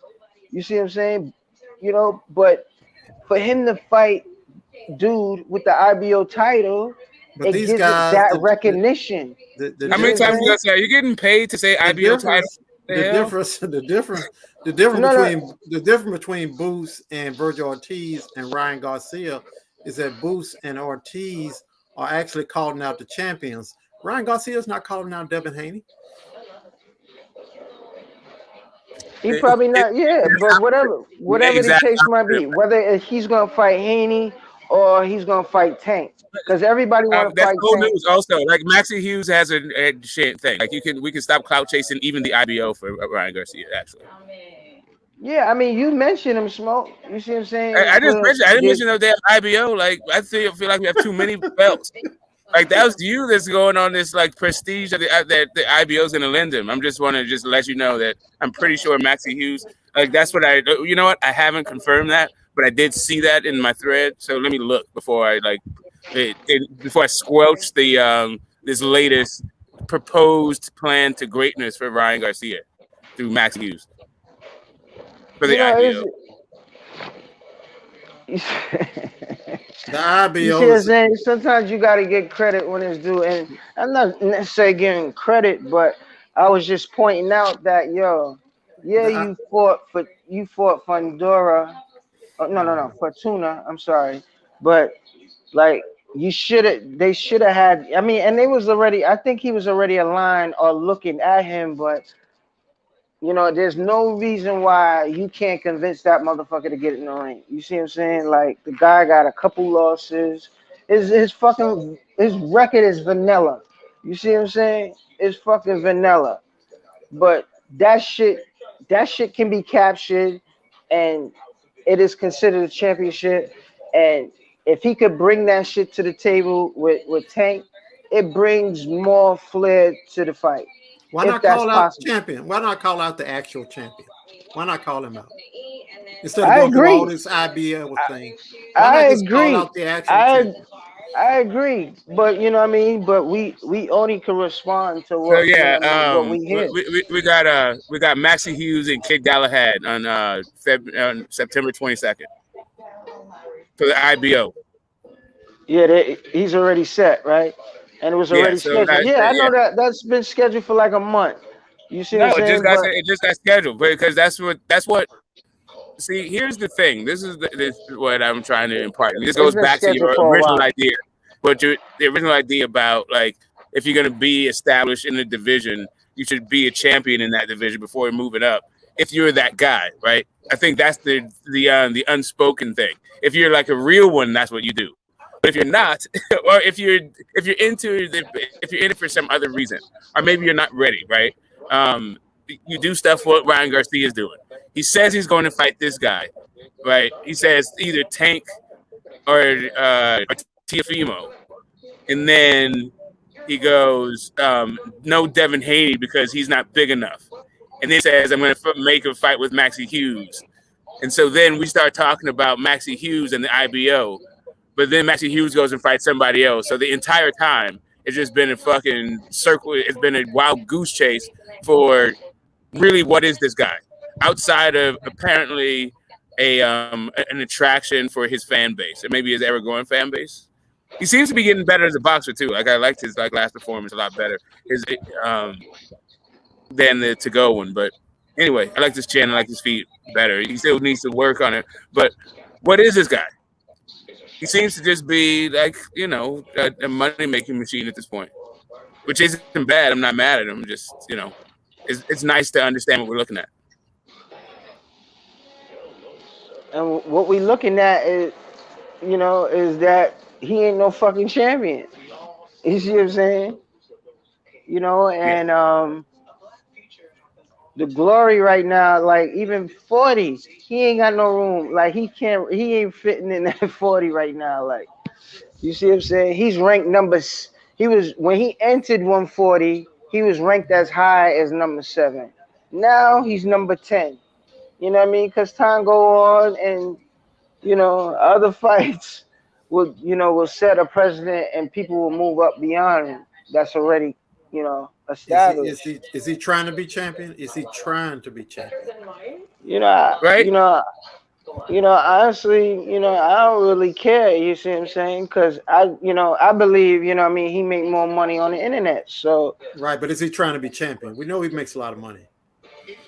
Yeah, Is he he trying to be seems to be champion? doing it's kind of like the Dylan White thing, right? Where like you say you want a shot, but you don't do what it takes to get a shot. You cry about the shot, and then all your fights are on pay-per-view against these guys, right? That wouldn't beat anyone, right? And they're just kind of like, it's not. I'm not mad at it. I'm just saying I'm noting a pattern for the prize fighter. And then when they finally do get their shot, you see all the flaws. I think he's like probably 6 fights away from being a real serious challenger. At like 40, maybe. What is that? If he fights 3 times a year, he can get there in a couple years. I don't know, but some people beat him. Some people have him beating Prograis. I mean, it sounds good, but Program ain't the champion. Like the 140 ain't settled properly yet. Like shit is still big, and fights are scheduled already. What you saying, Smoke? No, the Prograis and Zepeda is, I think, scheduled for the vacant. Yeah, the WBA they scheduled. Yep. You breaking up? What you said? I said, yeah, it's a good fight. Yeah, and why should Ryan wait? You know what I mean? He should take some risks. I'm gonna say it again. The money he make, his purse should go to that other goof, and what he make, he should just take. You see what I'm saying? Really, go to his country too. Wherever the fuck he from. You see what I'm saying? Make that shit a spectacle. You know what I mean? Because this is what the game is about. Like a fight. You know what I mean? Anybody participates, and most likely, really, a spontaneous fight on the street will get most people's attention. You see what I'm saying? Yeah, I would love to see Ryan and Theo. Ryan and Theo, but that's like a crossroad. That's like a crossroad fight right now. That's like gatekeeper shit. You see what I'm saying? Like, Ryan's undefeated. Ryan never lost. But but wasn't Theo, undisputed? He was. Like, yeah, I'm saying.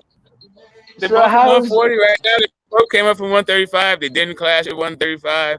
They're at 140. Motherfuckers never talked about fighting. Everybody got Tank naming their mouth. You know? No, Ryan said T.O. too. He said either T.O. or Tank. Right now, Tank but before him, T.O. and Rolly were like the 3 Musketeers, and they was clowning. They were clowning together, and clowning the other 35. Contenders and champions and whatnot, clowning Haney, talking about this, that, and the third, coining a phrase. But what my point is that T.O., been an IBF champion, unified champion, 2-time, champion at 35. So it's like in comparison of what Ryan and like, now, if one became a champion again, you know what I mean, I could say, okay, all right, But for T.O., you know what I mean, for T.O. to fight Ryan, I'm not saying it's not a bad. I'm not even gonna say it's a bad fight, but I don't think that shit gonna happen right now.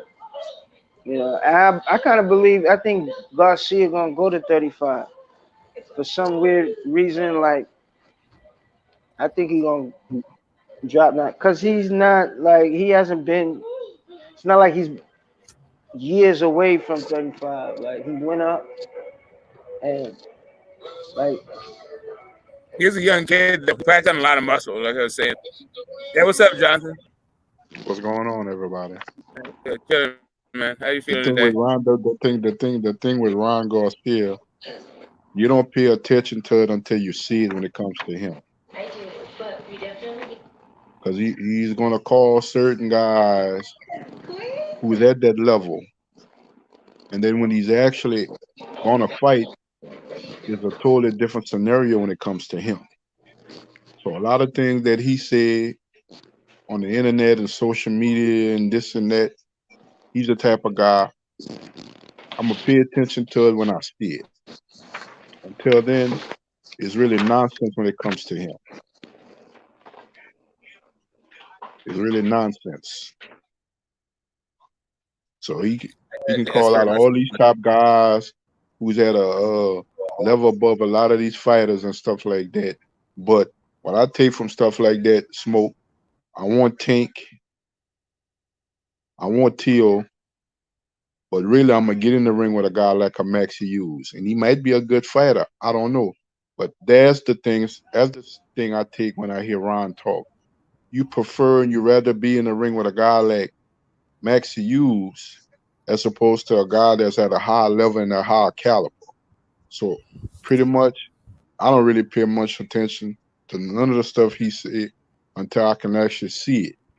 Then I'll believe it. Yeah, he's not even getting there with Maxi Hughes. That's the other joke of it all. You know, a joke of it all. Like I said, if that fight was to come off and he most likely probably would beat him, he would relish in that belt. He would relish having that belt, knowing that he said going into his fight with Fortuna, the belts don't matter. But he would relish it, and then he would try to use that belt as a bargaining tool. Mm-hmm. So if my team ever get into negotiations with this high level caliber fighter where I'm a champion too now, they say I'll never be a champion and stuff like that. It's a catch-22 with him. It's nothing but semantics. So that's why I really don't pay attention to him. It's semantics with him. And people runs with that and they believe it. Until he can actually prove and show us he's that work, then my perspective on Ryan Garcia will change. Until then, it's gonna be the same, you know. Yeah, that's pretty much what I'm looking at. It's kind of interesting what the position Oscar has himself in with his talent, right? Who he has in roster. Like the man said, it's interesting to watch him promote these guys and like still try to maneuver, still attach his name to other guys, try to like tease with different fights that have like not a snowball's chance in hell of being made. But it's kind of interesting to watch him go through the motions. Yeah, like the guy said, he never called out Devin. But you got Lomachenko who's coming back. I never heard him utter his name not one time, champion or not champion. I never heard him utter that name at all. He's another guy. Never hear Ryan Garcia. Yeah, I would like to fight Vasily Lomachenko. I never heard him mention that name. You know, they both fight out of Southern California too. Yep. I never heard him mention that name of the world of all things. You know what I'm saying? So I never heard him mention that name. I don't know if I mentioned Lomachenko, he might be like, yeah, I want to fight Ryan Garcia. I'm really interested and stuff like that. I don't know if it's that scenario, if that's the case. Like Lomachenko would really want to fight him. He was like, well, I said too much. I don't know what it is when it comes to him. So that's why I don't pay much attention to Ryan Garcia when he goes on his rants. I don't pay much attention to him. A lot of other guys, I pay a little bit more attention and stuff like that because those guys were actually champions and fought in actual championship fights and way more proven than him. You know what I'm saying? But when it comes to him, nah. He would have to really show me. Yeah, they're like less than 200 miles away from each other. Like how? Okay, in all the wide world. How is it they're basically in spitting distance? Yeah, that's it. You can drive there and back in the same day. Well, Smoke, I'll fight a Jojo Diaz or Pitbull. I say, okay. Now we getting this up. We kind of getting this up. You know what I'm saying? All right, I forgot about the Pitbull Cruise. He's in there with common opponents, with the other elites. I say, well, you know where we getting somewhere. We getting somewhere. Okay, you know what I'm saying. You know, starting to make a little sense. He's not even doing that. You know what I'm saying? I want to fight Maxie Hughes. You know, and you got to go on Google. You got to go on the internet to find out, well, who is this guy Maxie Hughes? Well, we know these other guys. We have seen these other guys fight. Yeah, but what it is too, I agree. But what it is sometimes, somebody got something and they ain't rocking it right. You see what I'm saying? And sometimes you gotta just snatch it from them and show it. You know what I mean? Like, so that's the scenario. Like, and it is what I think my man Huntsville said. It is a bargaining chip. You know, and you could consider it a bargain chip for whatever it's worth. Because we already know who's the undisputed champion. Mm-hmm. And we know who's a big deal also at 35 is Tank. So he's all the way behind like Rolly, fucking Tio, and Ryan been saying, yo, Data Op, we you going said undisputed, right? Absolutely. You said undisputed. We all know who's the youngest undisputed champion in the history of boxing. That's Devin Haney. He's the youngest undisputed. When we talk about undisputed, we start with Devin Haney, the youngest of all time with 4 belts. That's a fact. And that accomplishment alone is going to put him in the record books.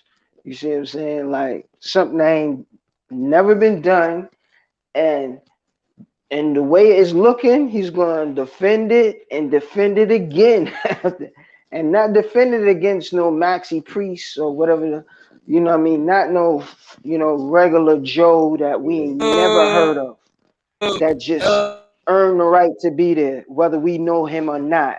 He gonna fight fucking Lomachenko, the Hollywood Matrix, and he gonna make that nigga become a fad, man. He's gonna send him fucking home.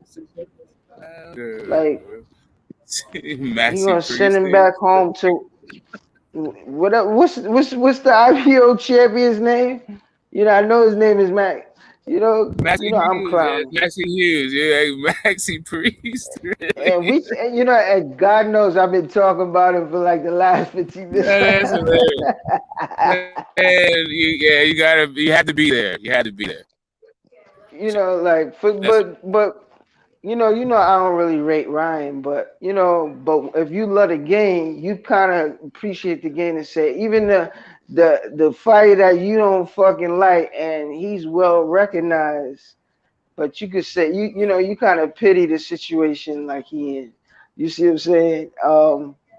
They like I was saying, the three amigos had a goal to defeat Haney or defeat Tank, and they fucking failing. You see what I'm saying? And it's all on him. He has to step up, and I'm rooting for him. Yeah. You see what I'm saying? I kind of root for him because I want that. I want that fight. I want one of these fights. I think Haney loves that fight. Yeah. You see so just straight up, just real quick, they're talking about Haney and Loma now because Bob was making this big to-do of it. I'd just like to point out, I don't think we'd be talking about Haney and Loma if Tank had petitioned last month. Sorry, go ahead. My fault. Tank had petition what? What did Tank petition? To exercise his claim on the WBA Super, right? He's the WBA World title. You're saying we don't have Devin as undisputed if that happens? Yeah, no, at least at the very least, he just can hold on to the WBA for that fight. Yeah, but Tank wasn't gonna do that. Tank wasn't. But hold on. We forgetting. No, that's what to point out. Smoke. We argued about this a while ago. We argued about this a while ago. So there's no confusion. You got the Super WBO, Super WBA, right? Yeah, You cannot force. They cannot force a man. The WBA champion. He cannot force a mandatory. For example, if Triple G wins, if he wins, he's not gonna fight his mandatory. He's not gonna fight the WBA mandatory, the real mandatory. Right. That's because He's gonna skip. He's no, but that's gonna fight the Triple G's highest. no, He's gonna fight the next highest ranked fighter, which already is John Ryder. But because of the scenario, hear me out. But because of the you're scenario, already wrong. They're in two different weight classes, and not only that, you're talking about a completely different scenario because Triple G is a skip artist. We're not talking about a skip artist. I never mentioned Triple G. I never mentioned Triple G. All I mentioned is if Canelo wins, I thought you said Canelo. Look forward. He's not gonna. Yeah, if Canelo wins, he's gonna look forward to defending that WBA belt based on the mandatory. Because he's the super champion. He doesn't have the mandatory, but what he'll do is fight the next highest ranked guy up. You're not understanding how the WBA, that's not how the WBA world and super relate to one another. It's not like the WBA. My nigga, Morrell is the only one. Tank, Morrell are the only ones that have mandatories. No, you're not understanding what I'm saying. You're not understanding. The WBA super must fight the WBA world within every 16 months. That is the only thing the WBA super has to do. He doesn't have mandatory. Haney just won it. It just recycled. Haney just won it in the summer. So that's only a few months. Hear me out. It doesn't matter who has. It's not the thing's not enforced when a new person gets the title. It's how long between the super and the world. It's the relationship is between the titles, not the title holders. But they already have a champion. Tank has the belt. He has all the mandatories. Okay, just hold on a second. You're just in the weeds and a little bit off of what's happening. What I'm saying about Petition is Tank as the WBA world titleist he has the benefit of challenging the WBA super within a 16-month or 18-month time period, right? He can do this, and Tank being Tank, right? And Floyd being his promoter, or Tank being Tank, his influence. It's not that he forces. It's not that Tank can force that. It's he petitions the WBA, and then they rule on whether or not they want to enforce it. And then the idea being that because Devin also wants that fight, they would also petition along with him. They'll say, hey, yeah, we're favorable up to it. We actually want this fight. Go ahead. So that would also work in the WBA's decision-making process of whether or not they want to make this fight happen. Right. Also, if it's if it becomes a low enforcing his deal and right with Bob, then that's where that whole what Bill's talking about, the Ali Act. Whichever promoter has the most money, they can go with that. They can go with that offer. I'm assuming that it's probably going to be Tank, knowing Tank's draw and Loma's draw and Bob's reluctance to Smoke. Basically, what you were saying. Smoke, that's not going to happen, though. Was kind of the scenario. That don't even make sense. That don't even make sense. I know it didn't happen. I'm telling you, it didn't happen. A super champion is not going to have a mandatory within the 16 months. I'm telling you, the super champion don't have a mandatory. TC don't have a mandatory. They're not forcing shit on him. That's the WBO. Yes, it's the same thing. It's the same thing. You can. They're not forcing on. In the WBA, do you remember when Ugas and Manny Pacquiao had the fight? That was because of the WBA and the WBA Super. They have that relationship. The WBO does not have that because there is no WBA world. Right? Say that again. Hold on. Say that again. Oh wait, the WBO world does not have a the WBO Super does not have a WBO world. The WBA does. So how they work this relationship out is the WBA world has mandatories, and the WBA Super has to fight the WBA world every 16 to 18 months, something like that. I agree. Right. After so far much time has passed, they have that privilege. But what I'm saying is, if they don't have It's not after that time has passed. It's not like you get a grace period. It's within that thing. It's like during that cycle. Yeah, But that's not even the point. It is that. That's Because not even the point. It's not that. Let me give you an example. Let me give you an example. Let me give you a clear example. It's not about an example. I'm talking about the language. None of that it does not work. It's within the time period. There's a lineal. I don't know which division, but there's a lineal WBA champion in one of them lightweight divisions. You could be a fucking super champion without being unified. And for you to be a super champion as the WBA champion and you don't have no other titles, that is putting you on a level where you can unify, because the WBA give you all type of grace when it comes to unifying and capturing. They're in the middle of that. Yes. But that's what I'm saying. Yeah. When you're on that pedestal, they looking for you to capture other crowns. They're not pressing you on no mandatory. That's why they're giving you 16. They're going to give you 16 months, whether you building up your profile or you going to build up your fucking purse. You know what I mean? But they're going to give you that grace period. The thing about it, EO and Smoke, I'm going to piggyback of what Smoke said. After Ugas defeated Manny Pacquiao, his next fight, because he said it himself, his next fight wanted to be in the unification, and it was Spence. But then they were saying, in order to get that fight, because they didn't think that fight was going to come off, plus, Spence had to get cleared from the eye injury, that he had to look at the winner of Butiev and Stanionis. And like what Smoke said, because he became the super champion. Butiev beat Jamal James for the world regular title, and Stanionis and Butiev fought for that belt, which allowed Stanionis to become champion. By that happening, with the 16 to 8 month grace period, the WA super champion Ugas was allowed to unify with Spence, because they were saying that their fight couldn't come off because he had to fight either Stanionis or Butiev next. And that fight was able to come off, and them two fought for the world title. So I could kind of understand what Smoke is talking about. That's a totally different scenario. I don't know what you're talking about. I get what you're saying. The reason why is the same scenario, because Devin Haney is undisputed, but he's the super champion at 135. Canelo is the super champion at 168, and Errol Spence now is the super champion at 147 because Stanionis is the world regular champion. It's the same scenario.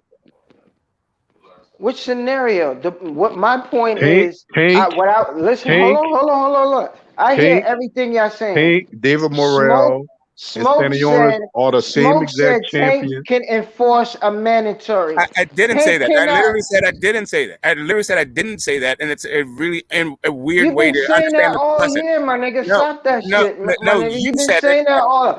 Tank don't want to step up and enforce his mandatory. I didn't say that. I said petition. He cannot do that. His mandatories are below him. It's not above him. Like, what are you talking about, my nigga? Hey, yo, you said that already, and I corrected you, and I'll correct you again. I said, how you gonna correct me? It don't make sense what you're saying. Because I said the WBA world cannot force a mandatory. The only situation where they'll put it together, the only time they'll put it together, just based on the scenario where OG was saying, let me look at the screen.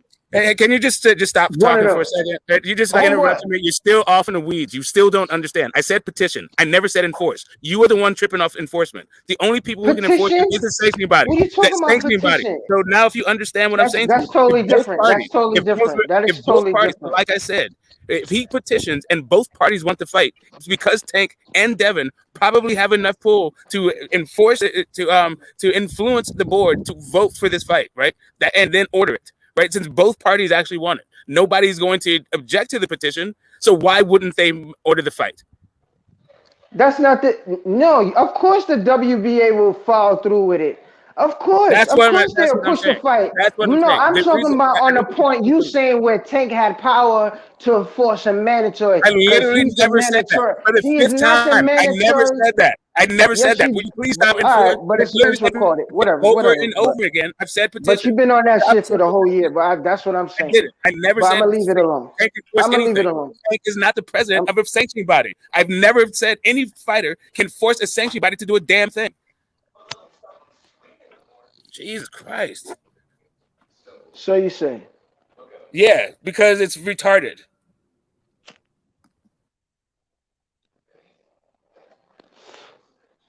Like I said, the WBA world interim champion got all the fucking mandatories. Whether he's the WBA world or the WBA interim. And we're gonna see this. We're gonna see this example when it comes to this Munguia and motherfucking John Ryder. You watch when I tell you. It will come back full circle. That is the prime example. That will be probably one of Canelo's options, even though it's not being said. But if we watch the demographics of what's moving, you see what I'm saying? Especially that John Ryder got a win over Jacobs, and he was an active middleweight, super middleweight, whatever, for whatever it's worth, and a former champion in that association. So he's ranked high. He was already ranked high. But now he put his chip up. He fighting Munguia. That shit is a big deal. And he might not even get past Munguia. But if he so happened to get past Munguia, I wouldn't be surprised Canelo fight him and then look at Morrell, because he don't have to. He could say, "Oh, Morrell, yo, what's up? We fight." If Morrell agrees with it, they unifying. The fucking sanctioning bodies ain't get the sanctioning body not gonna get in the way, but they'll step in and say, if the super champion don't want it because his outlook is different, they not gonna press it, because the WBA world he's not going to be in the window of a mandatory.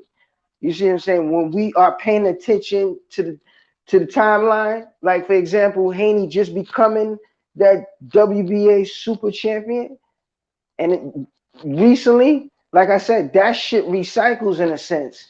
Them niggas is not worried about pushing no mandatory. He's the fucking super champion. They just paying attention to the fucking, the other fighters. You see what I'm saying? And they watching what's progressing. You know what I mean? Et cetera, et cetera. But I know Haney wants to fight.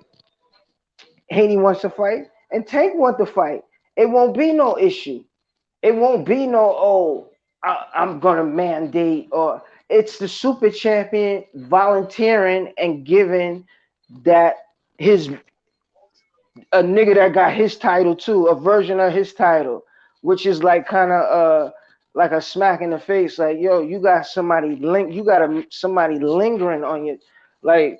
So I know that's not an issue between them, but the bigger issue is that Haney is binding in some contracts. You see what I'm saying? And he is the super champion, and the sanctioning bodies ain't gonna press nothing.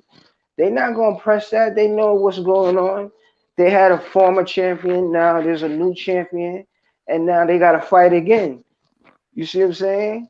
No, I don't It's see what you're all saying at unified. all. I Of mean, course, because nobody you're on wants the to be same out page of the picture. for a lot, and then you Nobody chalk your wants to way be right out the into picture. another None of thing, them which sanctioned doesn't make bodies a want lot to of be out the sense. And I picture. can tell you how you just went astray in my mind, and maybe you can get me back on track.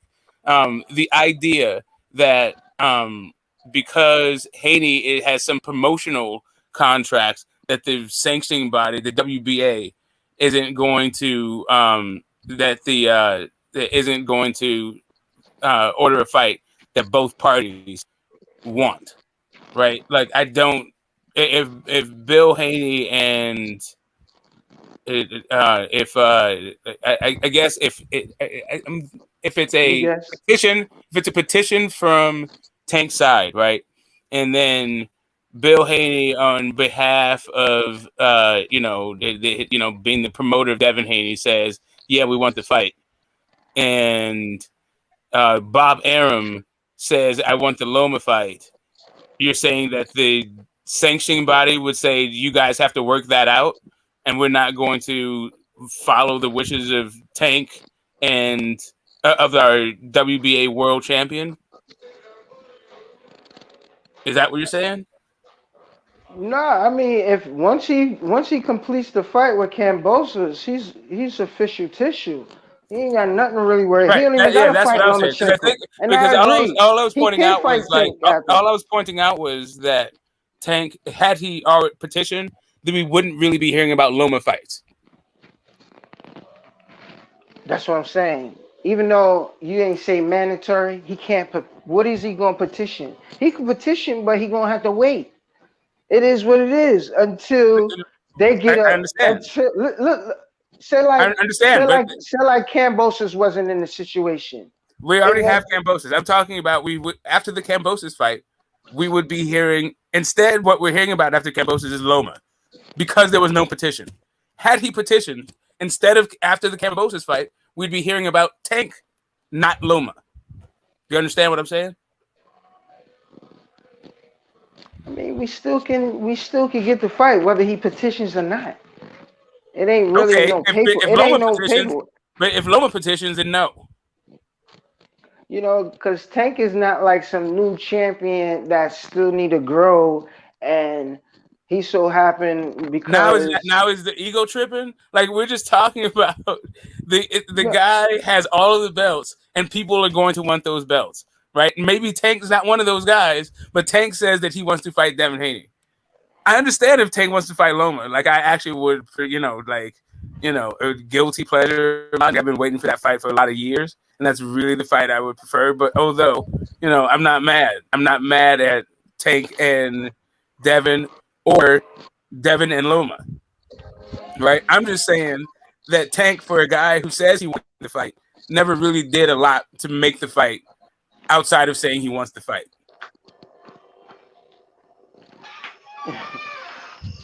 I mean, there's a lot of fighters that don't really participate in. You see what I'm saying? They just training animals, like not, no disrespect, but like Yeah, but I mean, a lot of guys aren't self-promoted and saying it's like they're grown, they're ready to speak for themselves and take the training wheels off and have big fights and we're gonna fight you next, yada yada. Like that kind of stuff is what I'm yeah, saying. I think it's like starting to like manage expectations kind of thing. yeah, that kind of felt like a stab, smoke. You know what I mean? I mean, it is what That's a it little is. Like disrespectful, my nigga. For a nigga I'm interpreting his words, right? I mean, it's just kind of like Ryan. Like there's a pattern of behavior. Because I'm noticing a lot of people just like, oh yeah, so don't tell me how Bob Arum isn't conducting, isn't in charge of Devin Haney's, and I don't want to hear like people are saying that basically Bill Haney is using these guys' names to promote these other fights, and that they're not sincere when they're talking about we want to make these fights. Meanwhile, this guy, but mostly it's about this Tank fight. And Tank, like while these guys are out there like drumming up the bushes trying to make fights, these dudes are just like throwing shots and ain't doing a motherfucking thing to make a fight. And it's a little bit like, you know what? Let's at least let the record show that there's a procedure to make the fight if you wanted to make the fight, but beyond just saying some stuff on social media. And let's just stop hiding behind like mandatories and contract clauses and promoter obligations and all this other like weird stuff, and just call it is for what it is. But you ain't trying to make a fight. But dude, that's not. So we gonna disregard the people behind the scenes, the sanction, because in a sense you're saying that because what I get, because that's all I'm gonna get is that you talking about how sanctioning bodies ain't gonna respect contracts when these are organizations and they present themselves on. Yeah, they present. It depends on the contract. I'm saying that I think that right. Let's say a sanctioning body had to obligate, like they were obligated because they sanctioned a fight with a contract that had a rematch clause in it, right? So now they have to enforce a rematch clause, or the guy gets stripped of the title, or the other fighter could sue, right? I think like stuff like that, sure. But if it's a promoters, if you're co-promoted with another promoter and one person, your representation wants the fight, but your other co-promoter doesn't want to fight, do you think the sanctioning body is going to get involved in that? I mean, I don't know that that's reasonable or unreasonable. I'm just wondering if that's what you thought, but you know, it is what it is.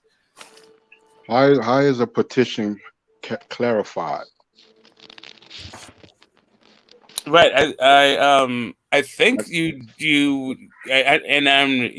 I've heard this work differently in different sanctioning bodies, but like when when the WBA when Klitschko like lost to Tyson Fury, and they were supposed to rematch, and Tyson Fury pulled out. Klitschko petitioned the WBA to have the belts on the line when he fought AJ, even though he had lost. Right. So he was able to get that. And then also, and Luis Ortiz was his mandatory at the time. Hold on, don't skip. Wait. That's a good example. You know why? He petitioned. You have to explain why he petitioned and why he did that. I mean, not really. It's tangential to what my point is. No, it is. No. It's not, because it was only about getting 50-50 in a negotiation. And the only way he's going to get it in 50-50 in that negotiation is because Eddie Hearn said you had to get a title on the line if you wanted to be 50-50. And so he petitioned the WBA and he got the title on the line and he got a 50-50 split. But that's irrelevant to like the thing about petitioning. The other thing was like the Luis Ortiz was the manager of the WBA interim, and he popped dirty like in that Wilder fight. And even though he was the WBA interim and that was a WBC fight, and he got cleared, Eddie Hearn petitioned the WBA to have Luis Ortiz stripped of his mandatory status. So AJ never had to fight Luis Ortiz. So in both cases, right, like it was the promoter petitioning on behalf of, you do a case and then they look at the relevant data and they make a ruling, right? So for this particular thing, it would be it would be Tank pressing his right and then the WBA making a ruling. I don't think they would take into account that exactly. Devin Haney has accomplished. The reason Devin Haney has accomplished everything. Y'all can hear me? Yeah, we can hear you. Yeah. So Devin Haney accomplished everything he wanted to accomplish at 135. He's the undisputed champion. He already got all the belts, and now he's about to defend his undisputed title, be the first lightweight to defend the undisputed championship since the all-time greatest Pernell Whitaker. A great champion like Pernell Whitaker, to put your name in the same sentence as Pernell Whitaker, that's a great accomplishment. And now it's time for Devin Haney to move up to 140. He's already outgrown the weight class. He got to move up to 140 and go for undisputed in the second weight class. You know what I mean? Be the first man to be undisputed in two different weight classes and go get Teofimo Lopez, bitch ass. Go get that bitch Teofimo Lopez. But he ain't got no belt yet, H. He ain't got no belt. And then, but the belts is vacant. A lot of belts are vacant. 3 vacant. Nah, he ain't vacant no more, man. No, Bob gonna have him hang around at 135 until he get that Lomachenko fight. Bob can't have Haney do anything. I just talked to Bill Haney on the phone a second ago. I just talked to Bill Haney a second ago. Just got off the phone with him. Bob can't tell Haney what to do. If Haney want to move up to 140 because he can't make 135 anymore, he can do that. Can't nobody stop him from moving up in weight. That's true. You fight, but it's not like this man outgrown in weight class. You see how Devin Haney be sucked in? You see Devin Haney at the weigh-in, how his face be sucked all the way in? But the man been talking about moving up to 140 pounds. I know, but he's not going to do it. Ain't nothing wrong with that. H. Ain't nothing wrong with that. Yeah, I know. I talk to Devin Haney. I talk to Bill Haney all the time. Them niggas moving up to 140 pounds, and Bob Arum can't do shit about it. When is it gonna happen? When is it gonna happen? And they're about to go get that bitch. That bitch named Teofimo Lopez. H, that's who they about to go after. When are they moving up to H? When is it going to happen? After the Kambosos fight. They got one more fight with Kambosos. Right after the Kambosos fight, Devin Haney finna move up to 140 pounds and become undisputed in 2 different weight classes. Bill told you that literally. Like I said, Devin Haney about to move up to 140 pounds and go for 2-time undisputed. Be the first man to ever be undisputed in 2 different weight classes. I get that, Abe, but did Bill tell you that literally?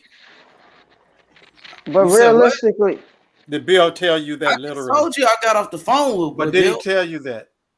Bro, I just told you I got off the phone with the man. What does that tell you, bro? I'm asking you a question. Bro, what does that mean? I just told you I got off the fucking phone with him. He about to move up to 140. Well, you want me to write it down? Yes. How many times I gotta say you talking about Bob Arum? Oh, Bob Arum can force him to stay. Bob Arum can't do shit. He couldn't force Teofimo Lopez to do a rematch with Lomachenko. Teofimo Lopez went to Triller. he said yes. You asked him, you want me to write it down? He said yes. Bob Arum can't force Devin Haney to do shit. That's not true. If Devin Haney, if he can't make 135, he can move up. So Devin can make 135?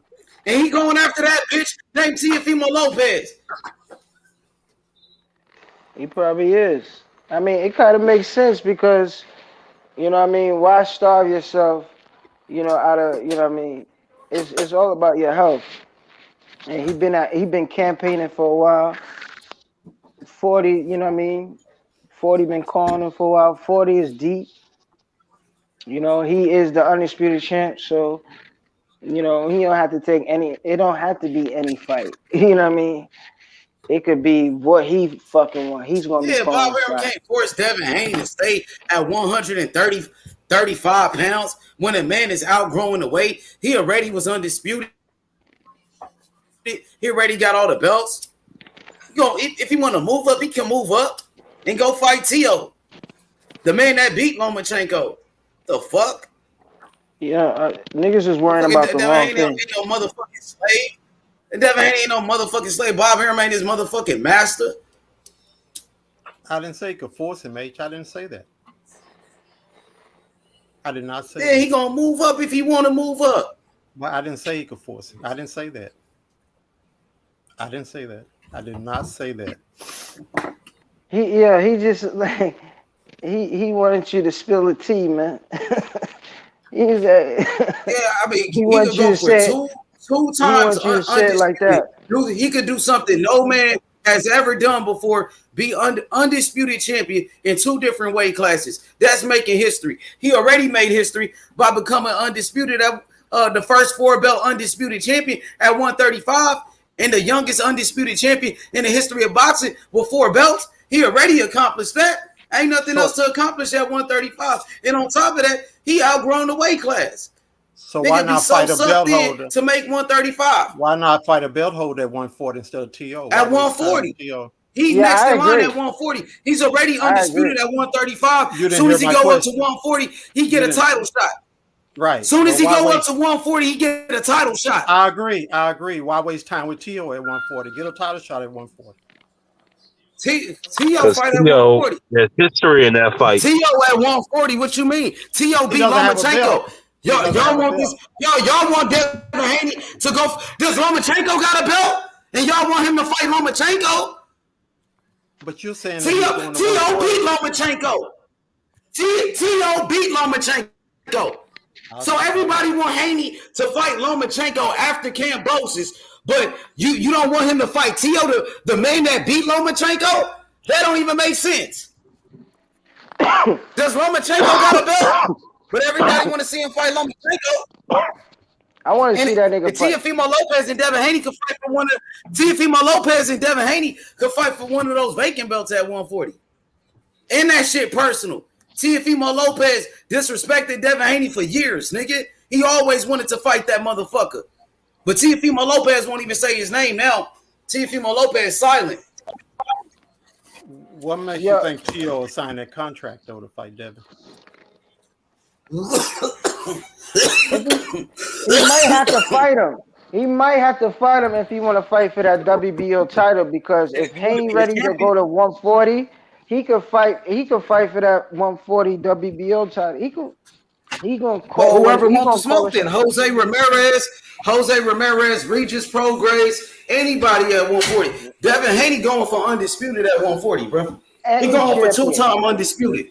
He going to make history, bro. This is what I'm saying. Especially the linear champion. Yeah, Devin Haney going for 140 for all the agree belts. with you. I'm saying T.O. He going for 140 for all the belts. I agree. He want to with be you. a two-time undisputed champion, I the first man to be undisputed in 2 different weight classes. Nigga, ain't no man that has ever been undisputed in 2 different weight classes. So everybody at 140. Especially that bitch named Teofimo Lopez. Especially that bitch ass nigga named Teofimo Lopez who talked all that shit. If T.O. ran from him at 135, why wouldn't he run from him at 140? So you think T.O. gonna run from him again? Is that what I'm saying? I do. Okay. Your H. That's my point, H. That's what I was trying to get across. I'm saying T.O. was going to run again. That's my point. Okay. Some people believe T.O. will fight him. I think T.O. will fight him. No, it's not going to happen. But H, I think it'll happen. Yeah, he need to fight Catterall. Catterall will be the lineal motherfucking WBO champion, man. Whether if Catterall wins, that might be a better look. You see what I'm saying? That's glory right there. 2-time lineal, you know what I mean? He undisputed and then lineal champion. Because that is the height. That is the, you know what I mean? But he has any option. You know what I mean? And I think the IBF, like you said, they might wait. You see what I'm saying? You know, they'll fill that shit up. They'll fill the second spot, fill the first, or wait for the first. You know what I mean? Wait for Haney to get up there. You know what I mean? So y'all got to realize that shit right there with Teofimo Lopez is personal, bro. Teofimo Lopez been disrespecting Devin Haney and Devin Haney's family for years, bro. Calling Devin Haney all type of names, called them an email champion. Teofimo Lopez. And that shit is personal, bro. And Smoke, you know all about it. For years with T.O. I told you, I've been telling you that shit. I was like, I want to see Roman Tank and fucking Haney versus T.O. Been saying the same motherfucker. Not only that, I'm glad that I was here to witness you changing your pick from the fight at 140. Beating Bud. So Devin Haney will be the first guy to be undisputed in 2 weight classes. But I ain't gonna lie. Now that's if Teofimo Lopez wants to smoke, bro. That's like Ernest said. How we know T.O. really want to smoke? These guys like T.O. and Ryan, they're not going to sign. Yo, H Money, sky's the limit with Haney. I'm telling you, you got so many fucking options, especially that, you know, everything is out in the open now. It ain't just about Josh Taylor. And I'm telling you, the sky's the limit, yo. What I'm saying, I agree, but if he go to Catterall, Josh Taylor route, which I think is going to be Catterall, he defeat him, get that WBO title and that lineal. I think the IBF might even throw their title in that fight. You see what I'm saying? They might even do that because that is the lineal. That is a lineal fight. So if he get that fight, T.O. gonna have to beg him.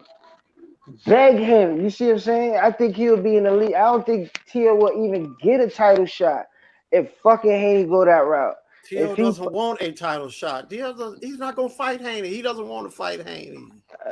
Come on, guys. I don't give a fuck. You see what I'm saying? Honestly, I don't give a fuck because it's all about his health and you see what I'm saying? These like guys like Lomo is a joke. Lomo is a joke. His time is up, whether Haney gets to him or not. You see what I'm saying? And fuck him. You see what I'm saying? Fuck him. You know what I mean? Because he ain't coming up to 140. But if anything, you know, he could see Tank at 140, and et cetera, and life goes on. Yep. You know what I mean? But Haney, it won't be a super champion at WBA anymore either. So Tank will be the champion there. So Tank will essentially be an email champion. Yeah. Well, no, he can. I'm just saying that he can unify. If Devin vacates, then yeah, he can go and fight the other unified champion, right? No, if Devin vacates, I think he just automatically gets promoted to the official champion. Yeah. No, he's still the regular, and then when he unifies, the winner of that becomes a super. But I thought that but they promoted Murata and Bivol to the super champion without having to unify. Exactly. Murata and Bivol. Exactly. Devin Haney going up to 140. Yeah, I mean, to become. you can. Yeah, that's not the only way you can become a super, but that is. But that's how Austin Trout, that's how fucking Canelo You don't became a think super Tank champion. Cruz with Al Heyman is gonna get those type of ranks with the WBA? Say again? You don't think Tank Cruz with Al Heyman is gonna get those type of favors with the WBA? Tank will be the super champion once Devin Haney moves up. I'm saying he doesn't even need to be. I'm saying Tank will be the super champion. Tank is next in line for the WBA. So once Devin Haney moves up to 140, Tank Davis will become the super champion of the WBA. Devin Haney's going. He's trying to make history, bro. Either that or there will be no. Nigga, Devin Haney. No, ain't no such thing as an email champion. That's some hoe ass shit that Teofimo Lopez made up because he wanted to duck Devin Haney. So was Ugas an email champion? You can also stay the WBA. So was Ugas an email champion? Was Lennox Lewis an email champion? You know what I mean? Ain't no such thing as a motherfucking email champion, bro. That's but here's my hey, thing listen, with let me Tank. talk, bro. Let Let me talk, bro. Let me talk. Yeah, that's some bullshit that Teofimo Lopez made up because he was ducking Devin Haney, called him an email champion. You know what I mean? Because Lennox Lewis got his belt the same way. Ugas didn't fight for his belt. Motherfucking Murata, he didn't fight anybody for his super title. They elevated him, but nobody said he was an email champion. But they said that about the black fighter Devin Haney. You know what I mean? And it's some bullshit. It's some bullshit, bro. That's what it is. Ain't no such thing as an email champion. You show me in a dictionary of boxing where they got an email champion. Or that's some shit. Or that's some shit. Yeah, man. I ain't going front. If they was called Morrell, the Japanese guy that Triple G defeated, the super champion, which I don't know. If they was calling it was the bag that was talking. You see what I'm saying? But he wasn't holding it. You didn't visibly see it. But if they was calling him that, that's fine and dandy because the bag was huge. That shit was huge over there. You see what I'm saying? Because for him to hold on to that, it was so, I'm gonna leave it as that. But yeah. But we ain't fought on fucking Haney. 40. That's what's more exciting that, it ain't like, the world is his oyster at 40. Like, you know what I mean? Everybody gonna call him out or whatever, and but that'd be interesting who call him out and who don't call him out. You see? You know what I mean? But it's all about the champion. You know what I mean? Which champion you gonna get? But I think the IBF gonna hold out. You know what I mean? Because most likely, because the whole shit get depleted. You see what I'm saying? Like, especially if they ain't really no it ain't no depth.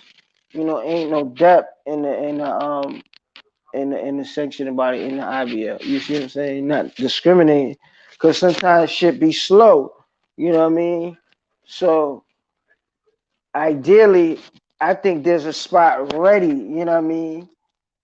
If not, the IBF will throw. You know what I mean? They'll throw their fucking belt into the fucking into the fire with Haney. You see what I'm saying? Like, because whoever he's fighting, you know what I mean, is gonna be a champion, and it'll be only their honor to just add their championship crown. Wait a minute, To the fight. how is Ugas an email champion? Didn't he beat Pacquiao, who beat Thurman? Didn't Ugas beat Pacquiao for the belt, and then Pacquiao beat Thurman for the belt? Okay, so ain't no said that. Ain't no email with no Ugas. I mean,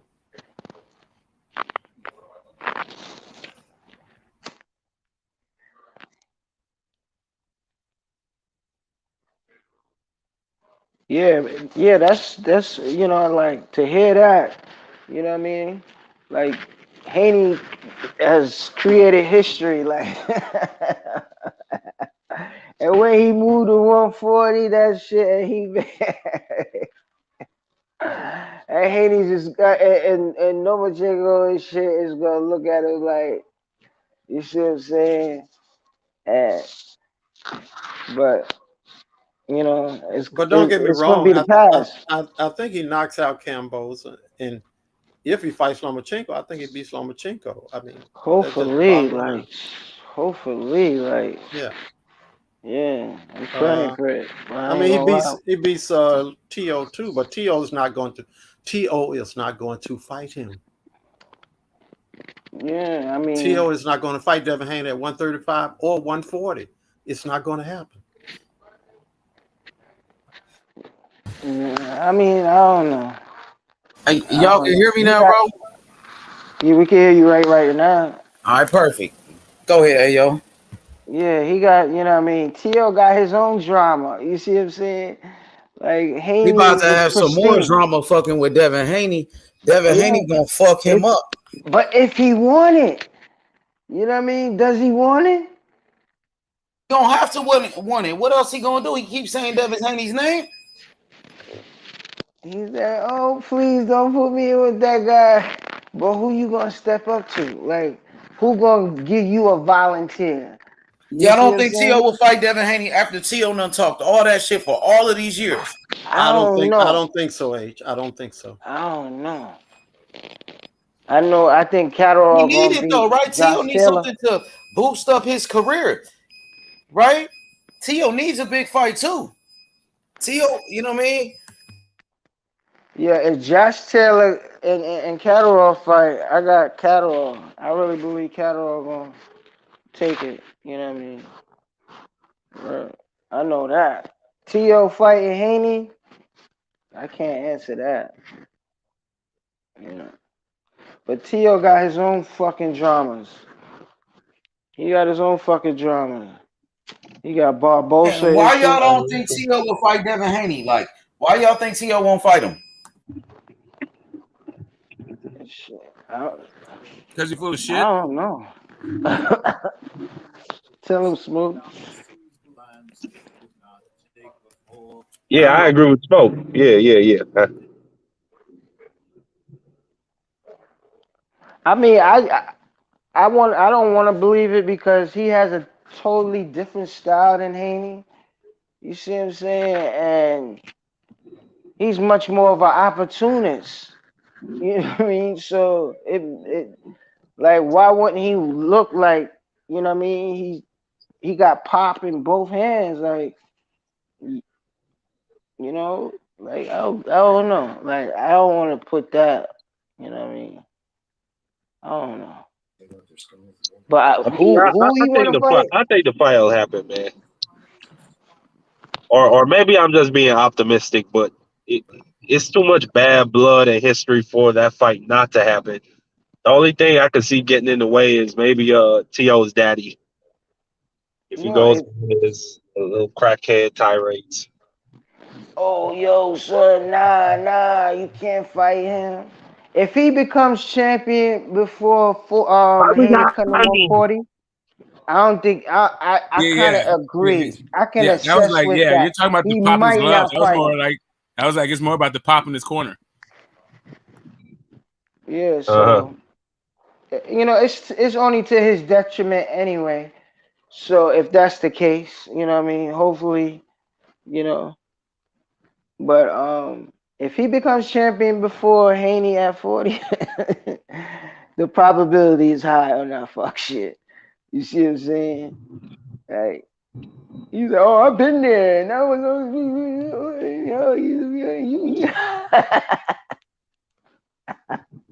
yeah." But I think if Haney do what he gotta do, you know what I mean, and So Halloween, right, Yeah, go ahead. Do you think why wouldn't Haney activate his WBO super privilege and fight for the WBO's title at 140? Exactly, Smoke. That's what I said. 2-time undisputed. He's going for those belts. And if T.O. got a belt or whatever, if he got to fight T.O. for a belt, Devin Haney ready for all the smoke at 140. He ready for everybody. Mm-hmm. Ain't nobody at 140 beat Devin Haney, bro. Got him. Nobody, bro. He'll beat everybody at 140. The same way he was undisputed at 135, he'll do it again at 140. Can't nobody beat him.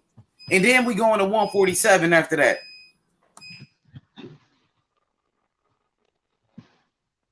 Oh, that quick jump. Ooh. No, but first he going for undisputed at 140. So we don't know how long that would take. We don't know how long that would take. So he could fight Jose Ramirez. He could fight Jose Zabeta, Regis Prograis, Teofimo Lopez, Barbosa, whoever got a belt. Puello. He going for all the belts. Yeah, it ain't really nothing personal. It's more like the scenario of it right now. I'd just go where the lineal champion is. Because especially knowing that the IBF is vacant, it's going to be, like I was saying before, if he initiates that fight, which is where the difference between the others is that they don't have an attachment to the lineal. You see what I mean? If anything, they separate, whether they're good or not. But if he goes for the lineal title and convince Catterall to get in the ring, the IBF might, you know what I mean? Or even if he fight for any other champion, but it would be better if he go with the WO. Because if he get that, he could box out T.O. You know, because if he come to 40 and become champ, you know what I mean, and pick and choose, you see what I'm saying? Because he's going to be a big fucking deal. Who going to fucking turn down Haney? I don't think Catterall going to turn him down. I don't think Catterall will turn him down. Fucking T.O.? Yeah. Why not T.O.? T.O. talked all that shit. Like, y'all don't think T.O. will fight? T.O. fought Loma. As you saying, like, but it's that's a different style. Like, Loma I know, but T.O.'s supposed to be ready for down all at, he was styles. looking down at Loma. He was looking He down beat at Loma, him. though, right? Like, y'all got to give T.O. credit for beating Loma, though. Yeah, but Loma too late, my nigga. I mean, I give him credit, but he's not fighting Devin. He's just not. T.O. is not going to sign that contract. He's just not. How we know that, bro? Like, how do we know at this point in this stage of his career? He been saying Devin Haney name for all of this time. Y'all don't think he gonna fight after doing all of that talking? Correct.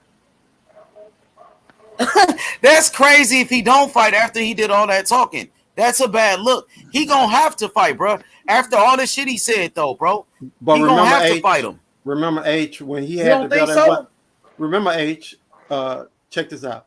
When he had the belt at 135, he was talking trash about Devin and didn't give Devin a shot. So T.O. but Devin now is undisputed champion, right? But Devin now is the undisputed champion. Now Haney is the man. Right. But T.O. doesn't have to so fight. I mean, like before, a lot of guys wouldn't fight Devin Haney. And T.O. was one of them.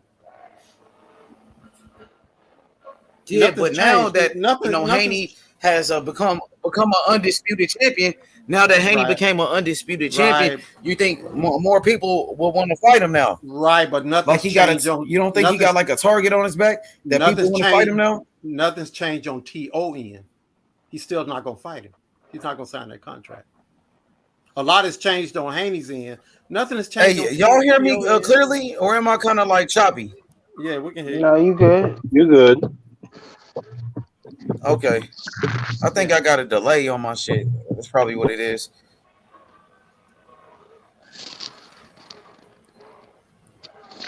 What you were saying, fam? Hey, Mark, you said you think T.O. will fight Devin Haney?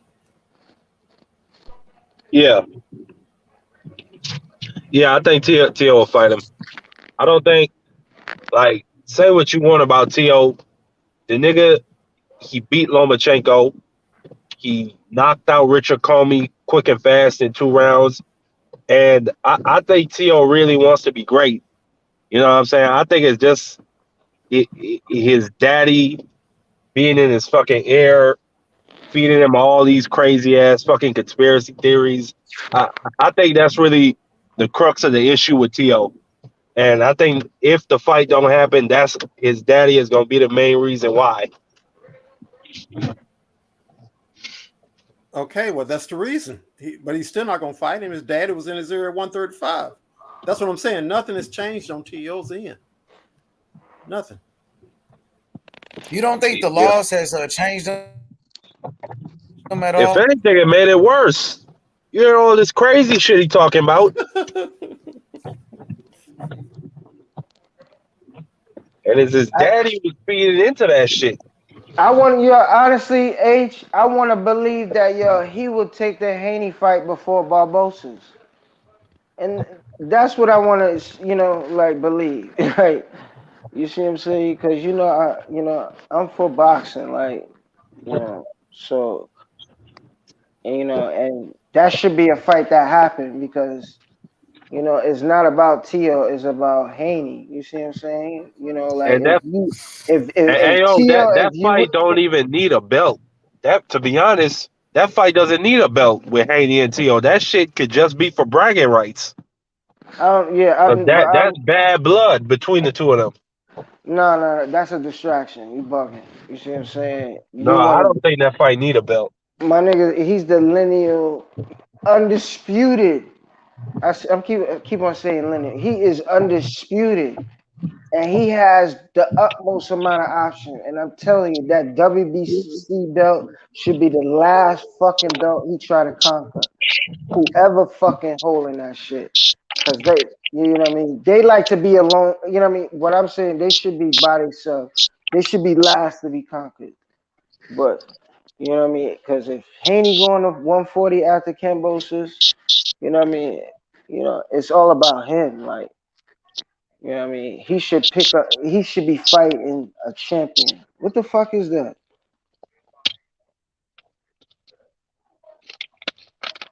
Yo, Mark. No, I think that was Mark. Mark be having some feedback. Yo, I think that's coming from Mark. You can hear me? I can hear you. I can hear you.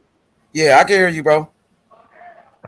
But okay, Devin Haney and Teofimo Lopez is still gonna be a big fight, bro. Yeah. For no belt? Yeah, I don't think it needs a belt. You got I think they're gonna fight for a belt. Tio's ready ranked. Tio's ranked high in the sanctioning body. And Haney's gonna be ranked #1, like Smoke said. No, I understand that, but what I'm saying is, Haney's with or without a belt, I could still have the fight. You know what I'm saying? Okay. Yeah, but if more than likely it's gonna be a belt on the line because you never know, man. You don't think that's a big fight even without a belt, H? I still think that's a big ass fight, regardless. Oh, yeah, it's gonna be a big fight. Yeah.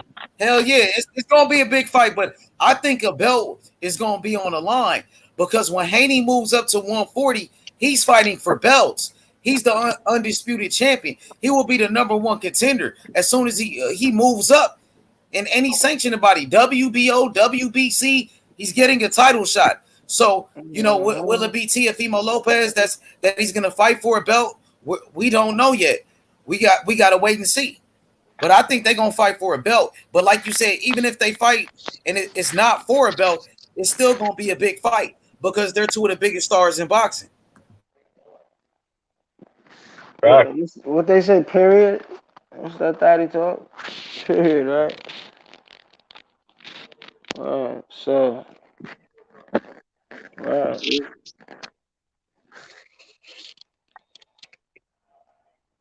yeah, is fucking Catterall and Josh Taylor fighting? What's going on with that? That's what I heard. I ain't do my homework. Yeah. Somebody got a schedule or what? Oh no, let me look that shit up.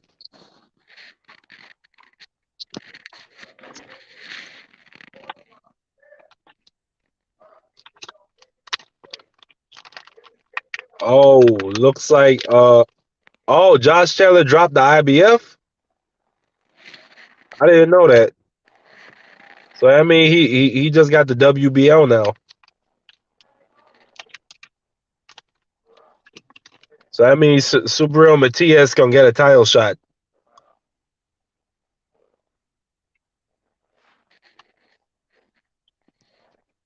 Who's that?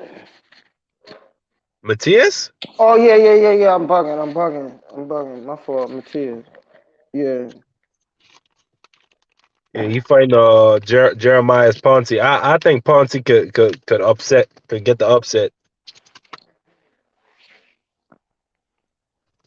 Yeah, But 50 yeah, 50 fight. You know, as long as it's got Matthias, you know what I mean, he's been working.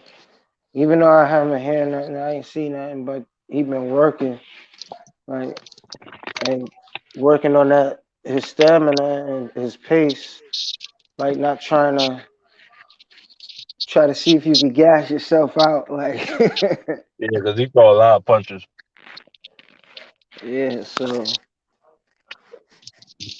ain't nothing wrong with throwing a lot of punches, but if you gas yourself out because you just throwing a lot of punches, that shit kind of defeat you know what I mean? You putting Yeah, yourself in all harm's way, you know what I mean? Because you get countered with some little shit and, you know what I mean? You to the ground, you know? So, yeah. yeah, so that's a 50-50 fight, man. Like, you know.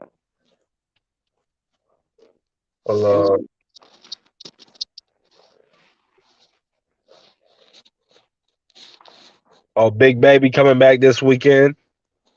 Then you got Andy Ruiz and Luis Ortiz the next weekend. Who you got in that fight? You said, my fault, who said? Oh, and then Nui and Paul Butler, the undisputed fight. That shit's going down. My boy Nui about to become an undisputed champion. Easy. Yeah, that fight is a joke. You know, we know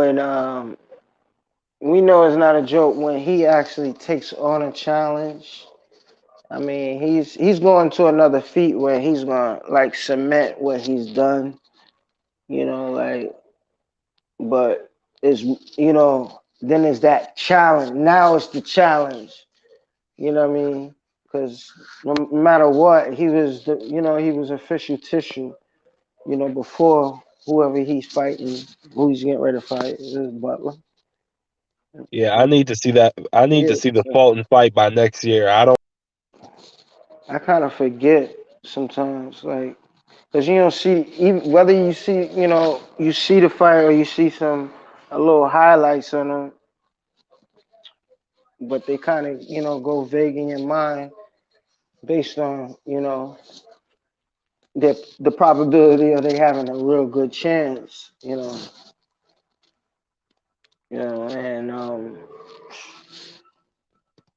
Inoue got it all, like, and is nobody is not meant for anybody to show or give him a challenge at that weight class. So it's about him moving to 126, and fight what's her face. Not 126, move up to 122 and fight the world champion from Philly.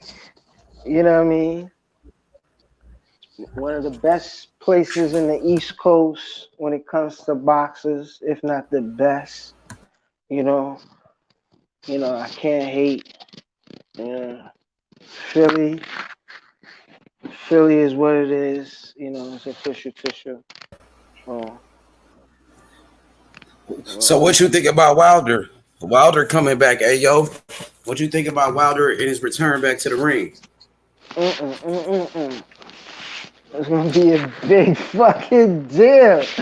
Oh man, like You know what I mean? This nigga had 3 fights, like 3, glory heavyweight fights, which everybody in the world has been missing. Like, we all been raised on like the glory weight class of the heavyweight division, and but the best thing about it, the game is the weight classes just show you that the expansion of the game, it made it more beautiful. But you know what I mean? With the beauty, there's the truth, and the truth can be ugly, and et cetera, et cetera. So, but he coming back, he fighting, somebody his, somebody his height, a good crossroad tune-up fight, like, and I have him winning. You see what I'm saying? Like, sparring partner or not, I don't believe that Deontay Wilder gonna come back against, Hernelius and, take a fight that he don't believe he could win. Like, so I can't go against him, And I could see, like it's projected he gonna have like a different landscape of fighters compared to them other fighters he was fighting before. But he's so blessed. He had 3, he had 3 classic fights with Fury, and then now, he got a different saga to continue. And I think this fight is gonna be dope. But I can't see him losing, even though he had a trilogy. I can't see him losing. Like, and the game kind of needs him. You can see it, and I believe it's gonna be, it's gonna be a big deal, and hopefully he can get the fights. So what's gonna be the big fight for Wilder? He's fighting Robert Helenius, which is a tune-up fight. I think he deserved a tune-up fight. What's gonna be after that? Is it a fight with Andy Ruiz? We talking PBC business, right? Al Heyman. Al Heyman got Andy Ruiz. He got Deontay Wilder. Al Heyman. He also got Frank Sanchez. Frank Sanchez, the master boxer from Cuba. He beat F.A. Ajagba, and a lot of people, they were saying F.A. Ajagba was the next Deontay Wilder, and Frank Sanchez gave him a boxing lesson. So Frank Sanchez, he's on the undercard. Yeah, Frank Sanchez, he's on the undercard of Deontay Wilder and Robert Helenius. He's fighting on Deontay Wilder's undercard, and he's calling Wilder out. He wants to fight, so why not Deontay Wilder and Frank Sanchez? Deontay Wilder and Andy Ruiz. If Andy Ruiz can beat Luis Ortiz, I think those are some good fights. What about you? Wilder and Andy Ruiz, and Wilder and Frank Sanchez. Yeah, absolutely. I think Sanchez is like a option C. Why he gotta be an option C? It's either C or B, honestly. I mean, based on the options, he should be on top of the list. Y'all can keep trying to downplay Frank Sanchez, but Frank Sanchez one of the best heavyweights. Nah, H, you kind of cut me off on that. Nah, I'm not. You see what I'm saying? I'm not downplaying him, because he could, he could really discourage Deontay Wilder, like retire him, like, give him a boxing lesson that Floyd was talking about. You see what I'm saying? Like, he looking like, if he fight like a Sanchez, like, or like, that could be a fucking problem. Like, is it a big fight right now? I don't know. That's why I kind of put it in the C option. But Ruiz is like part of his resume where now he more aligned to the unification side, like, because Ruiz was a former unified champion. Whether you see what I'm saying, whether he was a single title holder, he had the 4 belts at once. but he gave it back up or whatever. And you know, so that, but he still got that little lineage. But if you do a number on him, you see what I'm saying? Like, you know, we ain't looking back, you know, unless we have to. You see what I'm saying? Because we a fucking big deal, you know, and the lineage is still up there. You see at the split second, you know, like, yo, that fucking, yo, no, you not holding, yo, Fury, you not holding that lineage title. No, that shit going to them because they number one, number two, or number one, number two, number three. Because you still can create that, you know what I mean, that lineage with a number two or number three based on that scenario. Because he would have held that shit hostage. You see what I'm saying? And in all actuality, he shouldn't even really have it.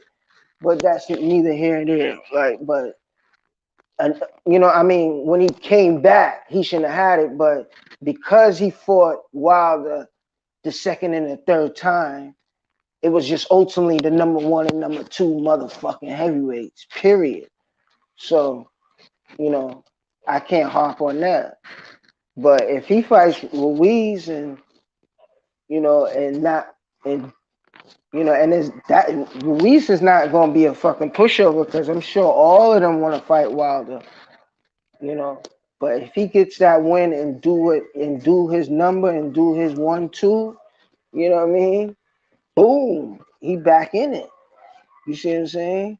And if you know, if the 40-year-old go in there and this, you know, and show his ass, he lets his balls hang and and and do his silverback gorilla and whatever, like. But you know, Louise might can defeat. I mean, sorry.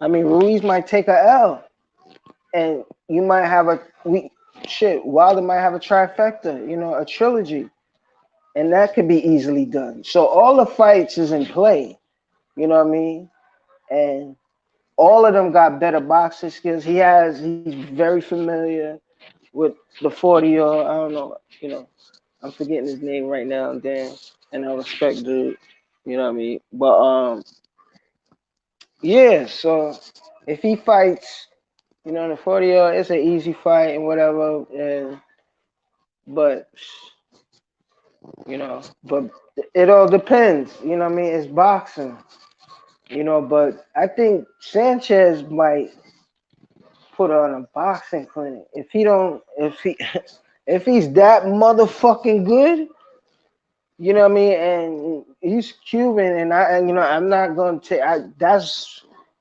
you know, that's one nationality boxing pedigree that I'm not going, you know, like discredit, like, because it's really about the skill. It's really about they really about mapping out. Every fight is different.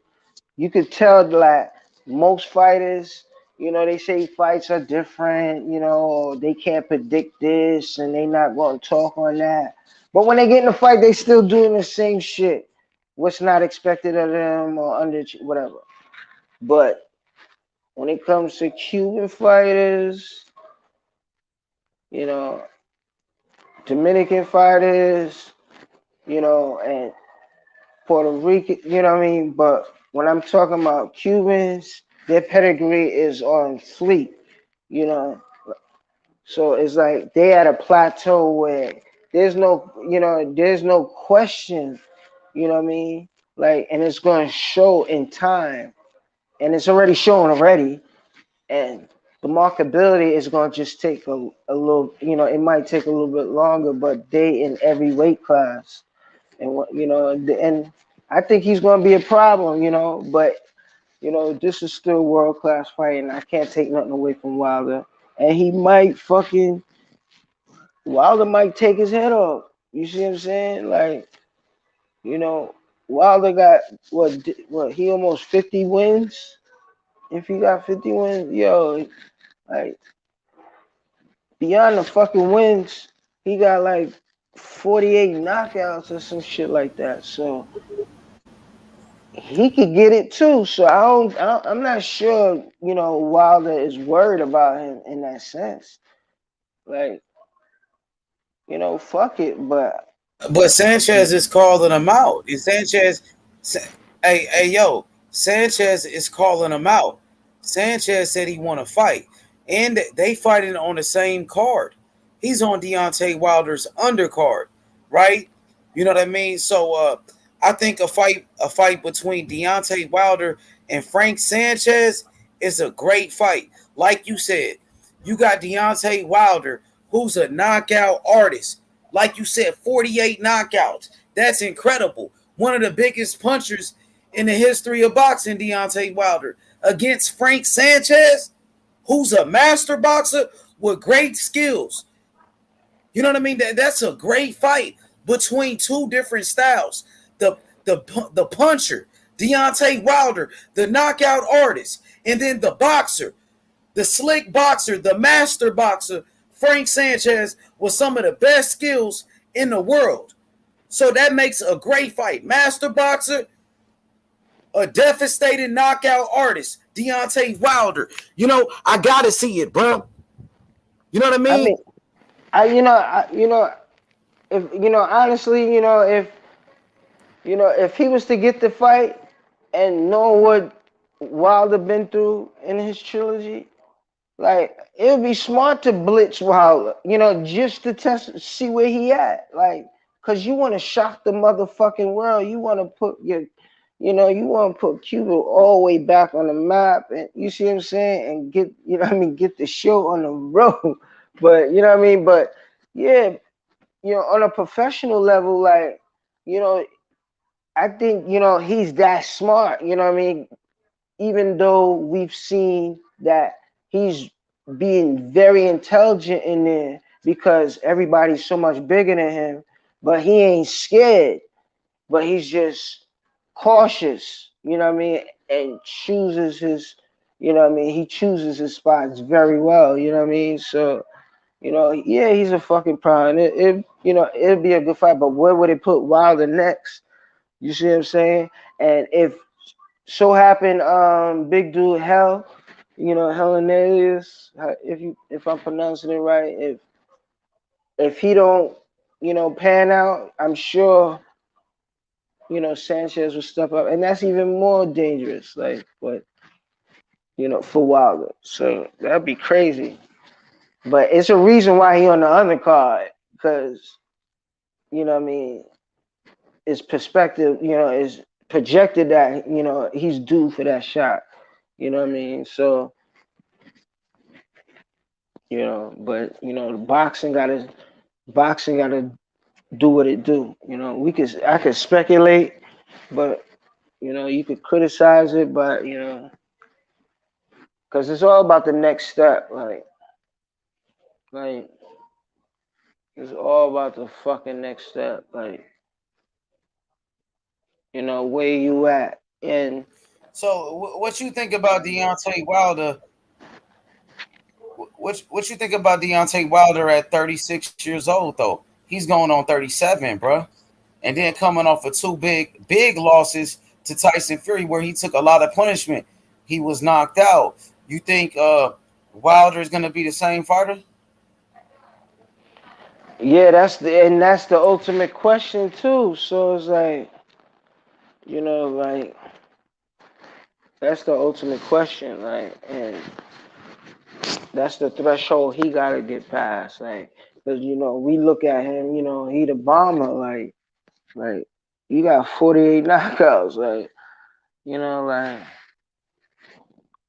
whether how much time you need, but it's like, no matter what, it's like, you ready, like, and was it Hernandez or whatever, he's of his height, you see what I'm saying? And he won't get, I don't think Wilder gonna get lulled into whatever this dude gonna, like, give him, like, you see what I'm saying? Like, It ain't gonna be nothing too special, you know. Like it won't be a difficult matchup, you know.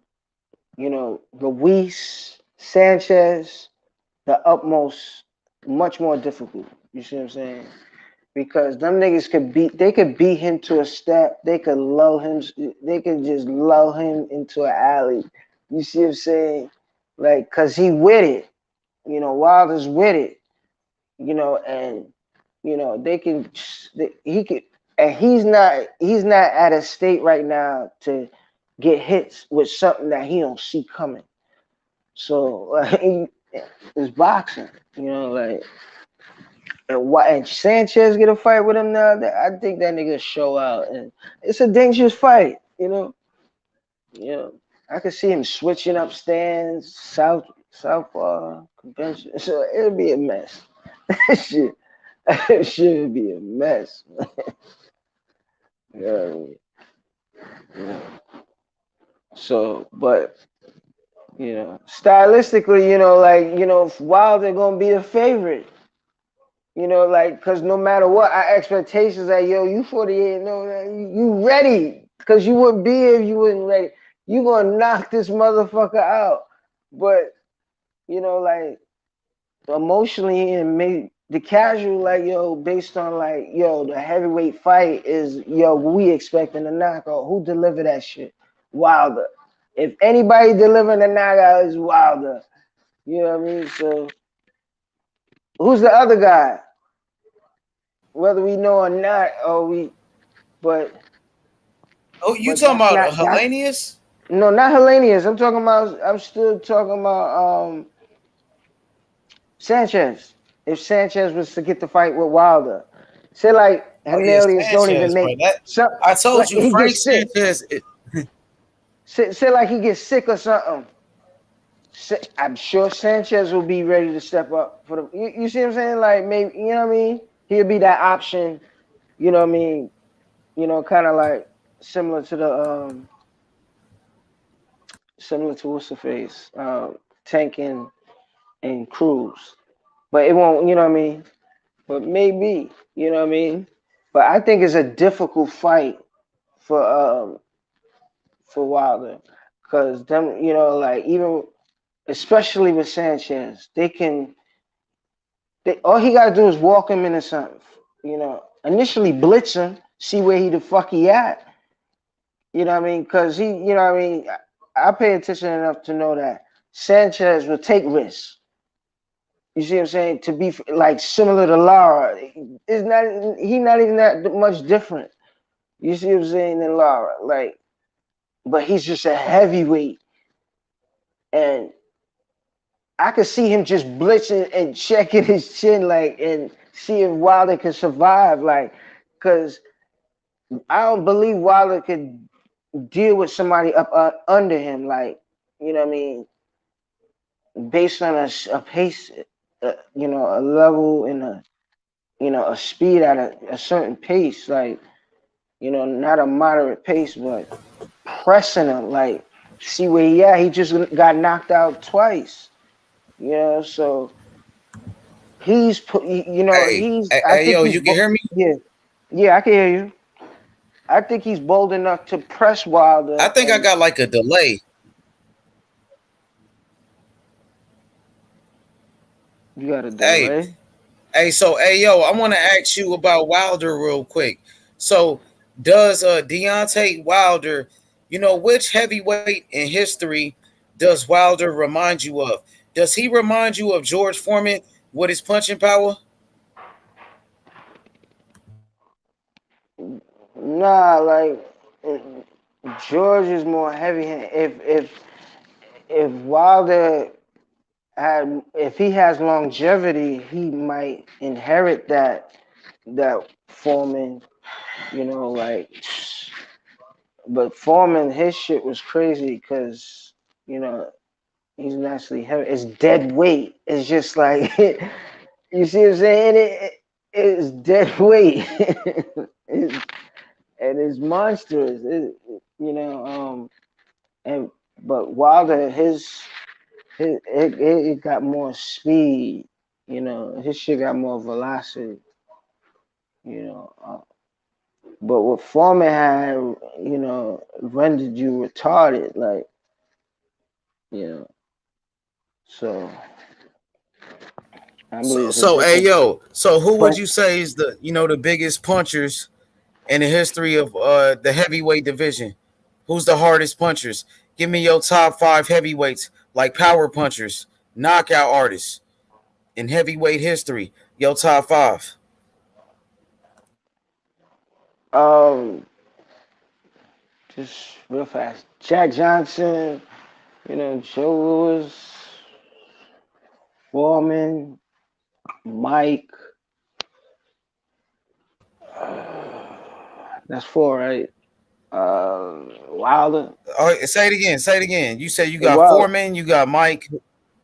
that's a Wilder, Mike, Foreman. I start all over. Start from the beginning. Do your list I said again. Jack Johnson, Joe Louis. Yeah, it's Joe Louis. Foreman, Mike Tyson, Wilder. Okay. So Jack Johnson was a big knockout artist too. And Joe, what about Joe He Louis? finished Was he a big knockout artist? How was his power punches? You mean how was his power He was punches? a knockout artist, Joe Louis? He wasn't a knockout artist? No, I'm asking you. I said, was he? I'm What in asking. comparison to what? Like Joe Louis, like, was he a knockout artist? Could you describe Joe Louis as a fighter?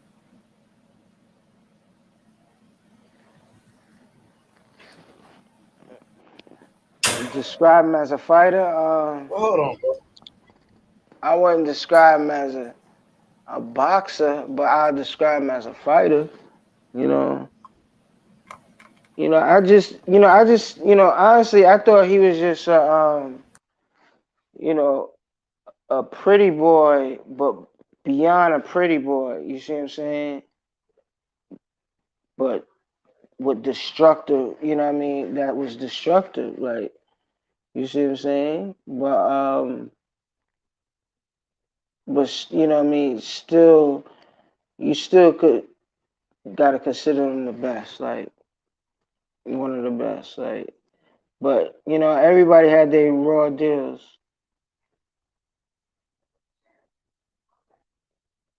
You know what I mean? Hey, yo, you can hear me better now? You was muted. Nah. Just I think my audio is like I got a delay, so I'm using like a different device now. You can hear me good now. It's better. Yeah, I can hear you. I think I Okay, heard a so little bit of feedback, but you know, you sound a little bit low. But hey, hey, yo, let's talk about Joe Louis again. Joe Louis as a fighter. Describe his style, Joe Louis. How was he? Was he a knockout artist like a Mike Tyson? nah, you know, I know more Mike Tyson. I mean, it seemed like it's similar, you know, based on their stance. But I want to say Mike was much more smarter than him, like, What you about know. Joe But Frazier?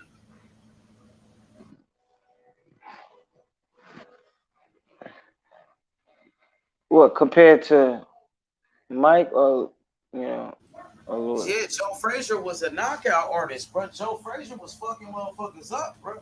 Joe Frazier Yeah, had crazy power too. yeah, absolutely, absolutely. You know what I mean? Like when this question came up, you see what I'm saying? Like, you know, it was like, and I'm not even just talking about just now. I'm just talking about in general, like who could be the top 5 and for what kind of standard, and you see what I'm saying? It's just, you know, boxing is different, like, and and especially when it comes to, you know, the fighters and the heavyweights, and it was always about the heavyweights forever. And you see what I'm saying? And I'm not no, I'm a 40 buster, but oh, you did? I got you. Um, yeah, like I watch, I can, I can honestly say I know much more about Mike. I was drawn more into Mike and whatnot. So, but I'm more for the underdog. So I threw Joe Louis in there, just out of due respect because of what he went through. You see what I'm saying? Like, you know, but maybe, maybe he don't belong in there or whatever the case might be, but whatever. All right. What about Lennox Lewis? What about his punching power? I mean, it was alright. You see what I'm saying? He got power. You know what I mean? He just perfected that. Hold, hold up, fellas.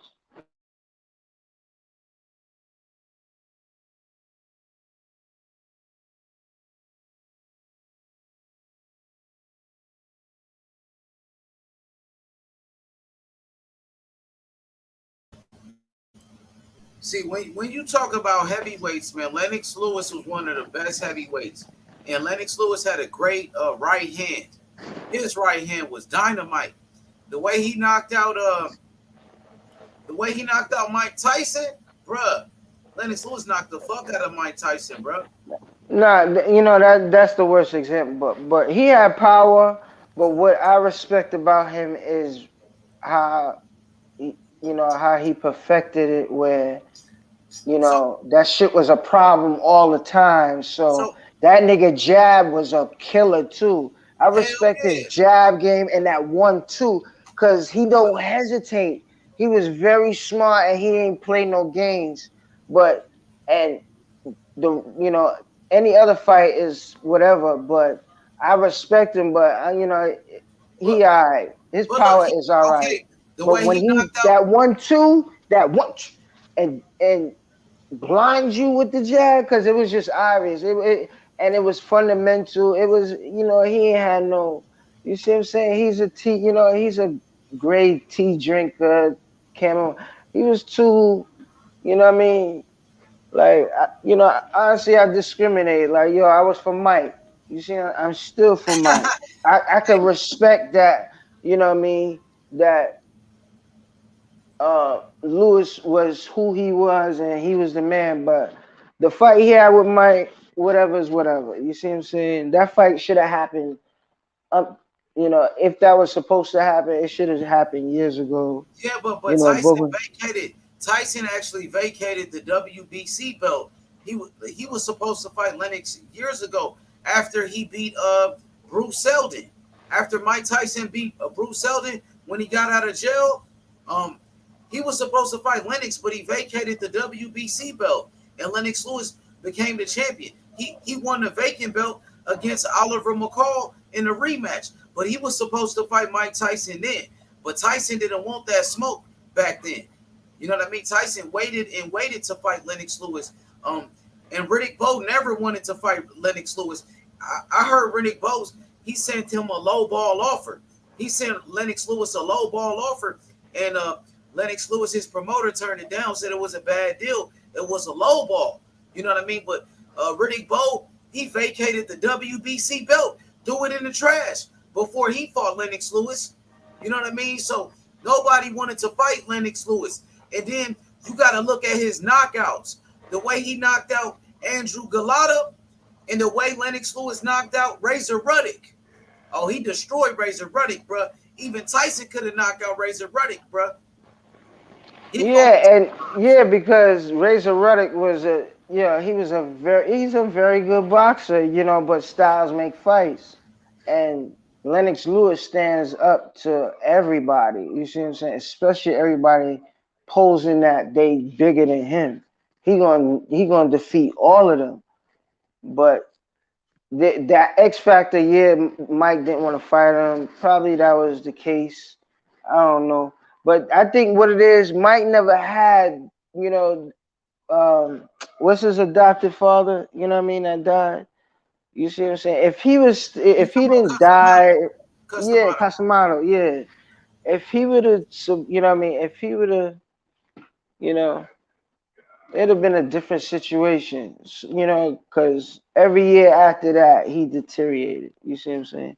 And I noticed that as, when I was a kid. So, like, because we knew the story. You see what I'm saying? And, like, Mike Tyson was a big deal. And beyond a big deal, like, his life was, you know what I mean? Like, he from Brooklyn. He from the street. He from the city. Like, and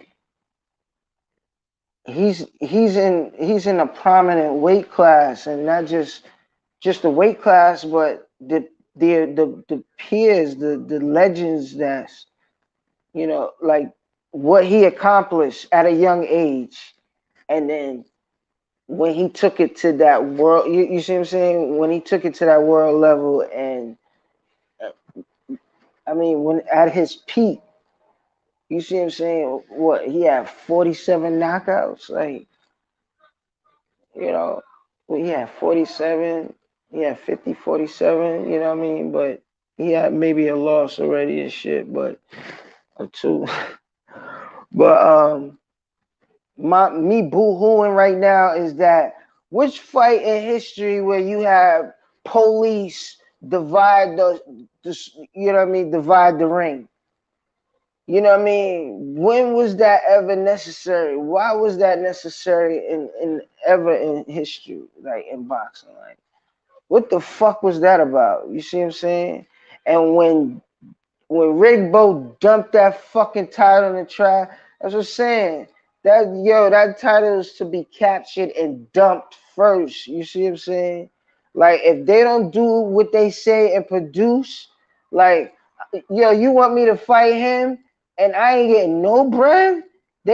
Of course, that's a low ball deal. Like, this, where Lennox Lewis is from, Lennox was already connected to the fucking bag. Like, come on, man. Like, why the fuck Bo gotta get the short end of the fucking deal? Like, this is the professional levels now. Like, you see what I'm saying? This is like, why the fuck you see what I'm saying? I'm the popular nigga on the block. Like, I'm the WBC counselor. Like this nigga gonna get more than me? Like, man, fuck out of here. Who him? You see what I'm saying? Even though Lennox Lewis was always, but he came here and made his name. Of course. You see what I'm saying? And he had to, right? Right, fellas? If it's just me and H, like, you there, H? Yeah, I'm here. Yeah, so, like, yeah, I'm willing to. That's what the game is about. Like, but not necessarily dumping it in the trash. But sometimes you reach your peak with the belt. Like, you see what I'm saying? And sometimes, like, vacate the shit. Don't get stripped, but just vacate the shit. You know. And if this nigga, even though he might not fight me, let's see what he do, how he defend it, if he get, if he raise a real purse, like, you see what I'm saying? But you know what I mean. But that's an excuse, really. But but in all actuality, fighters can take risk and look forward to. They should take their notoriety and take it to another country. You know what I mean? You know what I mean? Because some of the motherfuckers you fly in, they don't even make sense to fly them in. You know what I mean? unless maybe it's cheaper, but it might not be presented right. You know what I mean? It might even be better if you do it where they at or somewhere neutral abroad. You see what I'm saying? Like, you know, people complain about money and shit. There's money all over. Like there's fights all over. Like it ain't just we ain't want to see this fight. You know what I mean? And this nigga's a bomb and all that shit. You know, like it. You know, our expectations here is like, you know, like fights supposed to be a big deal. Like, this shit legal. You know, so it's supposed to be like damn near a spectacle, like a good fucking fight. So it don't really make it. It kind of it kind of gives even fans and people who love boxing like a disdain, like, oh, they can't even recognize that, this ain't no big fight, you know, or like, is this a big fight, because a lot of things is to question on how really, how they really promoting nowadays. So, but other places don't have. There's other places around the world, so everywhere else don't have the same issues or dilemma. So, yeah, and they showing improving. Like Australia, Europe. All due respect. Hey, you see this comment by Khan? Khan said Tyson dropped the WBC because his team wanted the Holyfield fight over Lewis. So Holyfield wasn't a champion. He wanted to fight Holyfield over Lewis. And Lennox Lewis was his mandatory. So instead of fighting Lennox Lewis, his mandatory, Mike Tyson dropped the WBC belt, vacated his belt, and went to go fight Holyfield for no belt. So he had two belts. He was a unified champion. Mike Tyson had the WBC, and he had the WBA when he beat Bruce Seldon. It was vague in my mind. I ain't gonna front. That's true. You see what I'm saying? And I said that of course Mike Tyson was looking away. You see what I'm saying? But if he had that, if he had custom model, man, that nigga would be undefeated. If that man was still alive, man, oh my God, that nigga would be under. Come on, man. You see this nigga's a super duper legend, not international legend, man. Like, come on, man. He is the Hall of Fame. Like, Hall of Fame mean when you reach that status is where you go. You got that face card. You see what I'm saying? Especially in your country, and you see what I'm saying, like. And not just where your stomping ground is, but and it should be abroad, but you should, you get first class treatment. You see what I'm saying? Like, and that's how you should go out in that kind of glory. Like, when you step out, you see what I'm saying? Like, it's like you wearing a green jacket all the time. Like, so. Word, but yeah, I agree. Tyson, he slipped and ducked. You know, you know. But it was just a matter of time with Mike, man. Customato, that nigga was a genius, son. He knew what he had. He knew that nigga Mike had a tenacity like no fucking other. You see what I'm saying? You just gotta know how to harness that shit. You know what I mean? You just gotta know how to harness, and that shit was harnessed fucking to like perfection. You see what I'm saying? Cause he was taking, if he was alive, he'd have took Mike to like 2-3 different other levels based on, how he dipped, slide, and attack. Like, he would have been undefeated. No, No doubt about it. Like Lennox Lewis, like, come on, man. Like that fight, you know what I mean? Yeah, Lennox Lewis got him in the ring, and that shit was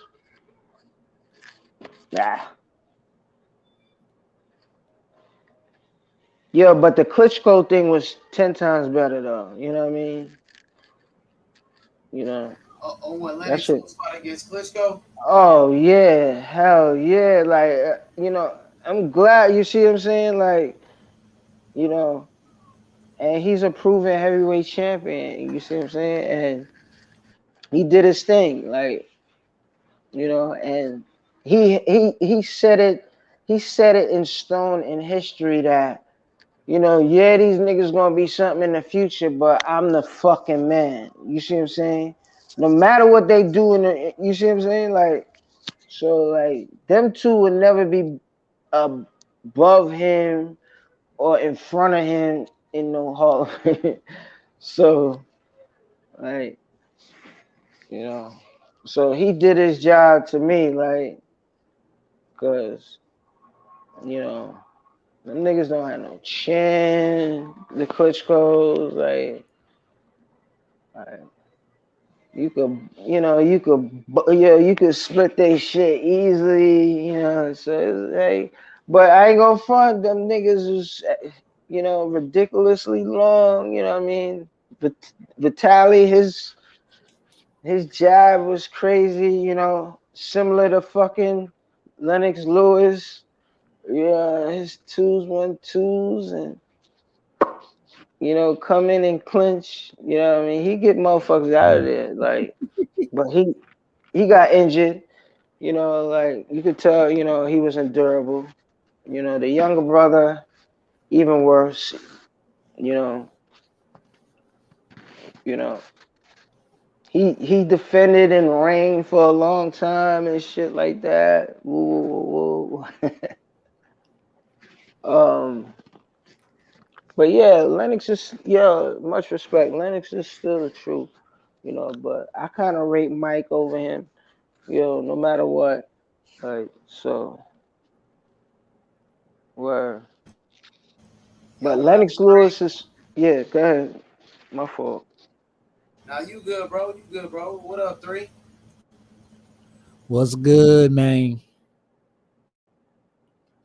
It's been a crazy ass day today, man.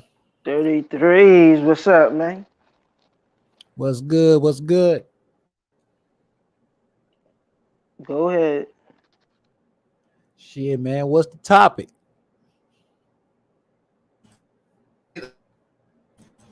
No, we was just talking about Wilder. We was talking about Devin Haney and shit. You know, I think the Kambosos fight gonna be Devin Haney last fight at 135. He gonna be going up to 140. You know, he going for undisputed in 2 different weight classes, man. He going for all the belts at 140. You know what I mean? Teofimo Lopez, you know, that's a fight that people have been talking about for years. Devin Haney versus Tio. So, you know, Devin Haney versus Tio at 140, I think that's the fight right there. Hopefully Tio don't duck him again, bro. Because Haney coming up to 140, and he won't Tio, because Tio was talking all that shit about him. Yeah, Tio's a fucking duck. He's not gonna fight Haney. He's gonna continue to run from Haney. That'll be one fight we will never get. I know everybody talk about fights we ain't gonna get. That's one of them. I don't trust Tio at all. I do not expect for Tio to hop in that ring with Devin because he know he's gonna get his ass whooped.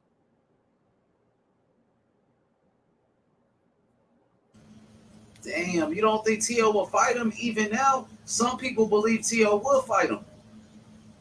Yeah, I mean, me personally, I think Tio look at Haney the same way Ryan do. They don't want to fight that nigga till it's damn near time to retire. Damn. The thing with Tio, man, he done did way too much capping for me, dog. After I heard that nigga say that he was gonna drop the belt so it'd be harder for Haney to become undisputed, I already knew he was never gonna fight him. So I don't expect for him to fight him at 140, 147. Shit, if they go to 154, still ain't happening. Well, if he want to be a champion, he gonna have to fight Devin Haney, man, eventually. Because when Devin Haney move up to 140, Devin Haney, he get a title shot. Because he the undisputed champion at 135. Now the undisputed champion, when they move up in weight, they get a title shot in their first fight, just like Right. Terence Crawford did. When Crawford went up to 147, he fought Jeff Horn for a belt. Yeah, I mean, shoot, I expect for him to get up there and fight for one. I just hope that he get the fight for one and they don't do the vacant bullshit with him again. I hope he actually get a chance to go up there and take a motherfucking champion out. So yeah, I mean, I agree with that shit. That's what I see. And I mean, if T.O. won a fucking belt, he most likely gonna do the same bullshit he did last time. Go for another belt that Haney ain't got yet. And then maybe when he get that, he might actually grow some fucking balls and fight for undisputed. But from what I'm seeing, nah, he's gonna continue to dance away around it and call himself undisputed anyway, like he did at 135. See, Devin Haney, he's already the undisputed champion. Devin Haney, he already made history. He the youngest undisputed champion in the history of boxing with 4 belts. And on top of that, now he's defending his undisputed belts. Defending it. T.O., man, he couldn't defend his belts against Kambosos. And Kambosos, he couldn't defend his belts against Devin Haney. You know what I mean? But Devin Haney, he defending all the belts. He the first lightweight to defend the undisputed championship since Pernell Whitaker, bro. And to put your name in the same category as Pernell Whitaker, one of the greatest fighters of all time, that's a great accomplishment. And now you already accomplished everything at 135. Now it's time to move up to 140 and do it again. And be the first man to be an undisputed champion in 2 different weight classes, bro. And you can do that, before 30 years old. Devin Haney only 23. Devin Haney the same age as Keyshawn Davis. And Keyshawn Davis only got about 5 fights. Devin Haney, he 23. He undisputed. The same age as Keyshawn Davis. You know what I mean? Look what he's doing, bro. You know what I mean? And at 135, Devin Haney been struggling to make 135, my nigga, this whole time. So he defending the belts again against Kambosos. Right after that, he moving up to 140, man. You see Devin Haney at the weigh-in, his face all the way sucked in. You know what I mean? It's time for Devin Haney to move up and go for a two division undisputed champion. Make history. He already got undisputed. He said, what about Lomachenko? Lomachenko is not a champion. Lomachenko don't have a belt. Devin Haney already undisputed, bro. Lomachenko got beat by Teofimo Lopez. Devin Haney can go fight Teofimo Lopez, the man that beat Lomachenko. Come on, man. You act like Lomachenko didn't get beat by Teo. And Haney can go fight the guy that beat Lomachenko, nigga, for a world title and be a 2-division undisputed champion. Be undisputed in 2 weight classes with 4 belts. Nobody has ever done that before. And he can do that before 30 years old, bro. You feel me? In the perfect world, we still gonna see him knock off this nigga T.O. But I just don't see T.O. getting in that fucking ring, Haney, man. Yeah, I just don't see that motherfucker doing it, man. He just, yeah, man. T.O. a fucking duck. Nigga don't want no goddamn smoke with no fucking body. Yeah, so I mean, yeah, it's kind of obvious. Your youngins already know what time it is, man. Like that shit. Y'all get that shit in a split second. Like, yeah, that motherfucking in real time right now don't want it. So, the chances of him, why, you know what I mean? Because especially that, he ain't got no motherfucking title. And especially he ain't got no fucking title. But He ain't got no title. He ain't fighting no goddamn body. Yeah, so but like if he's saying he don't want to fight Barbosa's, then I can't see him not saying he don't want to fight Haney, especially if Haney gonna come to 40 and he's gonna be the man calling. Yeah, he's gonna be the big deal out there. Hold Like, on. you see what I'm saying? Like, Oh, let me look at that. I gotta look at that shit. Like, who are they? Because I know that they got two motherfuckers that's about to fight for a goddamn belt at super light, a vacant belt, and it's two vacant belts right now currently. One of them about to get fought for. Josh Taylor got the other two. All right, so yeah, man, go straight after Josh Taylor, bitch ass. Knock that nigga the fuck off before he even go to 147. Oh, Josh Taylor will whoop Haney. Oh, I would love to see Haney abuse that motherfucker. I would love it. I will love it. I will fucking love it. And I will love to bet every motherfucker that think Josh Taylor gonna win. I will love that shit. but he's in the same.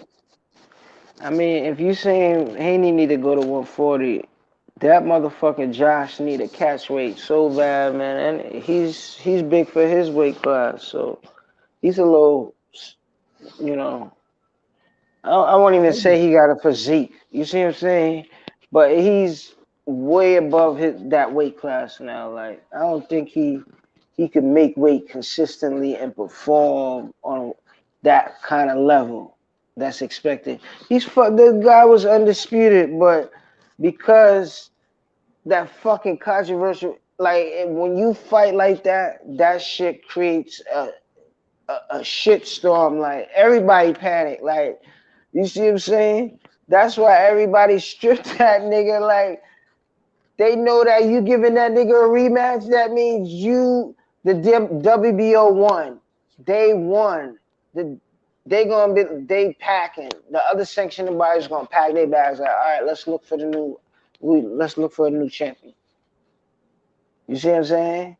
The IBF now, they hold a standard of not stripping you, especially if you don't lose. You see what I'm saying? So in a sense, in some weird way, they was hoping and tagging along, but so much time passed. They was waiting for this nigga to make weight. You know, like for the fight to happen forever ago, the rematch. And, you know, nothing to be. So it was just a matter of time. Like, you know, you holding up. And they probably have the number 1 and number 2 spots filled at 140 already. I'm not even fucking sure. You know, for them to have, you know, have the two fighters fight for the vacant belt.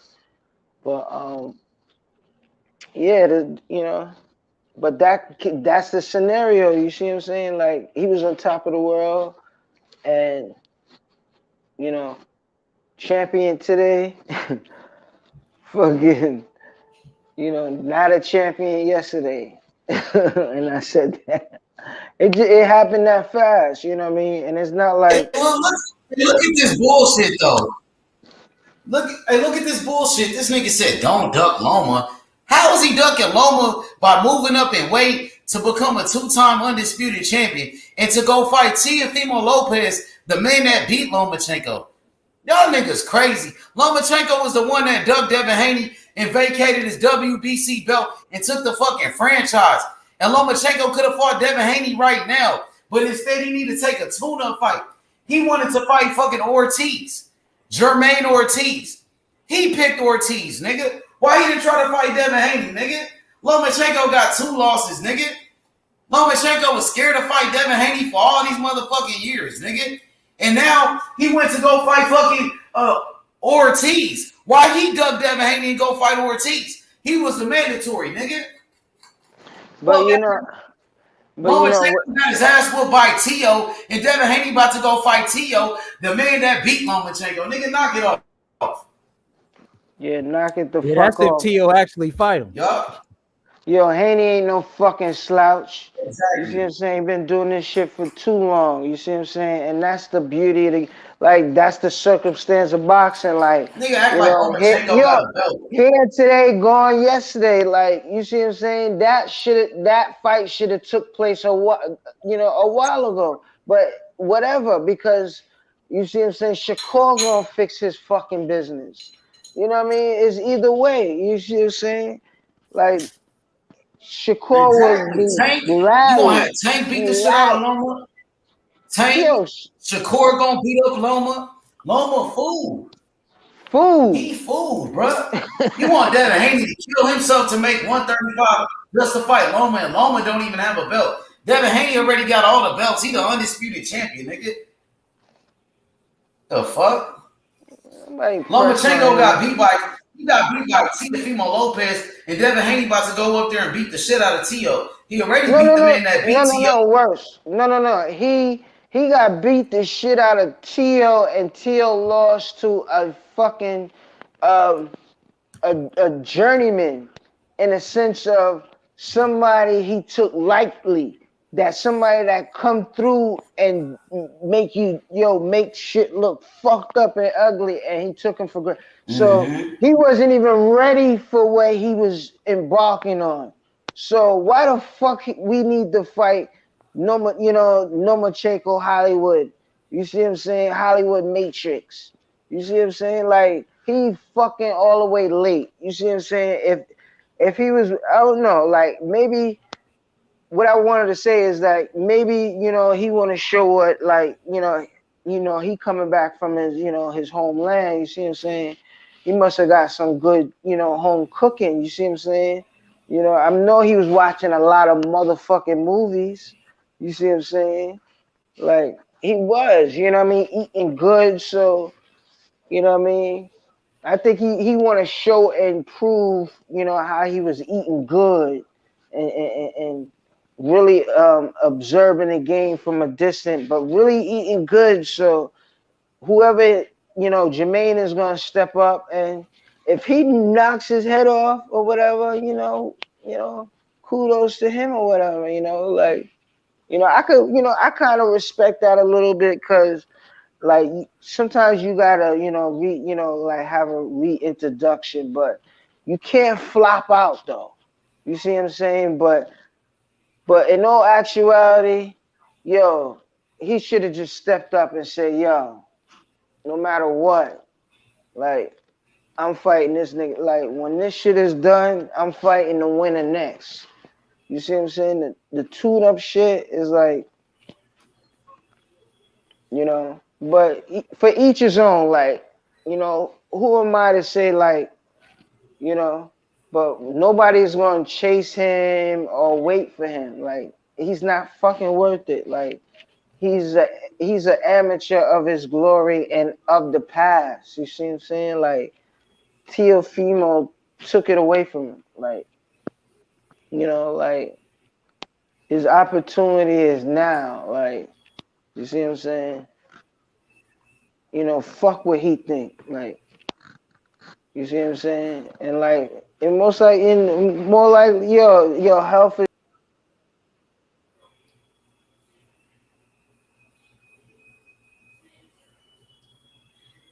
Yo, you can hear me? Yo, 3, you can hear me? Ayo got disconnected. Okay. Yeah, Lomachenko fans, they so mad that Devin Haney's the undisputed. And Lomachenko could have fought Devin Haney a long time ago. Instead, he wanted to take the franchise. You know what I mean? That's if he really wanted to smoke. He ain't want to smoke. You know what I mean? Devin Haney undisputed already, bro. He already undisputed. Now it's time for Devin Haney to go to 140 and become a 2-division champion, a 2-time undisputed champion at 140. And go, hey, but Dundada, where you at? I thought you said you was getting on the panel tonight.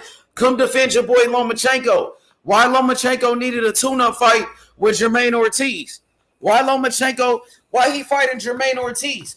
And they said Lomachenko is back because Lomachenko beat Richard Comey and Nakatani. Nigga, Teofimo Lopez beat Nakatani and Richard Comey first. So if Lomachenko is back because he beat Richard Comey and Nakatani, well, Teofimo Lopez beat those guys first. And Teofimo Lopez, he beat Lomachenko. Now Devin Haney about to go beat the shit out the guy. Devin Haney about to beat the shit out of Teofimo Lopez, the man that beat the shit out of Lomachenko, bro. Come on, bro. You feel me? Hey, but listen, first thing first, he still got to beat up on Cambosis. Thank you, Don Dada. Where you been at, bro? Dundada, you been ducking the smoke ever since your boy Canelo got beat up, bro. I ain't heard from you ever since Canelo got beat by B-Ball. You been ducking. I'm here, right? Yeah, don't come on, bro. Just because Canelo lost, bro. I told you Canelo wasn't all of that. How y'all was saying he was Superman. He was the great. Come on, bro. Y'all said he was the best Mexican fighter ever. He ain't better than Chavez, bro. He ain't better than Salvador Sanchez, bro. Canelo train as well, man. Man, you got me fucked up. You was on the Bro, no, I wasn't, bro. That's you. Y'all Canelo dick riders. Y'all some Canelo dick riders. Y'all some Canelo dick riders, bro. Don't put that on me because you a Canelo fanboy and your boy Canelo got his ass whooped and you been hiding ever since Canelo got his ass whooped, nigga. Snitch ass nigga. Try to rat on my name, nigga. Don't rat on my name because your boy Canelo got fucked up. Nigga, fuck Canelo, nigga. How about that, nigga? Canelo's a duck. So why Canelo duck that rematch with B-Ball? So why Canelo duck that rematch with B-Ball? Why he duck that rematch with B-Ball, nigga? Fuck Canelo, nigga. Canelo's a duck. And he duck boo-boo, nigga. Man, Boo Boo could suck my dick. And he ducked that rematch with Irish Landy Lara. And he ducked that rematch with Lara, nigga. Devin Haney undisputed. Y'all was all hyped up about undisputed when Canelo got that undisputed, but Canelo motherfucking ducked Boo Boo, and he ducked that rematch with B-Ball. And Lomachenko ducked Devin Haney. Why Canelo the only one that fought Lara? And Lomachenko ducked Devin Haney, my nigga. Why you been hiding ever since Canelo lost, nigga? Yeah, I ain't no Canelo. Why did they rob Lara? Every day Why did they rob Lara? Was missing, nigga. You been ducking the panel, nigga. I ain't been ducking nothing, but you tripping. You fucking with the wrong one. You been ducking the smoke, nigga, ever since your boy Canelo got his ass whooped and ducked that rematch, nigga. Canelo's a duck. Canelo's a duck, bro. And Canelo broke the rules. And Canelo's a cheater, bro. So is Roy Jones Jr., so is Sugar Shane Mosley, so is James Toney. Yup. How about that? So what Roy Jones got to do with it? He want to bring up Roy Jones and all these great fighters because Canelo got busted. Broke the rules. They all broke the rules. So you gonna drop a dime on everybody. You about to drop a dime on everybody that ever cheated because Canelo cheated. So you about to go snitch on everybody. Roy Jones did it. You just drop a dime on everybody because Canelo got busted. Canelo a cheater and Canelo's a duck. Y'all been protecting Canelo for too long. Y'all got to get off Canelo's dick, bro. For real. Canelo fanboys. On Canelo's dick. You was on Canelo's dick just a couple months ago. You on Canelo's dick, nigga. You on Canelo's dick, nigga. Get off Canelo's dick, nigga. You all up on Canelo's dick. You a fucking fanboy for Canelo, nigga. We know about that, nigga. While Canelo been ducking Boo Boo Andrade and he ducked that rematch with B-Ball. Get off Canelo's dick. Y'all niggas some dick riders. Canelo fanboys, nigga. I'm a fanboy. I know just because Canelo's Mexican. It's just because he Mexican and you Mexican, so you riding with him. That's the only reason why, because he Mexican and you Mexican. Let's be real, bro. You just support him because he Mexican. You don't give a fuck what he do. Nah, you Mexican American, nigga. Stop lying, nigga. Give a fuck about Canelo. Yeah, you know you give a fuck about it. Yeah, nigga. Even though he's a cheater, nigga. Get off Canelo's dick. That's why Canelo got his ass whipped, nigga. Get off Canelo's dick, nigga. Nigga, and Lomachenko wasn't fighting in the war. Why y'all capping for Lomachenko, nigga? Dick riding Lomachenko. Nigga, keep the same energy with the black fighters, nigga. What? Keep the same energy with the black fighters, nigga. While Devin Haney is the youngest undisputed champion in the history of boxing, nigga. And Lomachenko been ducked Devin Haney. Why you supporting both of these ducks, nigga? Fuck wrong with you, nigga? Yeah, nigga. Devin Haney undisputed. I know y'all be hating on the black fighters, nigga. Hating on the black fighters like Shakur Stevenson, nigga. What's up, nigga? And Devin Haney and Boots, nigga. Yeah, nigga. Y'all niggas made it about race. Y'all niggas be race, baby. Y'all race hustlers. Y'all some race hustlers. Y'all some race hustlers, nigga.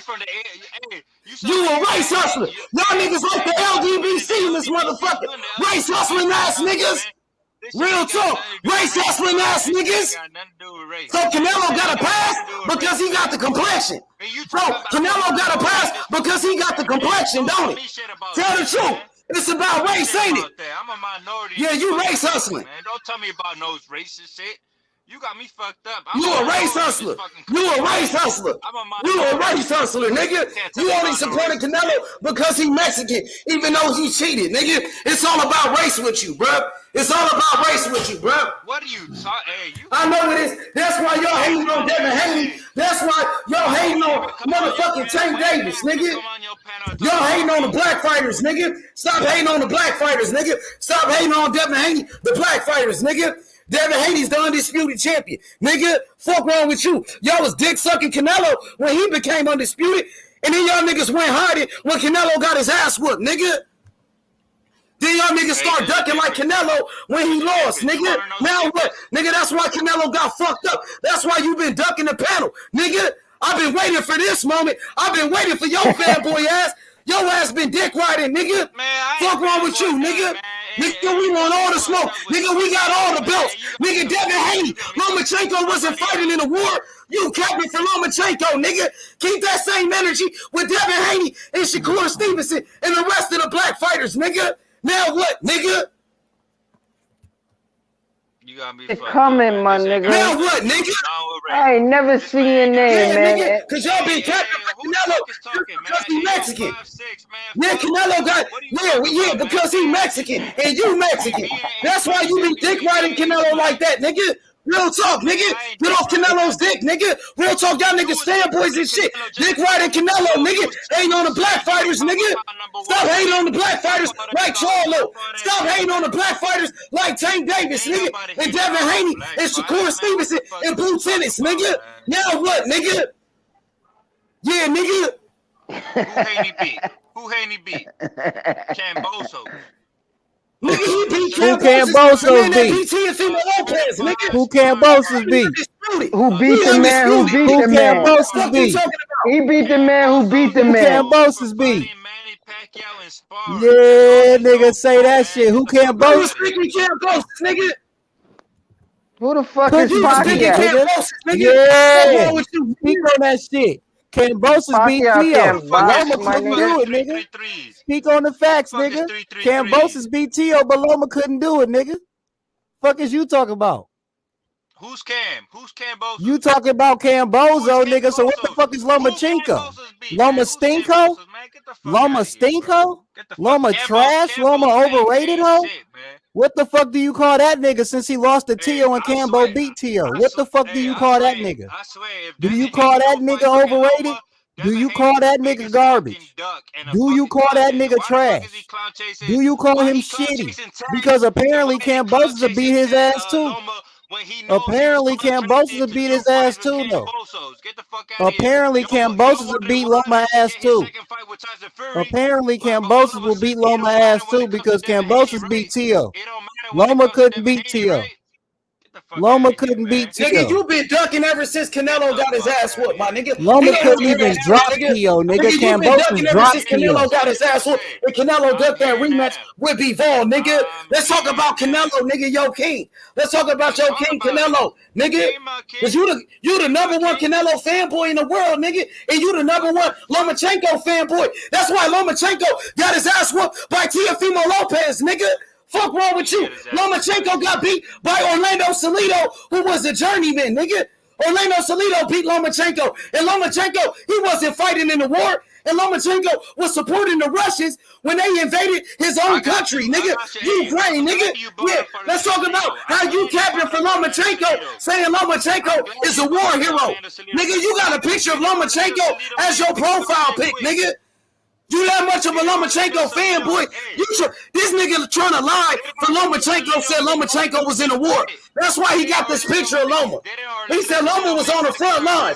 Nigga, Loma wasn't on the front line. Stop lying for Loma, nigga. Stop capping, nigga. That's why Loma got 2 losses and Devin Haney undisputed, nigga. Well, and he's undefeated, nigga. Fuck wrong with you? And why Lomachenko still on the pound for pound list, nigga? Because he white, nigga. If Lomachenko was black, he wouldn't be on the pound for pound list. You know it, I know it, everybody know it. That Lomachenko. Everybody knows it, nigga. Everybody know it, nigga. Everybody know it, nigga. If Lomachenko was black, he wouldn't be on the pound for pound list. We all know it, nigga. On that shit. I didn't know y'all was the LDBC. Yeah, nigga. Nah, you the one pushing He that not be on for that Canelo, shit, nigga. nigga. You on that racist shit for Canelo and Oscar You Valdez, know it. nigga. I know it. Yeah, nigga. You biased What for are you Mexican talking fighters, about? nigga.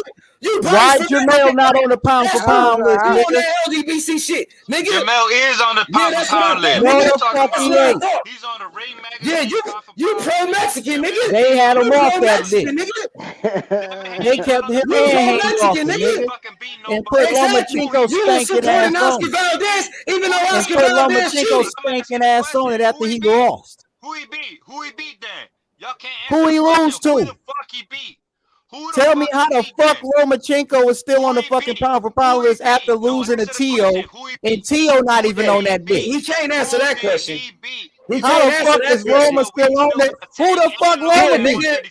Who the Nigga, fuck stop Loma capping beat? for Canelo, nigga. Stop Who the capping fuck for has Loma Lomachenko, beat? nigga. Who has Loma beat, nigga? Yo, bite this nigga head off. Man, Who who the the fuck fuck did has Loma Lomachenko beat, beat, nigga? bro? Fuck out of here, man. Y'all just talking all Y'all Fuck niggas is you capping, talking bro. about? You You talking just about who biased is these against niggas black beat? fighters. Who the Y'all fuck is niggas Loma biased beat, against nigga? black fighters. This Y'all nigga niggas got be his hating against ass black whooped fighters. twice. I already know it, bro. I already Loma know it. lost You twice, still nigga. Lomachenko dick and he His got 2 resume losses already in fucked 14 up. fights, nigga. Loma Fuck wrong with resume you, nigga. fucked up Put already. Tank He Davis lost twice, in the ring with nigga. those same guys that Loma Losses beat. count on Tank your Davis will fucking beat all those resume. guys, and Tank Davis will be undefeated, nigga. Lomachenko got 2 losses, nigga. Fuck wrong with you, nigga? He got 2 losses. Why Lomachenko still on the pound for pound list? Because he white, nigga. If you know it, I know it. Everybody know it. If Lomachenko was black, he wouldn't be on the pound for pound list. He's not even a fucking champion, nigga. Fuck wrong with you, nigga? And y'all niggas, you biased for Mexican fighters. You biased for Mexican fighters, nigga. You biased for Canelo. You biased for Mexican fighters, nigga. I'm biased for And Yeah, you Lithuanian biased for fighters, Mexican because that's fighters. what the fuck that nigga is. Yeah, you biased for Mexican fighters, nigga.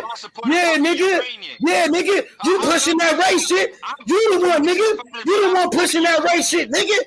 Y'all niggas pushing that shit. Hating on black fighters like Devin Haney and Shakur Stevenson, nigga. Nah, nigga. Nah, no, y'all don't. No, you don't. No, you don't. You be hating on Devin Haney. You hating on Devin Haney, bro. You hating on Devin Haney right now. Nigga, he undisputed. He the undisputed champion. What the fuck? He has beat niggas, you dumbass nigga. Yo, stop that nigga. What is you talking about? That's the shit I'm talking about. He beat the man that beat the man, and he giving that nigga a Hey, rematch. Loma What lost the to fuck you nobody. talking about, And Loma nigga? lost to nobodies. Y'all only And do that Loma with black lost to fighters, bro. nobodies. My And Loma nigga, lost to he just nobody. made history. And He Loma created lost to nobody. undisputed. Lomachenko Nah, lost he to ain't nobody, beat black nigga. fighters, bro. You talking We about know that. Haney beat Y'all do the same nobodies? thing with Loma Putin. lost to nobody. Nigga, lying Haney ass beat nigga. nobody. Stop lying, Loma nigga. lost to You a nobody. liar, bro. That's why Haney you beat been ducking the nobody. battle. Loma That's why you lost to been ducking the nobodies, smoke, nigga. nigga. That's the difference. The That's why difference you been is ducking Loma like lost to Canelo, bro. nobodies, nigga. And you Loma protect lost to Canelo, and you nobodies, protect nigga. Loma, nigga. Loma fucking lost to nobodies, nigga. How about that, nigga? He lost to fucking nobodies. You talking about Haney? You talking about Haney ain't beat nobody? Loma lost to nobodies, nigga. He lost to trash, nigga. Loma lost to garbage, nigga. Fuck is you talking about? His fucking resume is stained, nigga. He's a loser, nigga. The fuck is you talking about? This nigga is a loser. You talking about who the nigga beat? This nigga Haney beat niggas that nigga beat. The difference is Haney ain't fucking lost. On top of that, this nigga lost to Tio. Tio lost to Cambosis, nigga. Haney beat that nigga Cambosis easily, nigga. Fuck is you And he talking giving about, him a nigga? rematch. And he You beanhead defending ass the niggas is nothing but undisputed cap, title. nigga. You a Explain to clown me ass how the nigga. fuck That's why Loma's still you on pound for get what pound you with 2 deserve. losses, nigga. I Explain don't that even know shit. whether I need to know this guy. I don't know him, but you deserve what you fucking get. Cause you was it was expected for you to get this shit. You gotta be a motherfucking clown. That nigga beat the man who beat the man, and he giving him a rematch, motherfucker. Lomachenko ain't nobody, man. Lomachenko ain't nobody. That nigga got the nerve to come on the land. He in California. He's supposed to have an extensive camp. He's supposed to have an extensive camp waiting for Haney. What he doing? He taking a tune-up. He wasting people time, man. That nigga. Lomachenko trash, nigga. That nigga garbage. What's war, my That nigga nigga? out What here you talking losing about? and shit. He out here taking This is fucking the real losses, war. nigga. This is the real Lomachenko war. What the losing fuck and you shit, talking dog. about, my nigga? This nigga lost to T.O., nigga. That nigga ain't shit. This motherfucker lost to T.O. And T.O. ain't shit. You know how I know T.O. ain't shit? Because he lost to Cambosis, motherfucker. So if T.O. beat Loma and then he fuck around and lose to Cambosis, you know what that tell me? All three of them niggas is trash. All three of them motherfuckers is trash, nigga. All three of them. Loma, T.O., Cambo. Yo, All three Dandara, of them you ain't niggas no is fucking trash. Dandara, What the fuck is motherfucker. you Fuck talking about, Loma. nigga? Straight up, motherfucker. Fuck Loma, suck my dick, you fucking pussy. I'll knock your bitch ass the fuck out. Come to Detroit City, yeah, knock your ass out. Come to Detroit City, motherfucker, okay? Yeah, you dirty bitch. You dirty bitch. Yeah, because you don't pay the money, motherfucker. This is why we don't serve you, fucking pussy. No, you're fucking Indian ass service. Yeah, you fucking sucker. You fucking broke as fuck, motherfucker. You bring in fake money. You just what you got against Indians? So what if he Indian, bro? See, you be on that race shit. See, you went straight to his race. Straight up. You start That's saying why something He we got about respect Indians. the exposed. If motherfucker. somebody say something about Mexicans, y'all start bitching and crying and shit. Come on, bro. What you got something against Indians? Broke ass. That's why we don't serve you. That's right, brother. You brought him up He's being too an broke. Indian. What him being Indian got to do with anything, bro? See, you be That on that nigga ain't even LDBC shit. Indian. You be on that race shit. You be on that LDBC shit. I see that. You be on that race shit. I see that, bro. So what if he's Indian, bro? So what if he's Indian? You got something against Indians? Do you got something against Indians, my nigga? Damn, bro, you went straight to the man race. Then that's racial profiling. You stereotyping and shit, this nigga. Damn, bro. You attacked the man race, his ethnicity, bro. Why? Because he Indian? You got something against Indians, bro? Yeah, they customer service some shit.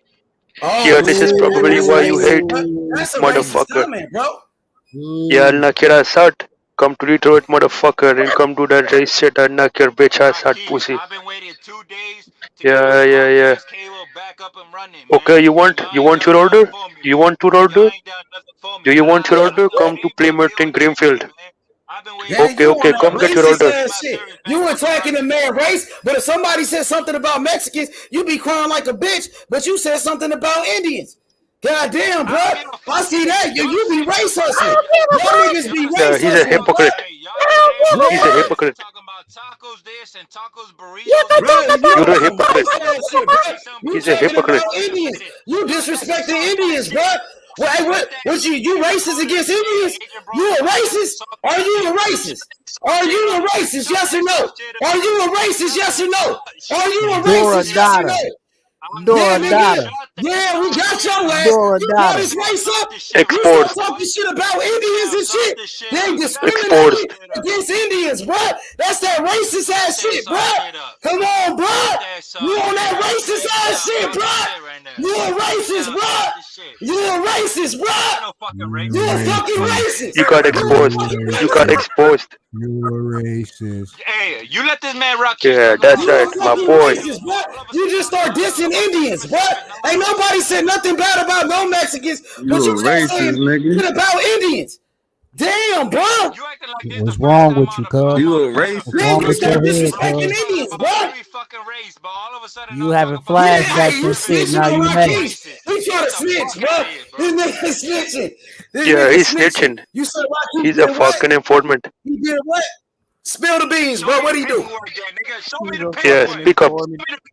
Speak up, motherfucker. I got paperwork on you. Turn your cheap ass mic up, Dada. Turn that cheap ass mic up. His paperwork, but if he asks you for your green card, you gonna get mad about it, bro. Oh, so now it's green card. So if he asks you, you just ask him where's his paperwork.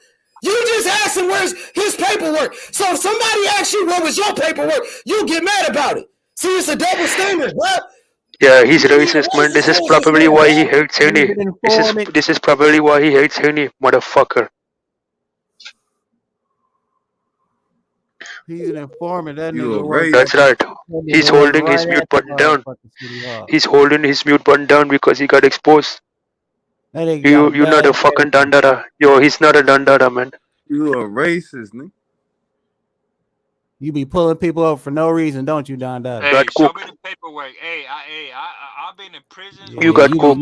You got cooked. You wouldn't do shit in prison. You be pulling niggas over for no reason. His paperwork. But if he Yeah, you got fucked in prison. Pulling niggas over for no reason, don't you, Dada? So you can't be racist towards him, bro. You be pulling niggas over for no reason, don't you, Dada? Dandada, you got fucked in a jail. You got fucked in a jail, Dandada. Somebody fucked you in the showers. Right now, fuck you mean? You got fucked in the showers. What you talking about? You can bring your ass to the mitten right now, nigga. However you want it. Bring your ass out here. Dandada won't pull up. He won't pull up. He's a bitch. Me and Rakisha beat you in between. You won't pull up, Dandada. I live 35 I give you my minutes from address. the Keith, you know what I mean? You can meet us in the middle, nigga. Hey, my side chick will beat the shit out of Rocky. Fuck is you talking Shut about? up, man. Nigga? You don't do scrap, shit. nigga. You damn wouldn't do sure shit. can't throw no hand. You would get damn exposed, sure can't throw no motherfucker. hand. Would fucking make you vomit your fucking dinner with that body shot, motherfucker. Nigga, we in the mid, nigga. Pull up. That's right, he's scared, man. He would never pull up to Detroit.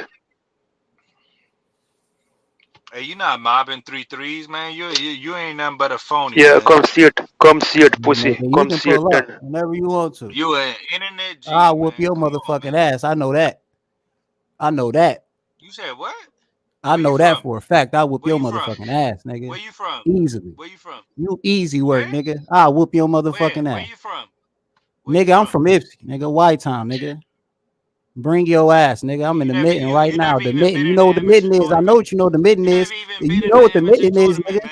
You know exactly what the mitten is, nigga. Don't play dumb, nigga. You know exactly what the mitten is, nigga. You can bring your ass up here and get your ass work, nigga. I'll beat your bitch ass, nigga. Easily, nigga. Easy work. Easy nigga. work. You talk about where I'm at, nigga. Bring your ass, nigga. Bring your ass, nigga. Bring your ass. Hey, one thing about my motherfucking city, my shit small, nigga. My shit small, Hey, nigga. what part of the DMV? Go ahead and bring your ass right over here, nigga. This shit Yeah, small, pull nigga. up to the You DMV. can't Debo got hands, hide out man. here, Debo nigga. will knock You you out. can't hide out here, nigga. So if you bring your ass out here, nigga, I'ma know. I know. I know if you bring your ass out here, I'll beat your ass for sure. You gonna be sick as fuck, cause once y'all beat your ass, nobody gonna know what the fuck to do with you, nigga. Yeah, he's gonna be If sick. nobody know you, nigga, I'm gonna take your motherfucking car and go pound that bitch, nigga. You gonna be Yeah, stuck in straight here, up, nigga. pull his card. You gonna be You will stuck pull out his here, card. nigga. Bring your ass out here and you gonna be stuck out here, nigga. I guarantee Yeah, you we ain't pulled your going back card, home, Dandada. nigga. You're not a You not Dandada. going back Change your home. You name. bring your ass here. You not going back home. You bring your ass up here. Yeah, going back home Just in an cause ambulance. you talking like you about that shit, bring your ass to Ypsilanti, nigga. Bring your ass to YPSI That's right. The LANTI talk Michigan. doesn't mean shit. Pull up. That shit, hey, this shit small, nigga. Five square miles, nigga. We get down out here, nigga. I Yeah, you guarantee scared, you bring your Dandada. ass here, you ain't gonna Dandada, go you home. scared. I guarantee your bitch ass, you come here, you not going back home, nigga. Fuck You is you talking stuttering. about? You stuttering, Fuck is bitch. you talking You about? You not going stop back home, stuttering. nigga. And don't bring your car, cause I'm taking that bitch, nigga. Do not bring your whip, cause I'm taking that Straight bitch. up carjack him. Yeah, that's right. We carjacking Don't this bring bitch. your whip, cause I'm taking that bitch. You're not getting home. I'm not letting you get home. Straight up. You're not going home, nigga. I don't know. I don't give a Yeah, fuck go where in you his from. pockets, I'm yo. just letting you Yo, know we you're go in not his getting home if pockets, you bro. bring your ass here. We'll go in his pockets. Yeah, nigga. Yeah, nigga. So I'll whenever go you in your decide to pockets. bring your I'll ass go in up, your you let me pockets, know, bitch. nigga. Whenever you Knock your bring ass your out ass and to go the in your meeting, you pockets. let me know, nigga. Hey, You don't let bring me your know, bitch nigga. around me, Rakis, cause When I'm your gonna make bitch that ass bitch come too. to the She meeting, like you a let little Man, me you know, ain't got nigga. no bitch. You ain't got no Fuck bitch, is you pussy. talking about? You ain't got You no let me bitch. know, nigga. And your ass ain't getting home. Play with your dick. All you do is play with Fuck your is you dick. talking about? You ain't Bring got your no ass, bitch. nigga. 3-3's mob, man. Bring your ass, nigga. Bitches, man. Don't get mad Fuck at is you me. talking about? I guarantee you not going home. You bring your ass up here. Yeah, you're shook now, eh? Dandada, you fucking shook. Hey, so we You're talking shook. boxing or what? Yeah, now you want to talk boxing because he got shook. Oh, now you want to talk boxing, nigga? You the one talking crazy, nigga. Bring your ass up here, nigga. Talking all that Yeah, keep greasy shit. defending Lomachenko, motherfucker. Loma is a hoe, motherfucker. Boxing, please. Cool. Boxing, Yo, please. yo, H Money, what kind of show you running here, dog? What's going on? Man, this Hey man man, Jake some the niggas Fools, out here man. tripping, man. We just had to let them know, man. Trolling or You what, can man? bring your ass to the meeting, whatever the fuck you want. You know what I'm saying? Hey, you That's not all I'm from saying. Dallas? Why We had to check him. Lifetime, nigga. You Bring not your from ass to Dallas? it. Where you Too. got the shag? Somebody need to Where you have got the shag? You not chill. from Dallas. Give cool. You have You a know what I'm saying? pedophile mustache. Shut This the nigga fuck mad up. at everybody. You see, Dora Dada mad at the world right now. You gotta excuse this little bit. He mad at the world. You know what I'm saying? He got that thong way up his ass right now. He don't know what to do with himself. Nah, hey, Yo, what happened to the lineup? What's up with your lineup? and I finally pop up, and now y'all got that That stick up nigga your broad ass. too tight. He mad right now. You gotta forgive Dora Dada right now. His broad too tight.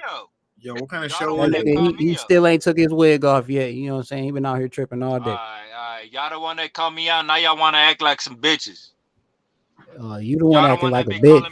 You the one acting like a bitch, my man.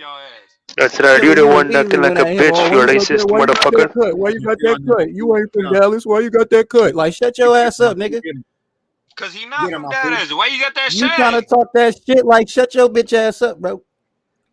Ain't nobody Make me worried shut my about you, bitch nigga. ass up then.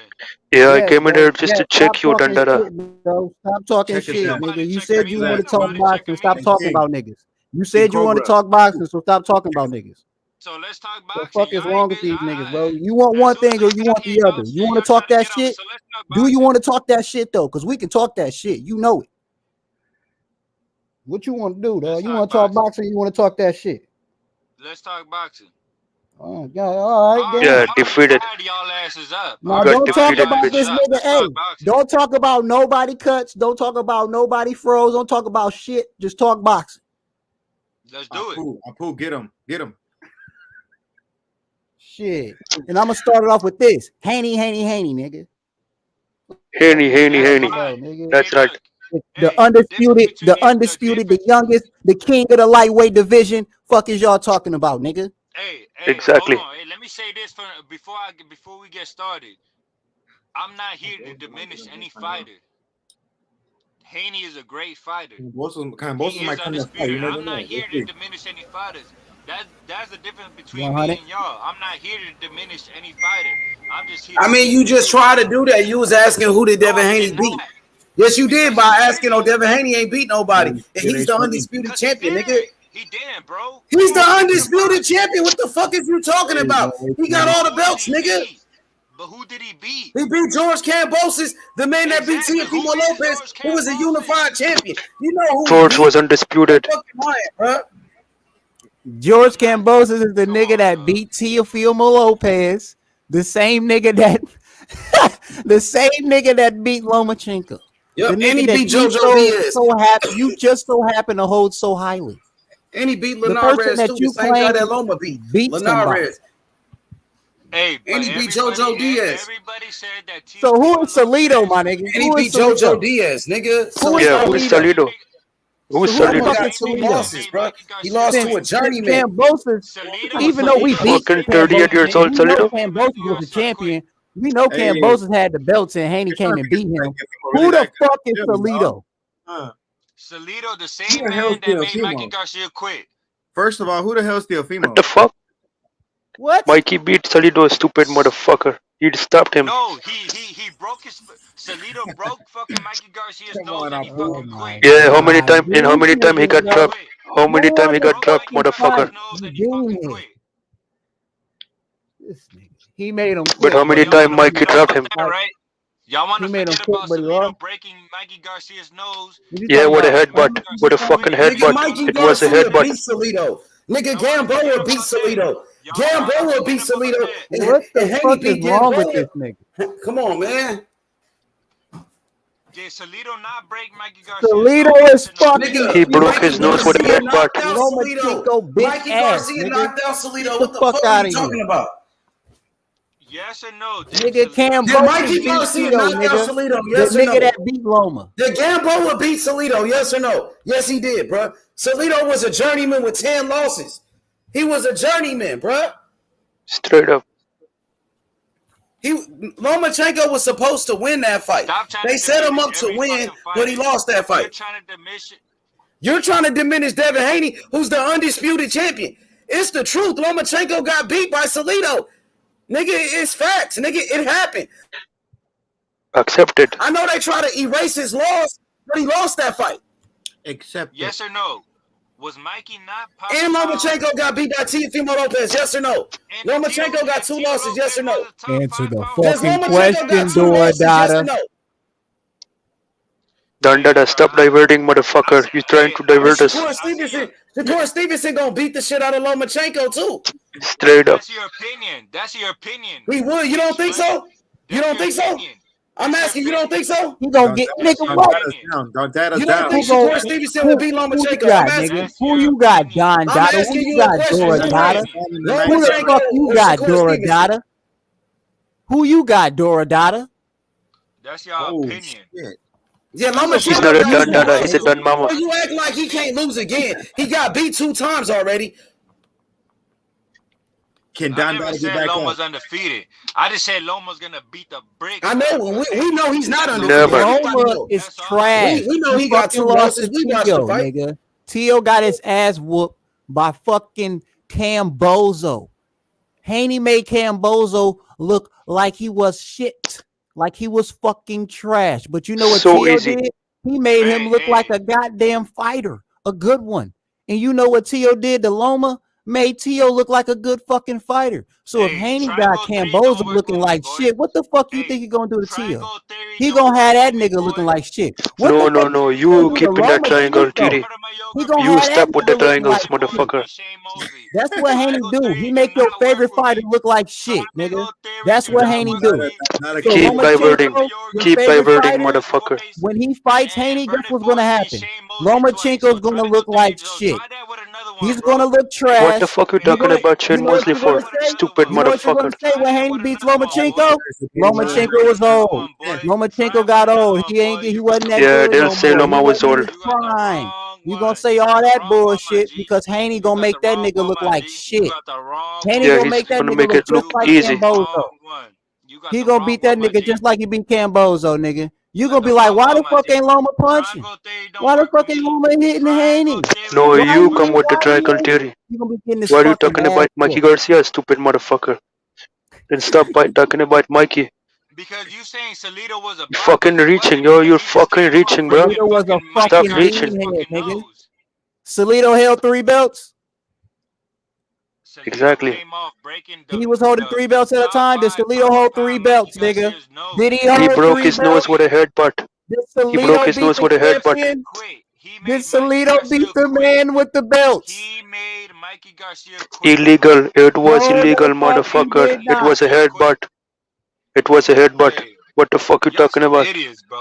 Do you watch boxing, motherfucker? Do you? No, he Don don't. Mama, do you No, watch he don't. boxing? Nigga, No, he who, don't. hey, He's who a made fucking Mikey casual. Garcia quit? Who made Mikey Garcia quit?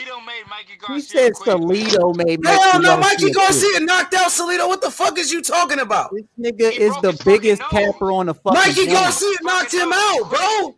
He broke his fucking Mikey Garcia beat Salido, bro. What is you talking about? This nigga is the biggest idiot I ever talked to. He Nah, made you lying Mikey to everybody, Garcia nigga. quit. Mikey Garcia beat He Salido. made Mikey Errol Spence, Garcia quit. nigga, Get the Errol fuck Spence, out the of here, first nigga. person to beat Mikey Garcia. Errol Spence Exactly, was the nigga. first person Straight up. to beat Mikey Garcia. Lying ass nigga. The fuck you lying You're a for, bro? fucking idiot, Lying nigga. ass nigga. Capping ass nigga. Nigga, stop Capping. capping, nigga. You're lying. Capping ass nigga. Bro, you don't know shit about boxing, nigga. You Don't know shit. At all. boxing, nigga. At all, nigga. You don't Casual. know shit At about all, boxing, nigga. nigga. You How ain't you know want to Fucking talk about casual. shit, boxing, nigga. but you talking bullshit? How you You want to talking talk bullshit, boxing, nigga. but you can't Mikey even Fucking Garcia casual. beat Salido. Mikey Garcia beat Salido. And Gamboa beat Salido. You're lying, bro. So Gamboa didn't beat You Salido. lying, bro? What the fuck is Dandara, wrong let with me you? explain Gamboa to you. didn't beat Salido. This Dandara. nigga, are you retarded, nigga? Salido's What the fucking fuck is wrong trash, with this nigga. nigga? They You stopped talking the about fight, but it was Camboza, due nigga? to an illegal on that headbutt. Salido powder. trash ass beat I see you back on Lomachenko, that nigga. powder, my boy. Yo, it's money.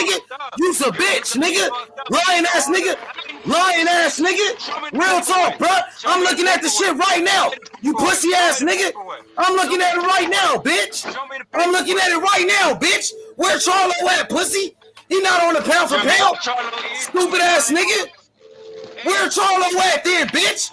It's right here. Bitch ass nigga, I pulled it up.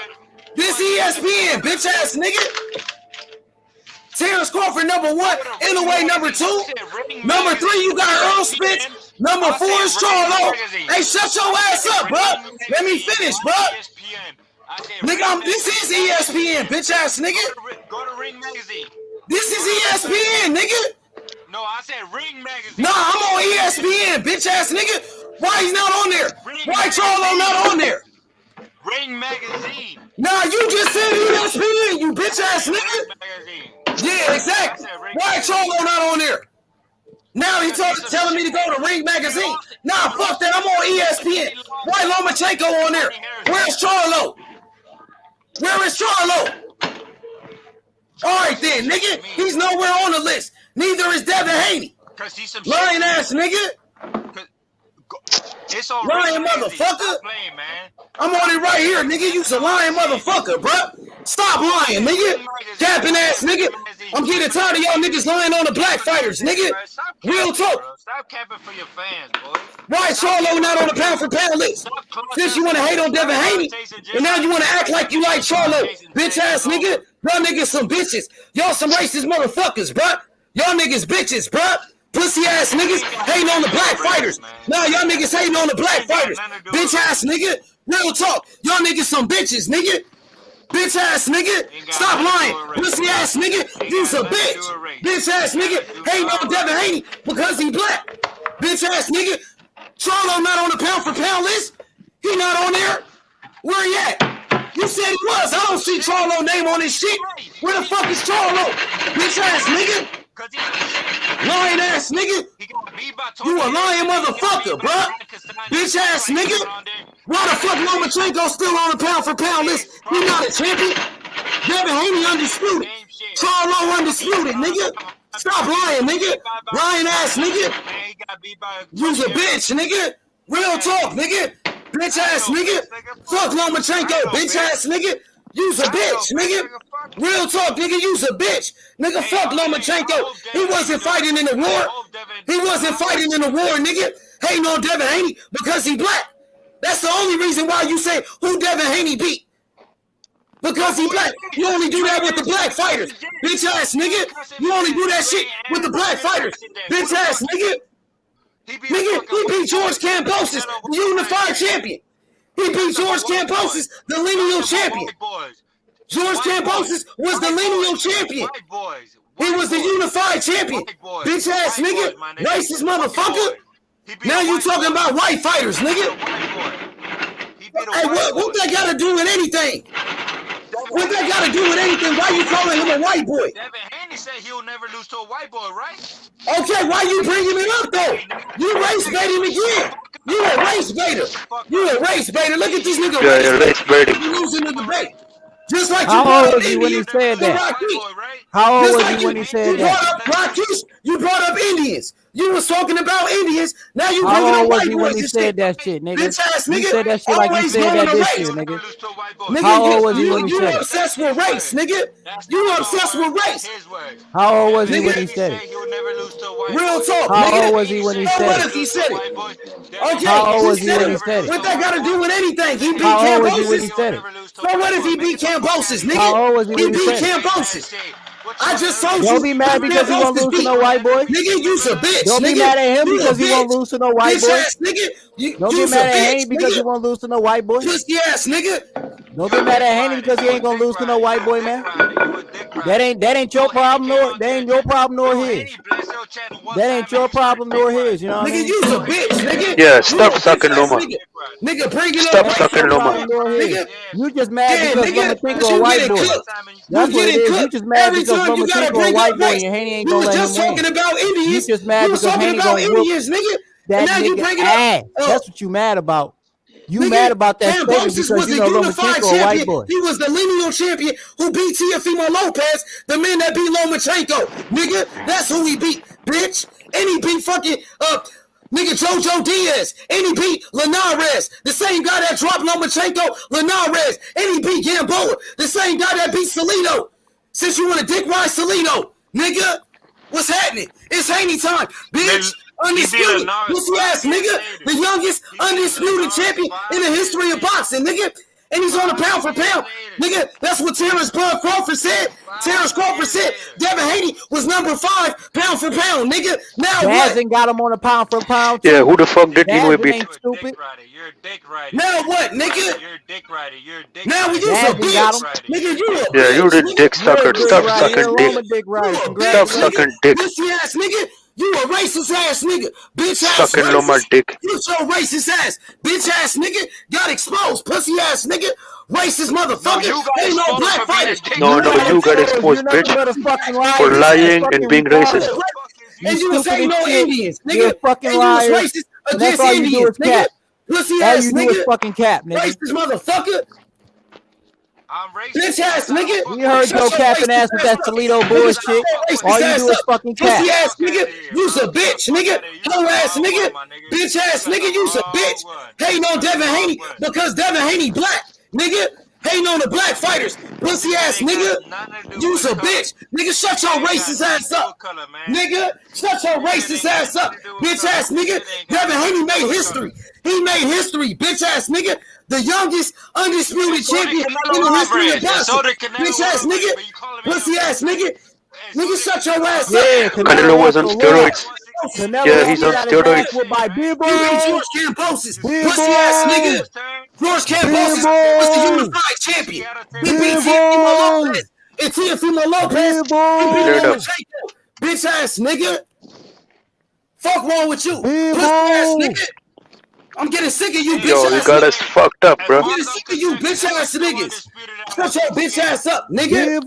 Nigga, they ain't got Charlo on a pound for pound list. Nigga, I just pulled it up. Nigga, he not on the ESPN pound for pound. Explain that shit. Why Charlo not on the list? Why Charlo not on the pound for pound? Why Devin Haney not on there? Exactly, bitch ass nigga. I'm on ESPN, pussy ass nigga. You see the website? Nigga, we on ESPN, nigga. Where Charlo at? Ryan Lomachenko on there. Ryan Lomachenko number 9. He's not a champion. Charlo undisputed. Devin Haney undisputed. Nigga, you can't explain that shit. Lying ass nigga. Exactly. Nigga, I'm getting sick of you niggas being racist against the black fighters, nigga. Devin Haney, the undisputed champion, nigga. He's the undisputed nigga, champion. you Racist motherfucker. Shut your racist ass up, you bitch ass Who's nigga. doing it like Haney? Nobody's doing it like Haney. Facts, Nobody. nigga. Shut your racist Nobody ass up, doing it nigga. like Haney, nigga. 23 Bitch years ass old in the nigga. motherfucking 23. game, nigga. Tell that nigga Loma, you too old. You ain't got it. Loma is old. Fuck is you talking about? Haney did it, nigga, at 23, nigga. Fuck is you talking about? And by the time he 30, he gonna do way more than Lomachenko ever fucking accomplished, nigga. Fuck is you If Loma talking didn't about, duck nigga? him, he would You have might been as well dead at say 21 years Haney old. like I do, nigga. Fuck is you talking about, nigga? The real motherfucking king, nigga. Yeah, remember when Loma ducked him and made the WBC franchise? Motherfucker. Let him know, Ricky. Yeah, that's right.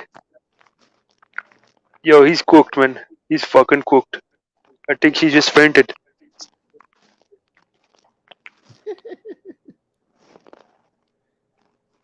Nigga passed out in Body. embarrassment. Yeah, he passed out, bro.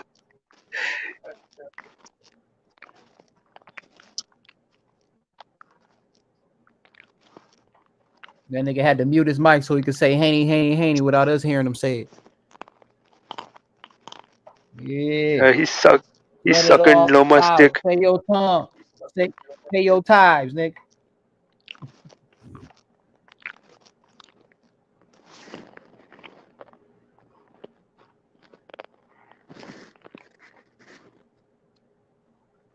Straight up, nigga. You already know what's up. Undisputed champion. You said, who is Kambosos? Kambosos, he's the man that beat Teofimo Lopez, and Teofimo Lopez beat Lomachenko, the guy you love so much, nigga. The fuck? Exactly, lineal champion. He was the unified lineal champion, undefeated. Nigga, Haney beat his ass in his backyard, nigga. He beat him in his own country, nigga. Whooped his ass, nigga. Y'all niggas was picking. They was picking motherfucking Kambosos to beat Devin Haney. Oh, Kambosos is good. Kambosos is fast. He beat Tio. He gonna beat Haney. Once Haney beat him, now they saying Kambosos ain't shit. And Devin Haney made history. He the youngest undisputed champion in the history of boxing with 4 belts ever. He made history, but they try to take away from it. They only do that shit with black fighters, bro. Niggas undisputed champion. They only ask who the fuck Devin Haney beat. They only do that shit with black fighters, nigga. Facts. Big that facts. Nigga got knocked out. That nigga ran. That nigga dipped. You know what I'm saying? He didn't Just want to knock answer that nigga out. First round knockout.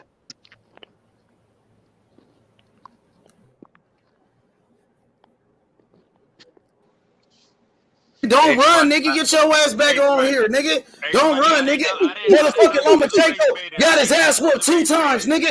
Lomachenko got beat by Salido, nigga. Get off Lomachenko dick. Lomachenko wasn't fighting in no motherfucking war. He wasn't fighting in no war. And Lomachenko took the franchise belt just like your boy Canelo, nigga. Real talk, nigga. Y'all niggas been dick riding and capping for these fighters, nigga. Real talk. Y'all don't keep the same energy, nigga. You don't, nigga. Real talk, nigga. And you out here race hustling, talking about Indians and shit, disrespecting Indians. You racist piece of shit. Nigga, shut your racist ass up. You bitch ass nigga. You's a bitch. Racist motherfucker. Hating on the black fighters, nigga. You just hating on Devin Haney because he black, nigga. That's why, nigga. Real talk. Bitch ass nigga. Cause you was all up on Canelo dick when Canelo became undisputed. You bitch ass nigga. Shut your bitch ass up. You pussy ass nigga. You's a pussy nigga. Answer that for your fans. Why was he calling Canelo pound number 1 then, nigga? Why? Canelo was on steroids, motherfucker. What the fuck you talking about? Cause H Money, all he do is dick ride whoever's lit with it, and then once they lose, he talk shit about. No, you dick ride Lomachenko. Stop dick riding Lomachenko. Ain't nobody rooting for no Loma stank hoe. Man, 3-3 is whatever your bitch ass name is. Shut the fuck up, man. Ain't nobody rooting for no Loma stank hoe. Besides you. All you is a dick rider. You mad that you fucking with a little nigga? Yeah, he's dick riding a fighter who lost to You mad Salido. at Haney? You mad at Haney because he undisputed? You mad at Haney because he undisputed and your boy? Yeah, he's mad. That's He's what very you mad at Haney. You really mad that Loma Jealous. Stanko Jealous of lost. Devin Haney. That's what you mad at. You mad Jealous at that of Devin bitch Haney. that motherfucker lost. You mad he lost to Tio. And the only thing you can say is that motherfucker shoulder hurt. That's the only fucking thing that y'all lame Yeah, ass you niggas give a can say. fuck. Oh, his shoulder. His shoulder. His shoulder. Because you've been exposed as a racist already. You You already got been that exposed as a motherfucking ring, you racist. got your motherfucking ass whooped, nigga. And now Tio went in there and got his fucking ass whooped by Kambosos. Fuck is you talking about, nigga? You mad because that nigga's trash. It ain't my fault that nigga's trash. You should blame yourself for that nigga. You should go talk. You should go call Lomachenko and ask him Yeah, why play he with your sucks. bitch. Don't play Go me, ask play that with your bitch why bitch. he keep losing. Ask that bitch why he keep losing in the most crucial moment. Don't play with me, play with your bitch. Go ask Like Young Dolph Lomachenko said, why the fuck go he play keep with your losing. bitch. You know what I'm saying? Go play with It your ain't Haney's bitch. fault that Play he with your better than that bitch. motherfucker. You know what I'm Don't play with saying? me, play You with should your tell Loma bitch. to work harder. You should tell Loma to work harder if he want to be better than Haney. You know what I'm saying? Haney younger Don't than play that with nigga me. and doing more than that Play nigga. with your It bitch. ain't Haney fault. Haney just put that work in. You know what I mean? Ain't no reason for you to be mad at Go Haney. suck You know a dick. what I'm Go saying? suck Don't be a mad dick. at me because I fucks with Haney. Don't be mad at me because I Fucking fucks with Dandara, Haney. you can afford. You can afford nothing, man. You know what I'm saying? Don't be mad because Haney's still Yeah, we undefeated cut and that your internet. fighters lost. You know what I'm saying? It ain't his fault. It ain't his fault that your fighters lost. You know what I mean? Nah, they would Yeah, lost if they it's not would our got in fault. that ring with him. Like what Lomachenko, like if he would have gotten that fucking ring earlier, then you really been mad because he'd have had probably 3 losses by now. If he still Always fought 2. excuses. Always have You know what excuses, I'm saying? right? But you know, it is what it is.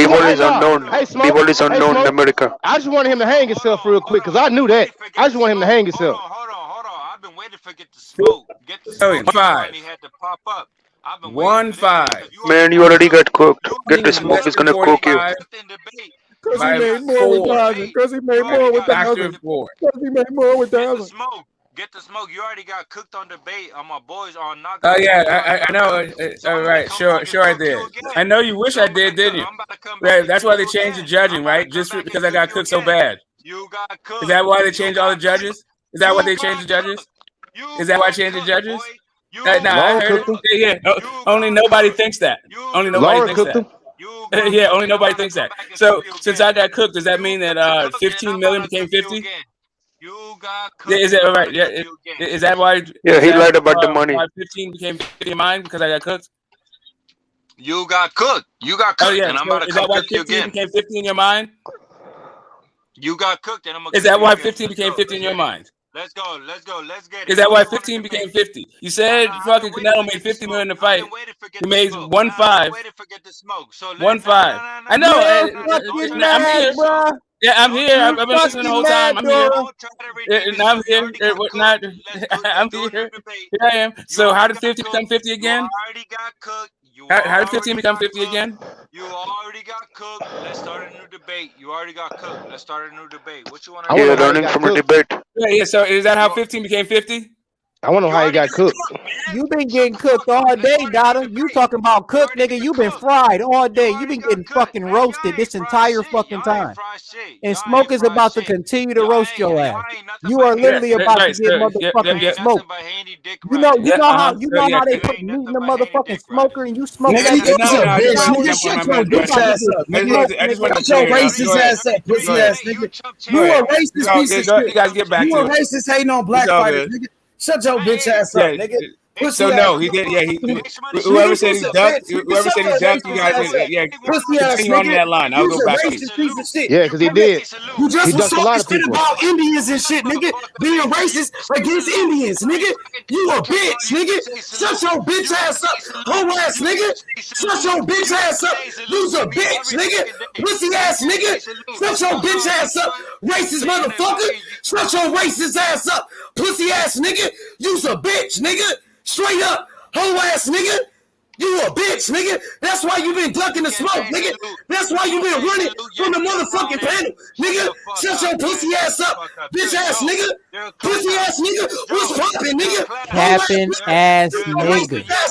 Bitch ass nigga. You's a bitch, nigga. Hoe ass nigga. Fuck your You know what's so funny? black fighters, nigga. Your favorite fighters lost He ain't no twice. black fighters. Racist ass Your nigga. favorite fighters He a lost racist. twice, You nigga. don't like black fighters, nigga. You a racist, nigga. You mad. Shut your bitch ass up, racist You motherfucker. mad.